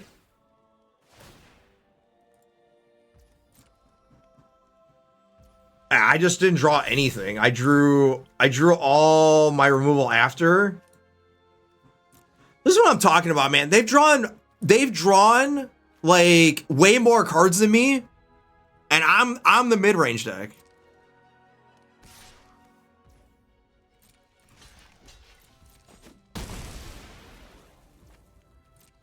Like Brotherhood's End does nothing here. Yeah, we're just dead now.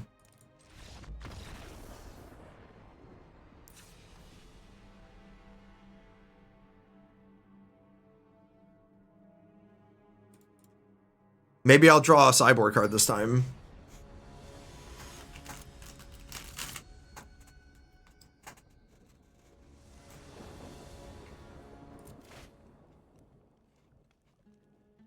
Sure.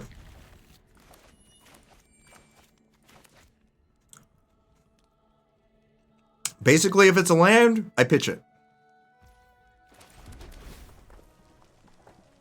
That's fine.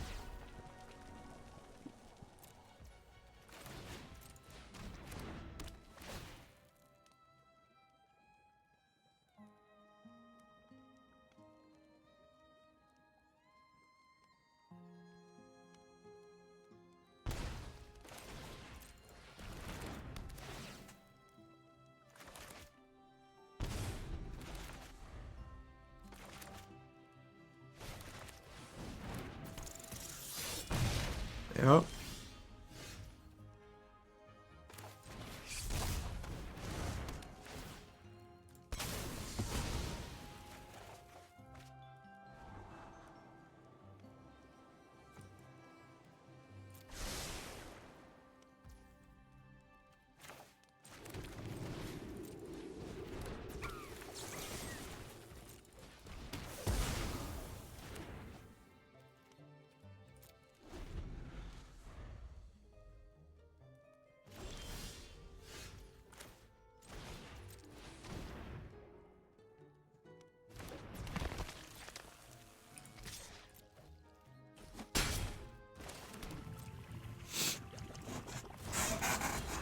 Yep. Land Heartfire.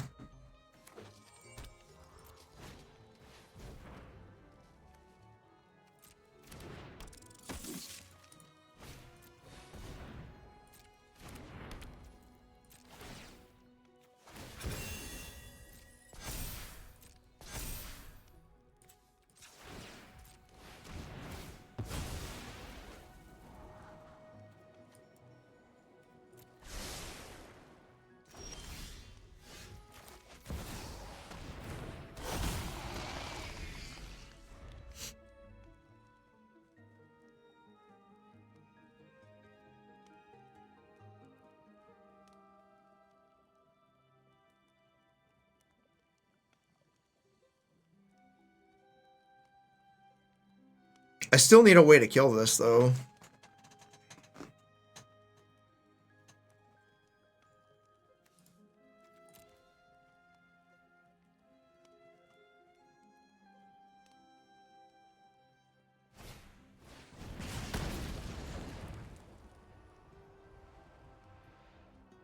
You gotta sacrifice 4 permanents, bro. What are you doing? I know how I would play against that. Yeah. So basically what you have to do is, they thought that that was against me. What? I think how you play in that situation is you just basically make sure that you get your bro to like 2020 and then attack me. Basically, we're trying to who can get to the removal first, cuz like I guess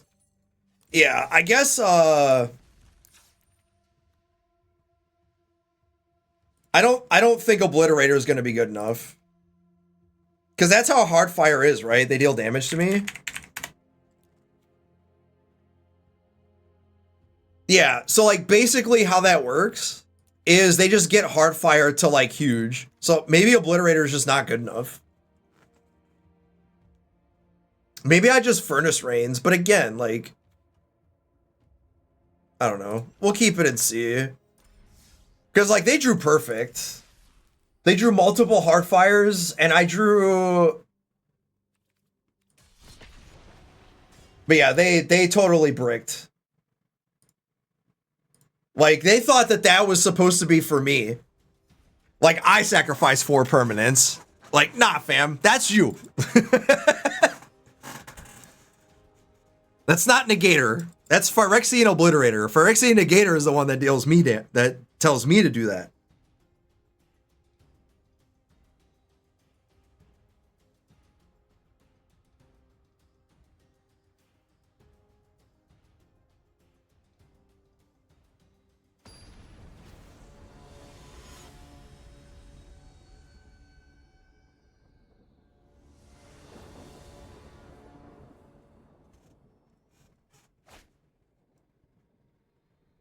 This hand's fine.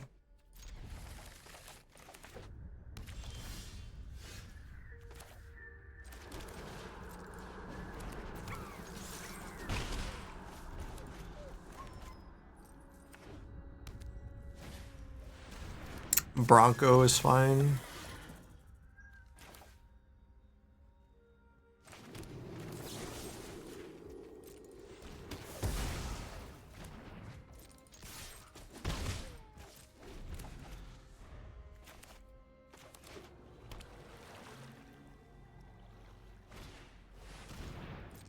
Unholy Annex.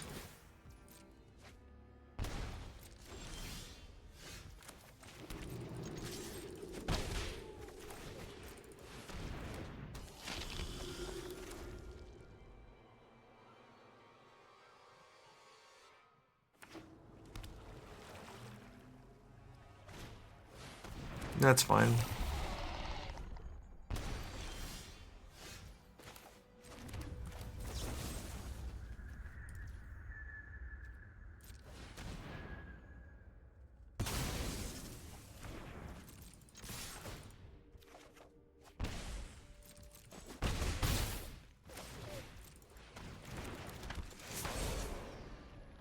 Make that a 1/1.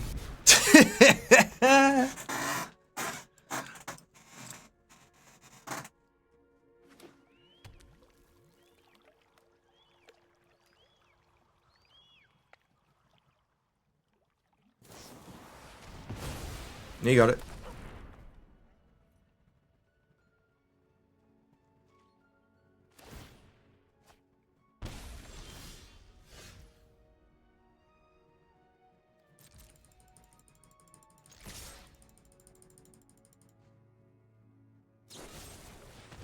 Sure.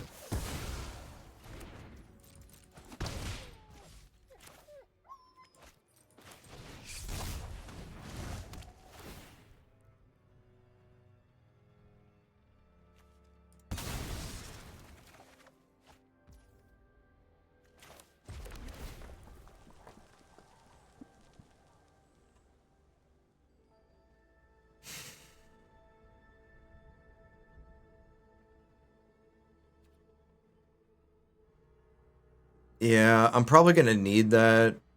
And then double torch and attack, and they go to 7, I guess. Yeah, that's fine.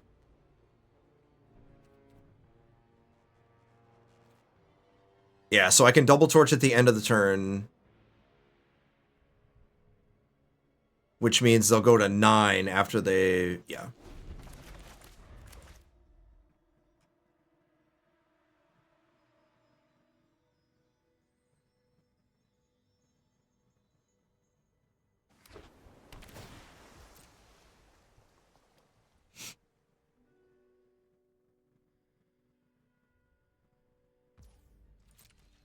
You're just going to take 2? Okay.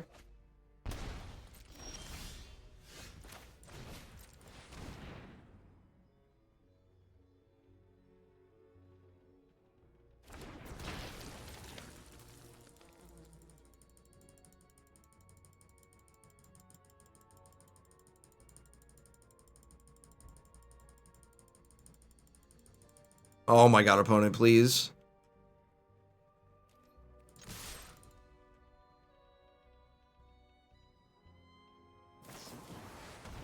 That's fine.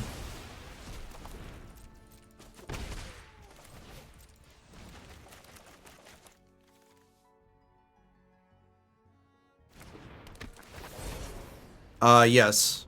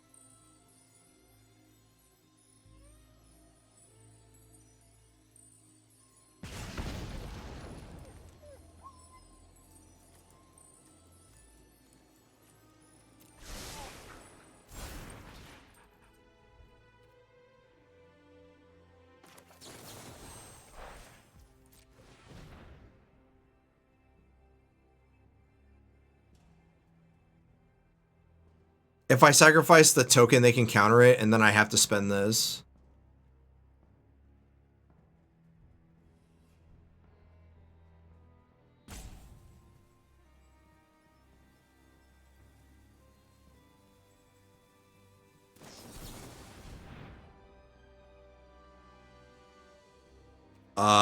I'm fine with that.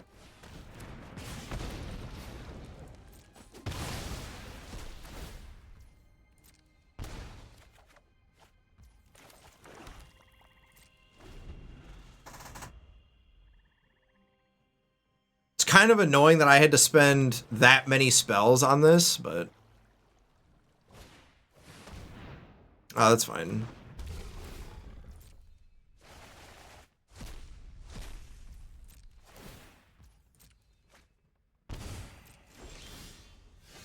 Oh my god, bro. Yeah, we're dead. It's unfortunate. This deck is so bad. Like, my opponent just drew like a fucking god, but that's fine. I get Furnace Rains against their deck. Because, like, Torch is so bad against them. It's a sad day.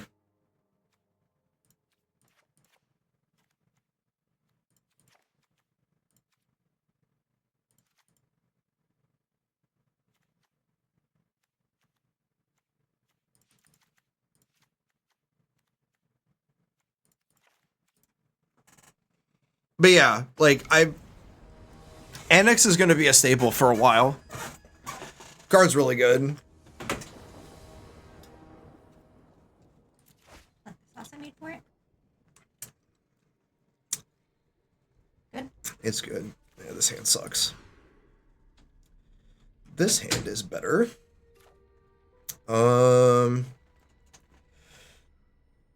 Probably not Percussionist.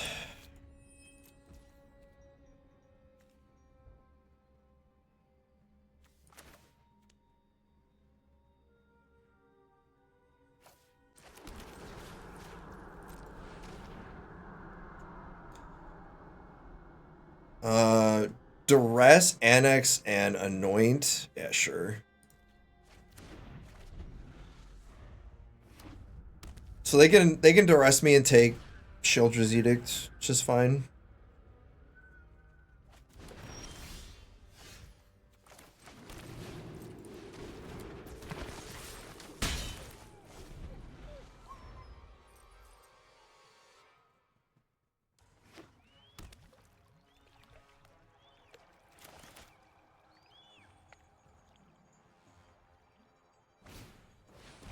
Bronco, sure.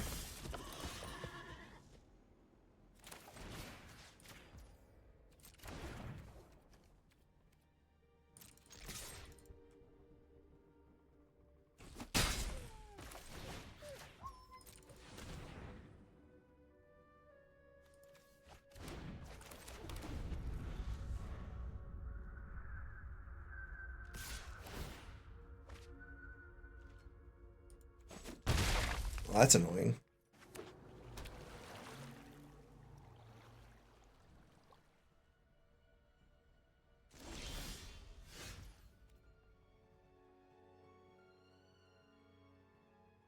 I'm just drawing so bad against these decks, man. It's annoying.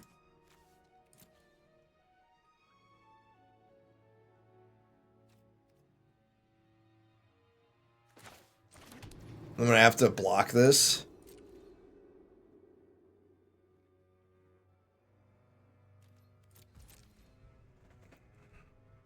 Watch this opponent draw 2 fucking cards. Like, draw 2 removal spells for both my creatures. Oh my god, they did. They're so good. Yeah, we're dead. Wow. I basically have to do this now.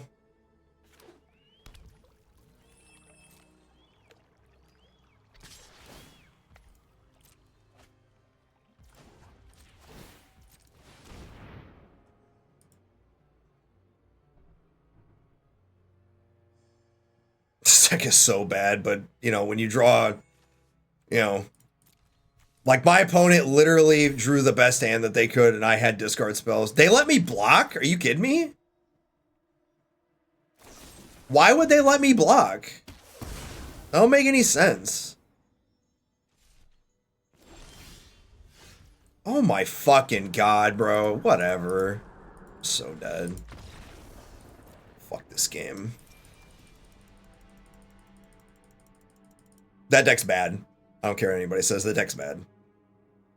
Like, yeah, I get it. Javier won a fucking world championship with it, but he carried their win rate the whole time. Like, the win rate for that whole deck during the world championship was like under 45%. That deck's bad.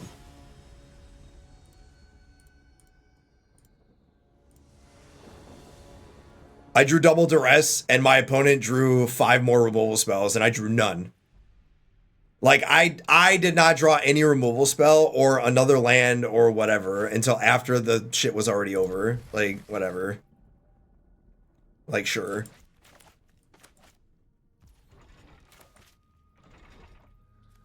That's not the point.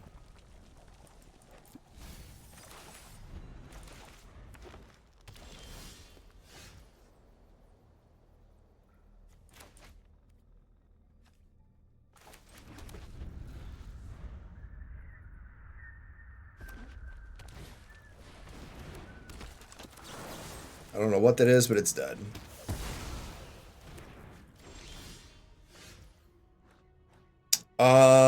Yeah, I think I just play Sprinter and attack.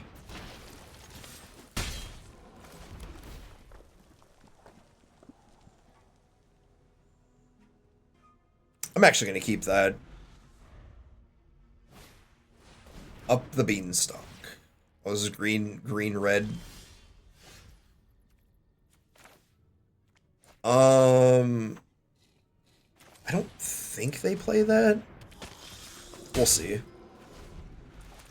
I'm gonna be really upset if they obliterating bolt my preacher. Alright, never mind.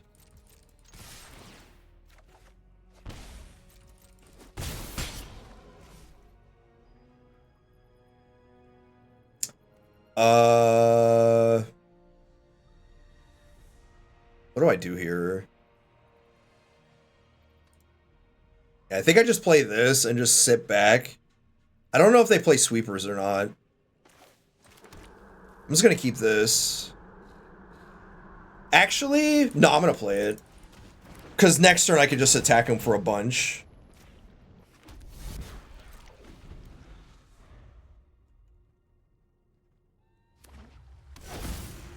Dinosaur? Okay.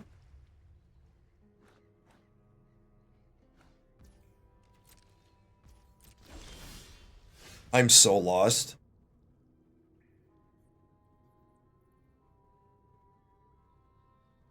I don't need to attack with my vents because I have Nightmare, so this is 5, 6, 7. They go to 5.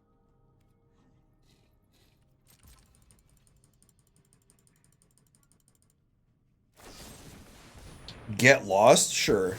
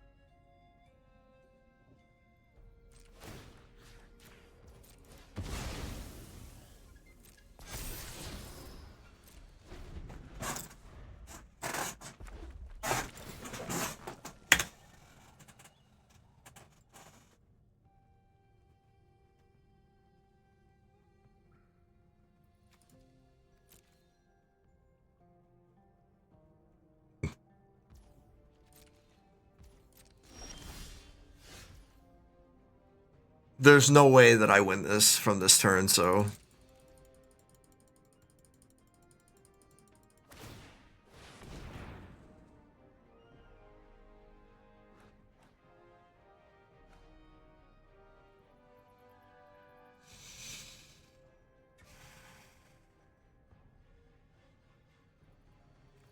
I can't sacrifice this.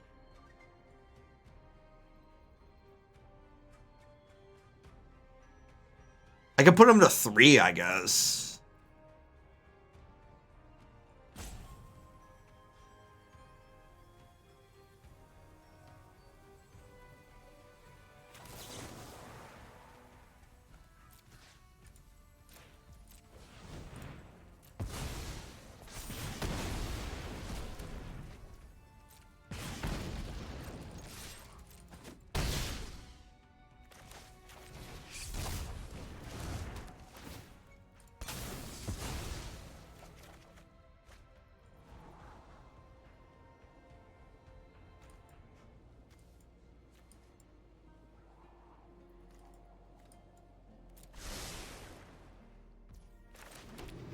Your move.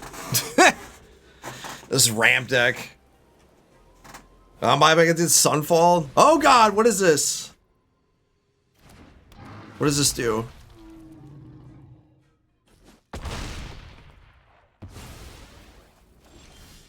Doesn't do anything, right? Yeah. Actually, wait. They can't get any life. They're dead.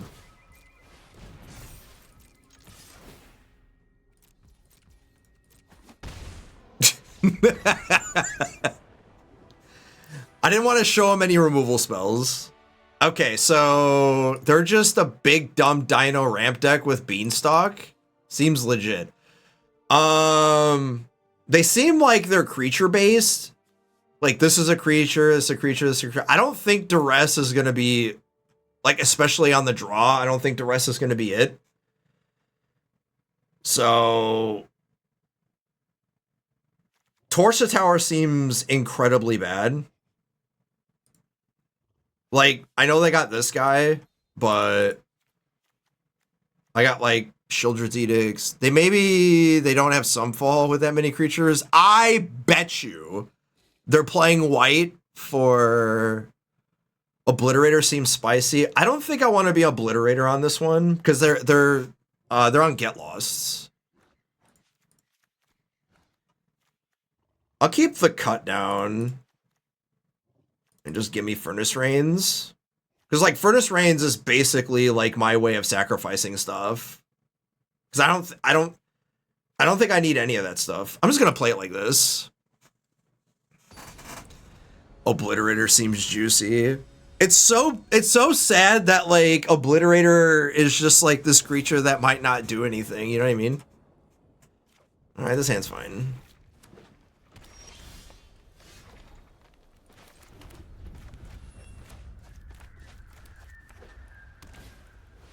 Up the beanstalk. You got it. Well, I think I want to...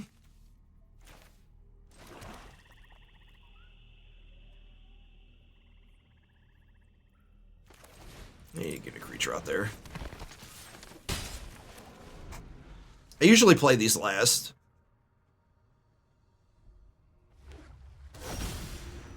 Dinosaur. Interesting.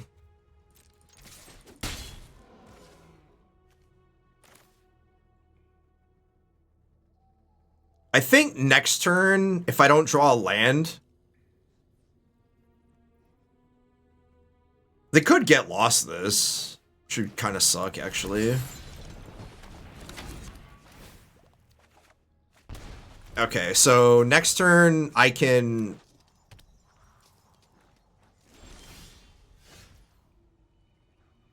Yeah, you're right, just attack. What you got? That's rude. Okay, so what I could do here is Nightmare, Hexmage, Raucous Theater, and pitch a land.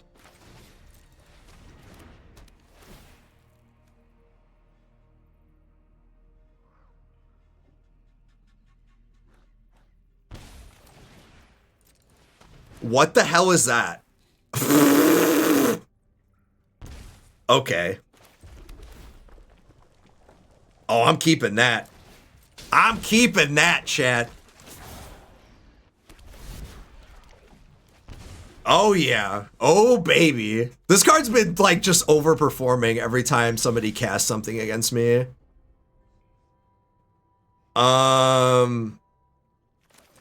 So the question is do I want a preacher?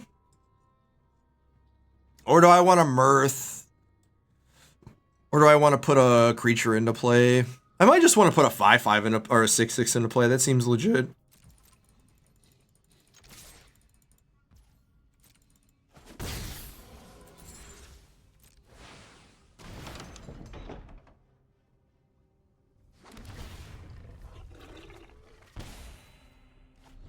Wow, they're just gonna let me have that? Okay. 6 mana, what do you got? Trumpeting Carnosaur, you got it. What you got? Vault? No. What is that? Okay.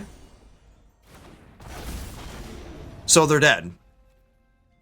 Right? Yeah.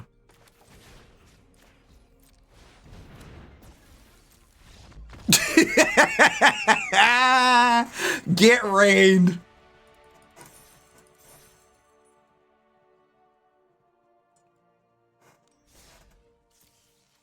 Deck is so much fun, man.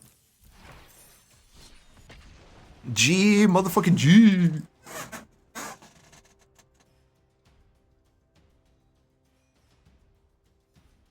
Bro, my Packers are getting beat the fuck down, man. Sag.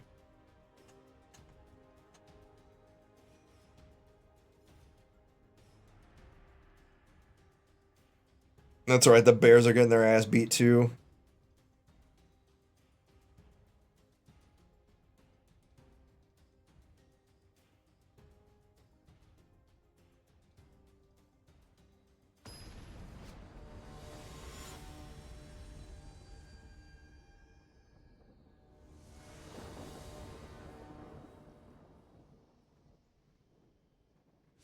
Bro, how does Josh Jacobs have like 100 yards and they're losing by like a shit ton?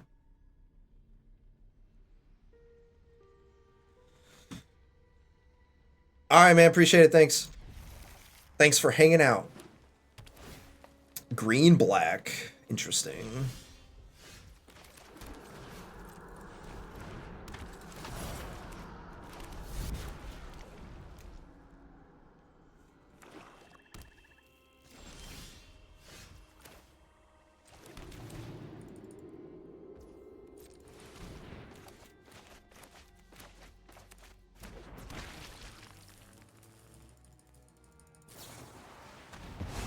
Sure.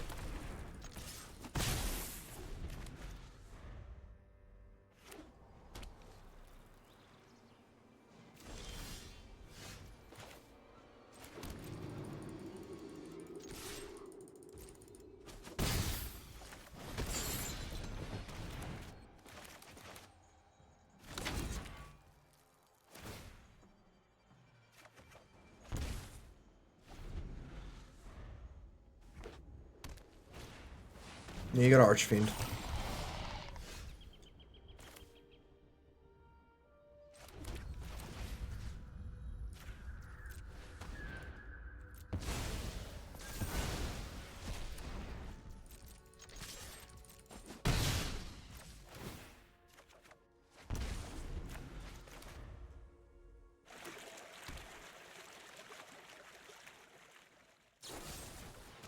Yep.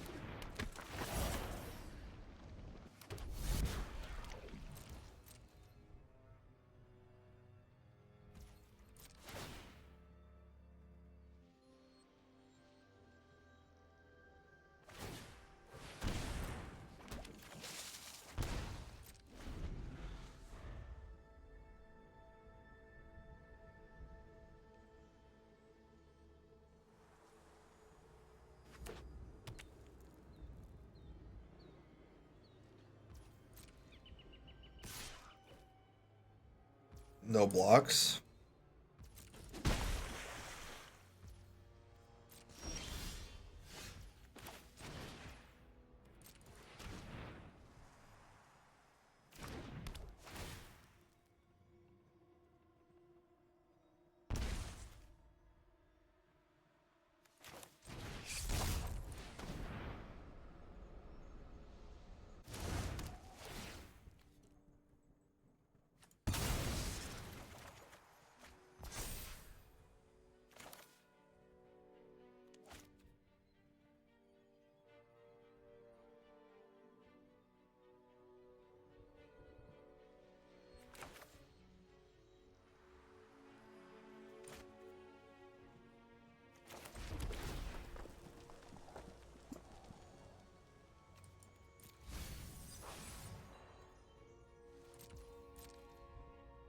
I don't need a block here.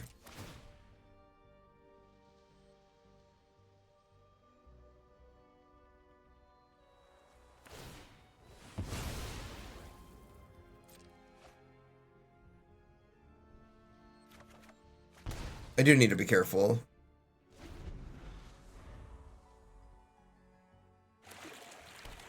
Yep. Uh-huh.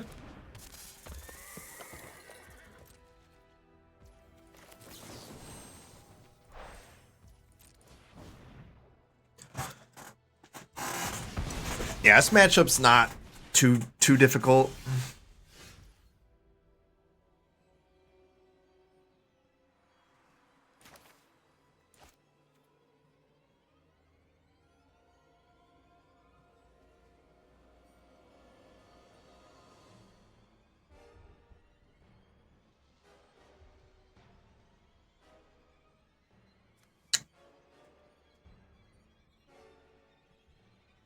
So what I could do is I just make a 5/5, but I would have to wait a turn, I think, because I want to be able to Shieldred's Edict this land. So what I could do is, because they won't be able to Restless Cottage unless they draw a land, of course. So I think I just play Double Breacher here.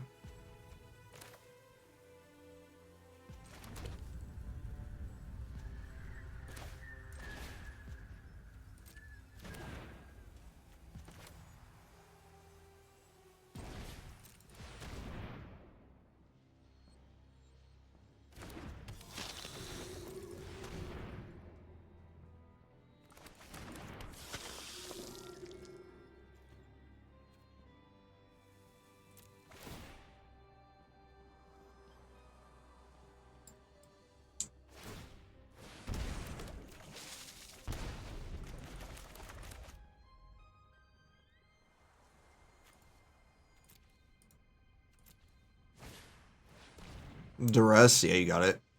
It's a little annoying. That's fine. They took the Hopeless Nightmare, which means that they have removal.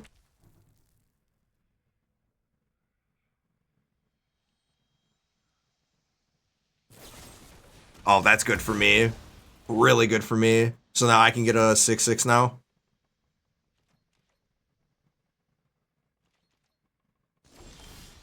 So now they block here.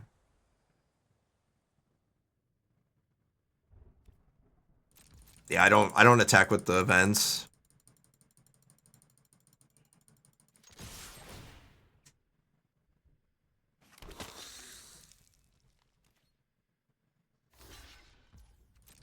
So they block and draw.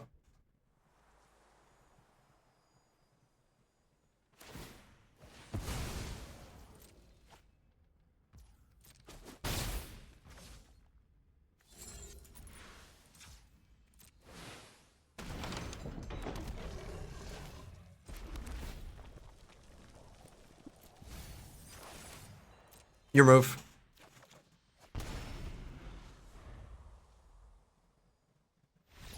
Yeah. They basically had to be able to kill the token or whatever, but didn't have that. Okay, so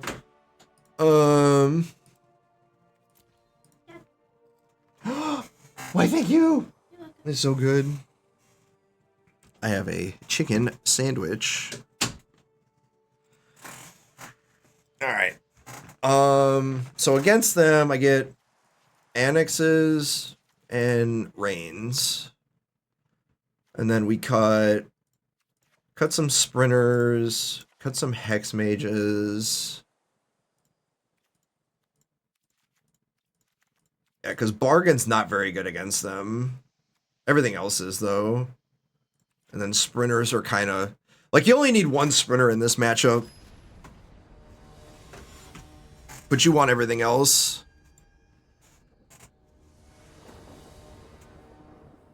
Like, the rest doesn't really help in this match. Like, it can, but I'd much rather have it on the play than on the draw. Like, the rest is not where you want to be in this matchup. You just want to keep drawing cards.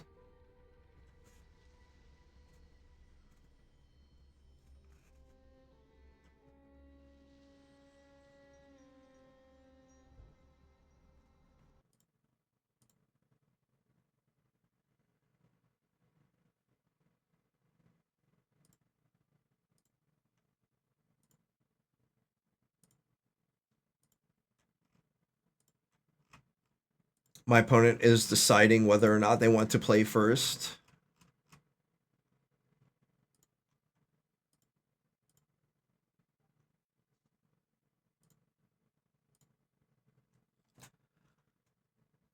How's chat doing? What's chat doing? What's chat doing? Chat's lurking.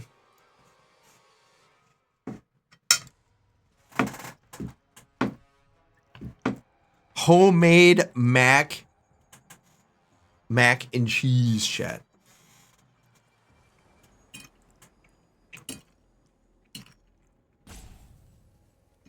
I think my opponent DC'd.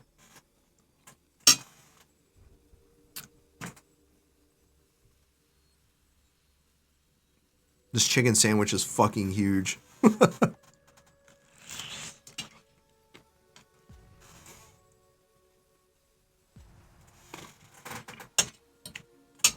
You better give me some of that sauce. Okay, I was about to say.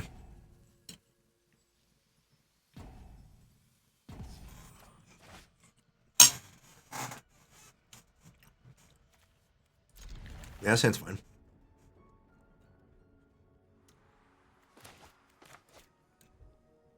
I'm actually going to Spiteful Hexmage because next turn I'm going to Hopeless Nightmare and Ray Raucous Theater because I don't want to Mirth yet. Now, if they duress me, that's different. Do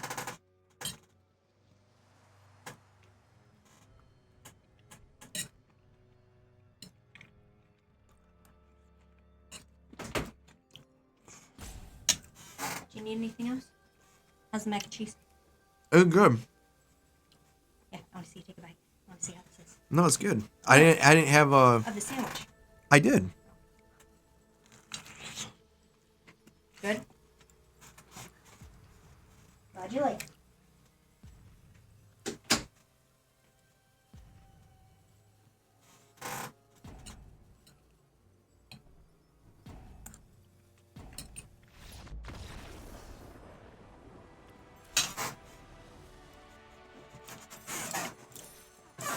Hip plat.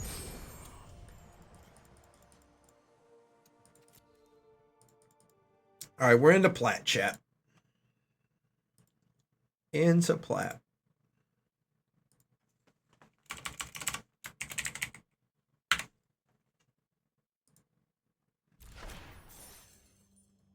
All right. I'm going to try to eat this sandwich. How long have I been live? 4 hours? 5 hours? Yeah, I'm about to. But we got to plat, which is where I wanted to be. So that tomorrow.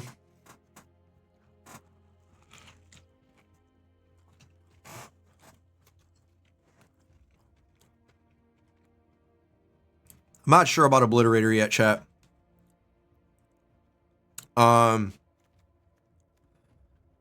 Furnace Reigns has been good against the mid-range decks. I just need a sideboard plan for the demons, like the blue-black demons deck. And the thing that sucks is Bargain's trash. Like, it's good against everything but the the whatchamacallit decks, the demon decks. The only reason why it's good against the green-black decks is because it can kill everything except the demons, but it kills everything. I don't think the 5 damage really matters. It's the fact that I can kill, you know, Shieldreds, which no one plays anymore. And if I were to cut this, I would probably just run one more cut down and like an anoint or something. But like Shieldred's Edict look pretty good.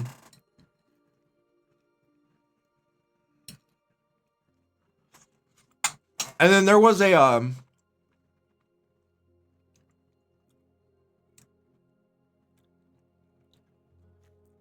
I also considered cutting this for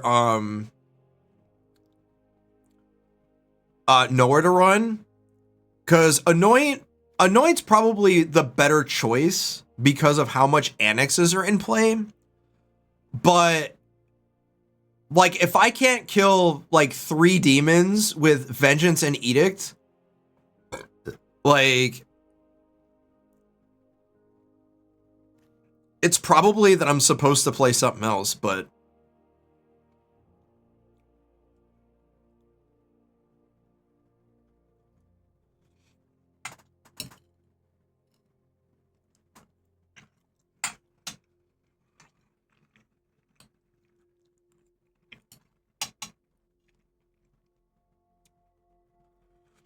yeah, basically against the aggro decks, I forgot. You gotta cut these.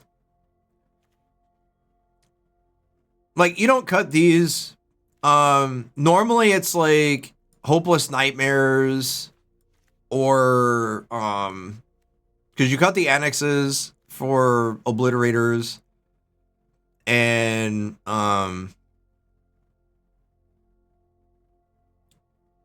like a couple sprinters for some Brotherhood's ends, because like, yeah. But what I might do is like cut like 1 percussionist and 2 sprinters for Brotherhood's end.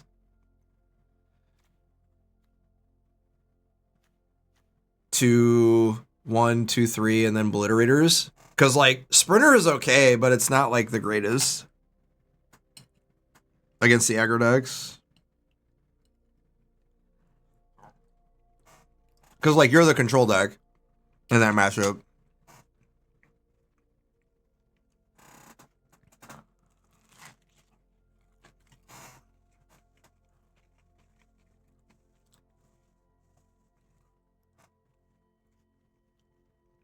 And maybe I'm supposed to have like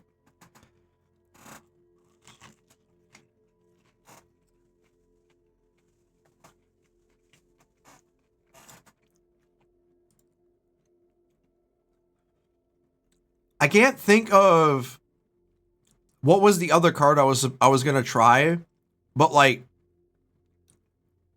this card's been like overperforming every time I play it. So like I don't want to cut it.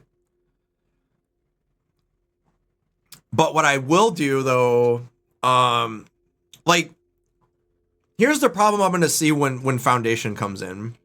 So the problem that I'm gonna have is what cards do I cut against what cards do I cut for the vampire Gormand, and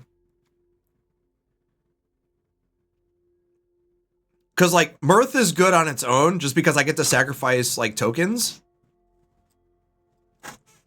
I replied, yeah, it's through the iPad and not through Google. It's a thing. I'll get it canceled. Oh, okay. So that wasn't, you didn't mean to do that. No. So I'll get it canceled. Well, no, I just need to. I just hit no. Well, but that could lock me out of the ones I've actually bought, though, because it could lock me out of the thing. Well, which? I have to cancel the subscription. Oh.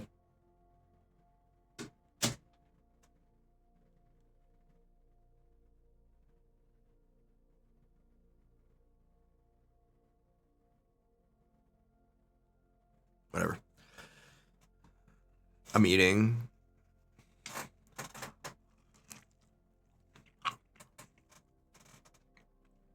Spicy chicken sandwich, chat.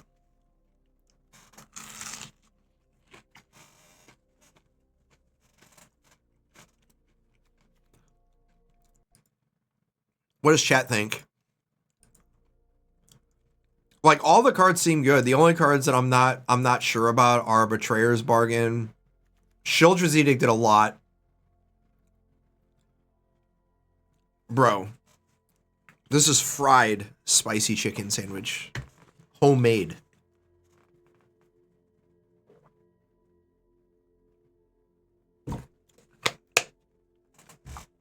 Bargain hits a ton, but like, it's really good against Oculus. That's why I have it in here. Because like, it exiles Oculus and all the blue-white like Oculus stuff. That's why it's in here. And like, I'm like fine with dying to demons if like it doesn't do enough. But like, that's why I'm like on Furnace Reigns in that matchup. But the thing is like, I don't even like Duress. Like, it's Duress is legitimately only good against the control decks, which are not like, they're a dime a dozen. And like, against control, it's like you cut the cut downs, you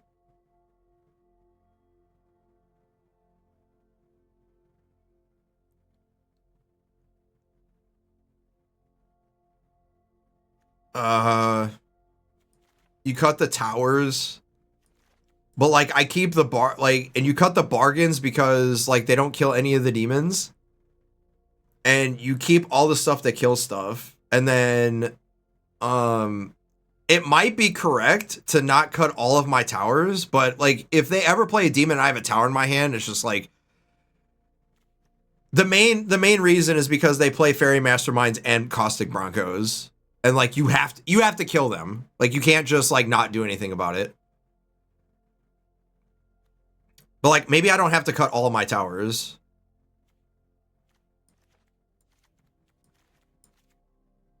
Because like, against them,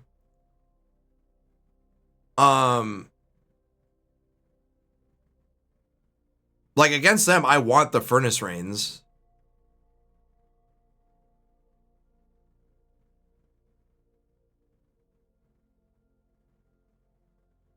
I'm not sure. Like, those are the only two matchups that like are just hard.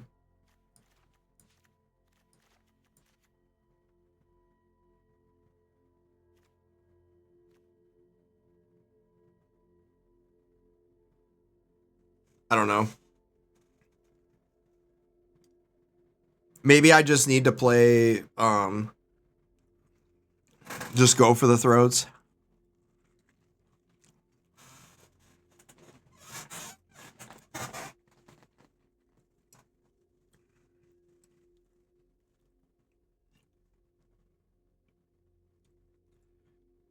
Because I need to be able to kill demons, like, consistently.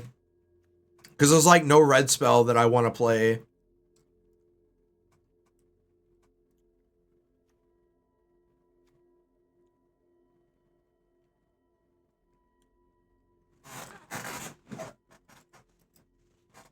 And maybe I just cut the bargains.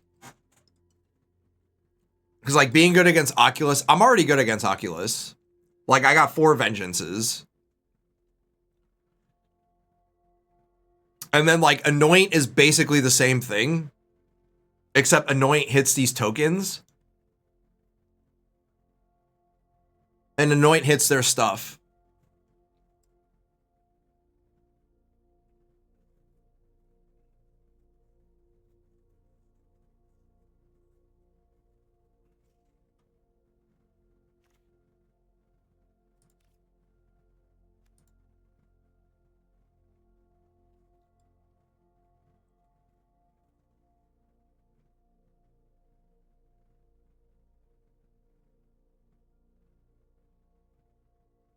Yeah, Anoint is very annoying.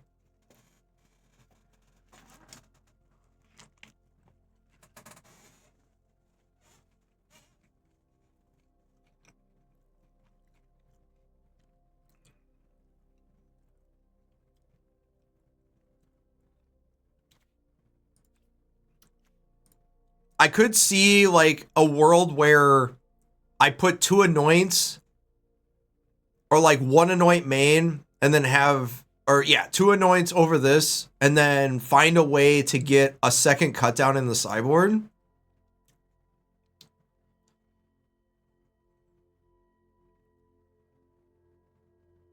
Because this cut down is only for the aggro matchup. Because like the aggro matchup is way more popular than everything else.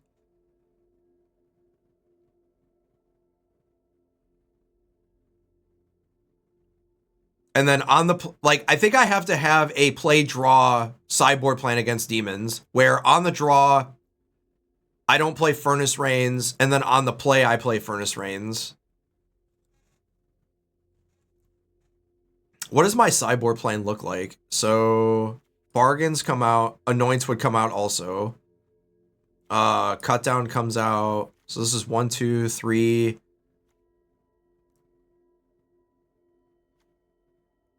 4, 5, 6 cards. I mean, they're playing anoints too, so I don't have to cut all my towers. So I could probably just cut like 2 sprinters because I only need 1. It's like 2 sprinters, 2 towers. That gives me 4 duress. And then 2 annexes for the draw, or for the draw.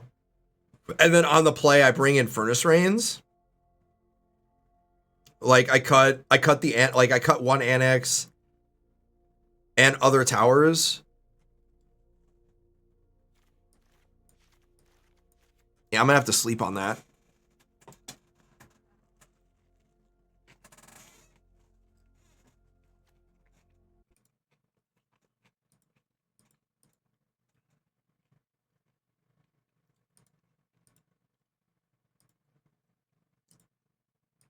Is there like a card I'm missing that I should be playing that I'm not? Because I swear there was a 2-drop I was looking at that was going to cut sprinters down to 2.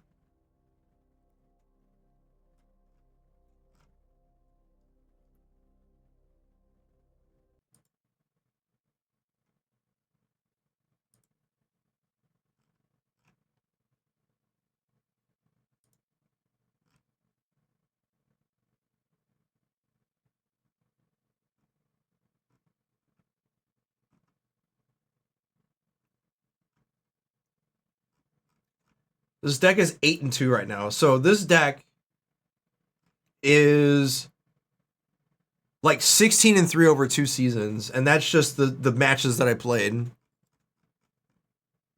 This deck almost got me to Diamond last season. Like when I started playing like at the final like 2 or 3 days on mobile, and like the deck is really close. I just have a hard time with blue-black demons when they draw like gods, and what's that other deck? And then prowess. Those are the only 2 decks I have an issue with. Blue-black mid-range is not as big of a problem because all my spells kill all their shit. Green-black, you just saw me just crush the fuck out of them. Like that matchup's a buy almost, because you basically play more draw spells than they do. And their main draw spells are creatures. Like, not like mine were Mirth. Like, they can't interact with it. And I tax their removal so hard because they have to respect Hexmage. They have to respect Sprinter. And then they have to respect Preacher. And, like, I'm killing their stuff and I'm drawing just as many cards as they are. Except my stuff keeps coming back. And, yeah. Like, basically, I'm playing a cheaper game plan than they are. That's how it plays out anyway. At least that's how it feels.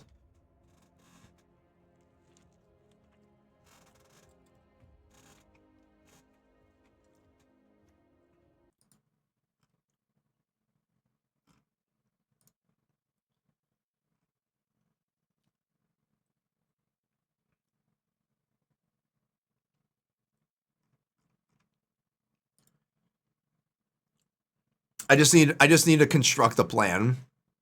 A better sideboard plan than what I have.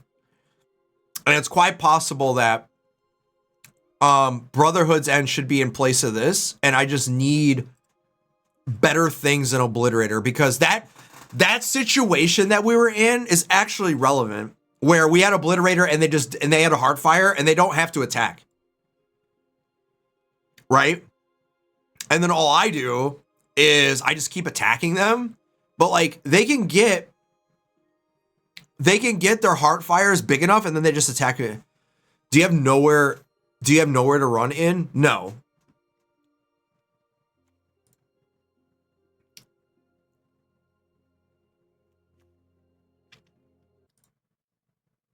I don't know if that's needed or not. Because the match that we played, the 2 matches that we played against Prowess, both times I played around Snakeskin Veil like as hard as I could.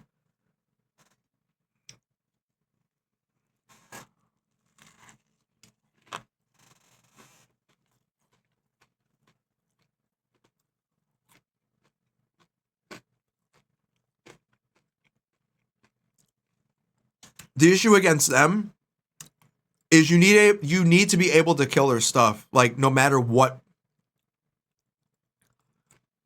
they're at, if that makes sense.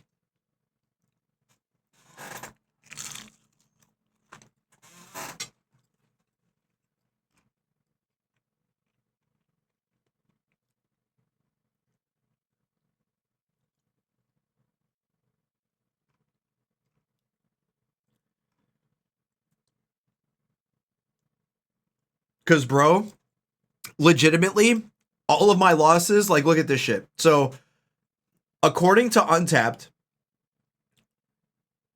so the top 3 decks that I faced are Prowess, Blue-Black, both demons and mid-range, and Green-Black mid-range. All those 3 matchups, those are where all my losses are in. Like this season. And the majority of my losses have all come from bad decks. Like the Slasher deck, basically the black-white decks. I played like 10 matches with like black-white and I've lost like 8. And then mono-white. On paper, the Sacrifice deck has 3 losses on paper and I'm like 20-3 with it. So, like, I'm not losing very often. And the decks that I'm crushing are basically everything but specifically the Blue-Black Demons deck. And Prowess. Everything else is, like, easy. Nah, it could be just from, players, if that makes sense. Like, just worse competition.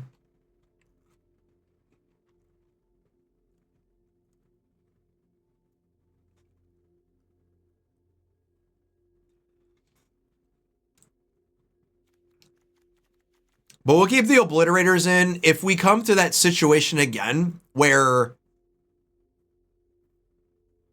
I played against Bats and I crushed them, like, it was a bye. Like, that matchup's not hard. Because all their creatures died all my removal and get exiled.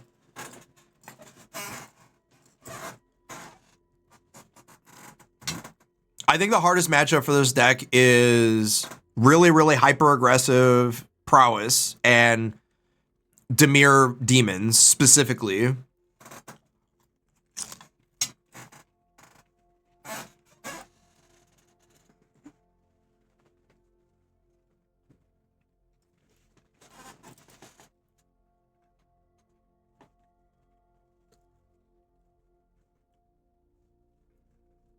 But right now, the Obliterators are on... I don't think yeah, hold on. Yeah, no, I have not lost to Black-White. I'm like... This season, I played Black-White 3 times, and I'm 3-0 against them.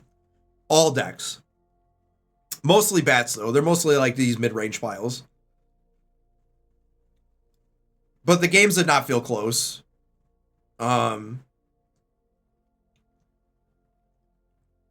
But yeah, right now, as I said, the 2 hardest matchups are Prowess, specifically Prowess. I haven't played against Mono Red yet. Green Red Prowess and Dimir Demon specifically are the two decks that I have issues with. And the only reason that Dimir is a problem is every match, it always comes down to match 3, and either I draw like absolute ass, or they get the demon that combo kills me and I can't kill them. Where they're at like 8 or 10, and I don't draw Furnace Rains and I die. But I like the spike. I like the Hex Mages though. I like the Hex Mage change. So, the issue now is what do I do against, how do I construct my plans against those 2 decks? Because I've solved every other problem. The Annexes and the Preachers solve the green-black problem. The Bargains solve the Oculus problem. And I'm just trying to figure out how I can stay relatively aggressive against the or the Dimir Demons deck. Because like against most mid-range decks, even the blue-black versions, as long as you can play around their counterspells and land an Annex, you should be fine. Because all of their card advantage comes from their creatures, and like your removal is better than theirs. Because like they only have like 2 or 3 ways to exile your stuff, and only one thing to exile your stuff game 1. So like if you ever get into a spot where they like one of their creatures dies and doesn't get exiled, like you could just get to play a Sprinter, which is a big deal.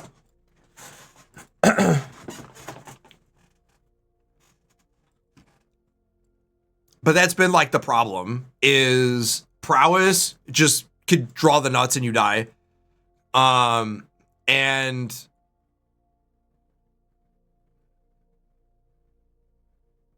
Dimir, same thing.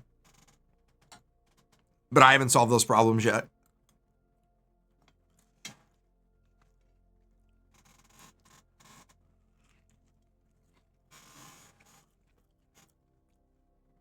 Were you having a problem against them?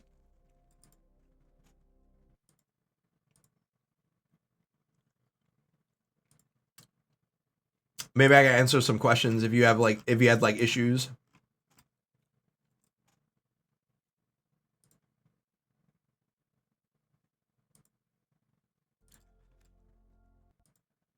Has anybody in the chat actually tested the deck? Because I know some of you are in my Discord.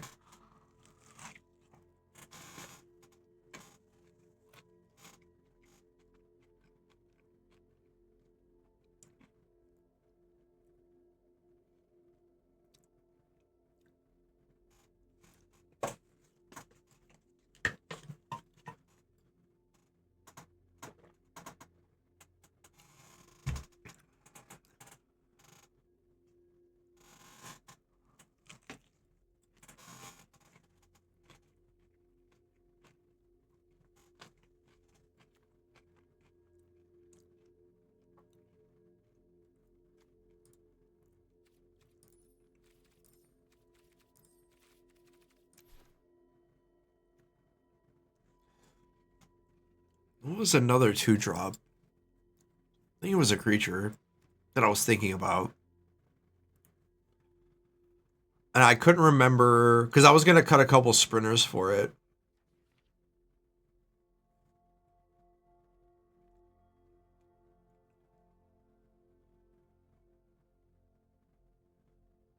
Oh, well, I've changed this deck a lot.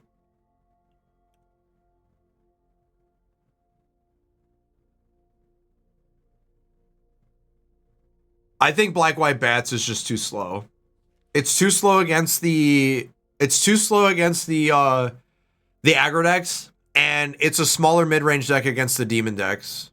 So basically you're in this squeeze where like you're not fast enough to kill the you're not fast enough or big enough to kill the prowess decks when they get bigger, and you're too small to go over the top of the Dimir decks. And that's basically the problem with the mid-range decks right now. So like I'm trying to figure out what the hardest matchup is, which I think it's prowess. And that's going to be more popular. So I wanted to be able to main deck beat that deck. And I wanted to be able to have enough card advantage against the mid-range decks. And like I said, this deck's gone through like the ringer a lot. And there's just cards that you just have to play. It doesn't matter what mid-range deck you're playing. If you're in black, there are just cards that you have to play. Preacher is one of them. This card is just too good not to play. If you're in black, you have to play a Death Touch creature. You just have to. Black mid-range decks that are not green have to play Preacher. If you are green-black, you have to play Glissa. Like, it's just not negotiable. Because they block so well against Prowess. And Annex for me, in my opinion, is better for me than the other, like, the green-black deck. Because they have to play Archfiends. Where, like, I don't have to. Like, most of the time, I'm not drawing this. And I'm just killing all their shit. And then, like, I draw enough cards. Like, if I ever draw Annex in game 1, it's just like, alright, cool. But, like, you want your game 1... You want your game 1s to be I don't want to say pre-boarded, but you want it to be... You want to have a favorable or a coin flip matchup against Prowess. Because that's a more popular deck than, like, Demons are. And then you want to have a good... And then you want to have a good... I don't even know how to say it. Oh, by the way, I meant to do this.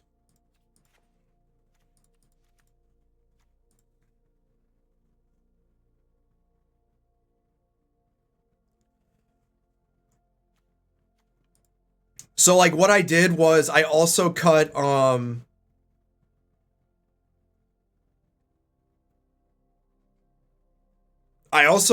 my Fountain Port because I wasn't playing Hex Mage and I wasn't playing as many tokens. And Fountain Port is fine, but you need all your pips. Like, you need to be able to tap all of your lands for black, especially if you're playing Obliterator. Now, I'm not saying that Obliterator is the way to go, but that's what I would do. Although we did, like I said, one of the Prowess matches, we got into a situation where we cast Obliterator and they had a Heartfire Mouse. And I'm just like, we're basically dead if I can't kill it because I can only use Vengeance on it. So if I didn't draw Vengeance, it was like, we're sort of dead because they don't have to attack into me until they're ready to kill me. And they had Innkeeper's Talent. So it's like, I have a problem. And then they bolt my Obliterator thinking that I had to sacrifice the stuff. And it's like, nah, man, that's not Negator. This card's like very good against you. And maybe that was just like a weird situation we were in. So. But maybe we don't need to draw this. Like, basically how we function is, all right, man, later.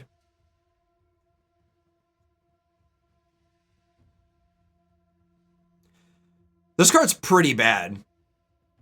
Like, against the control decks. It's almost like I don't want this, but it's so good with Mirth and Vengeance. It's like a permanent that allows me to filter my draws.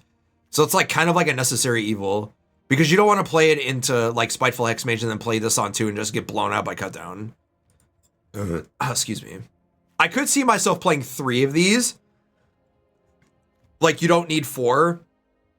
You just play 3 Annexes and that gives me a sideboard card because I never board these out, like, ever. So yeah, I can see myself cutting these because these are pretty bad. As like a 4 of when you draw like 2 or 3 of them, like they're fine, but I don't know.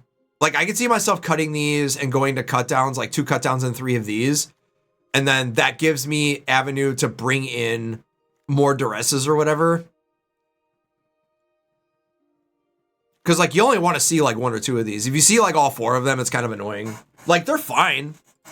They're good at reach. Like, extra damage. And they're good sacrifice fodder. That's why I'm running them.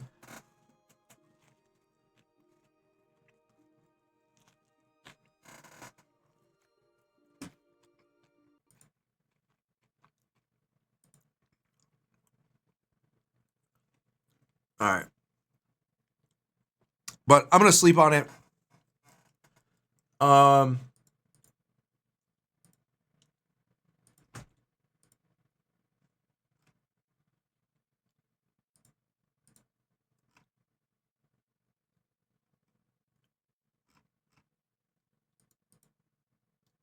Is there anybody online?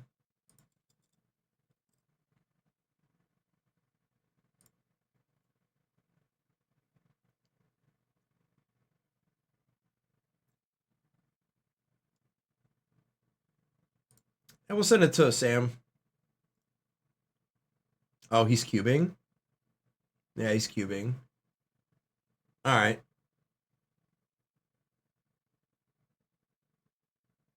Well, I'll send it to Sam Sony.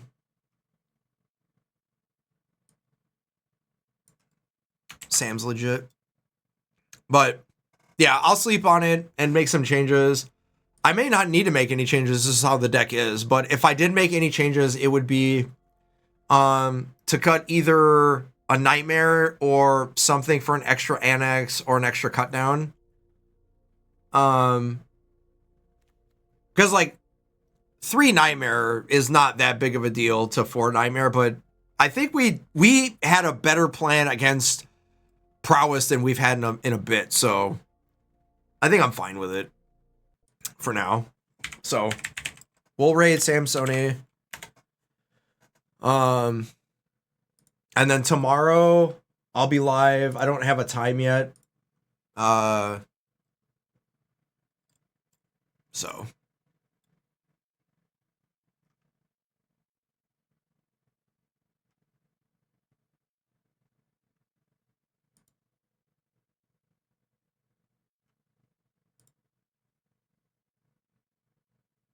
but, all right. He's doing testing and that at the same time for Pioneer. Okay. All right. I'm out. Catch you later. Appreciate everybody hanging out, follows, and all that stuff. See you tomorrow.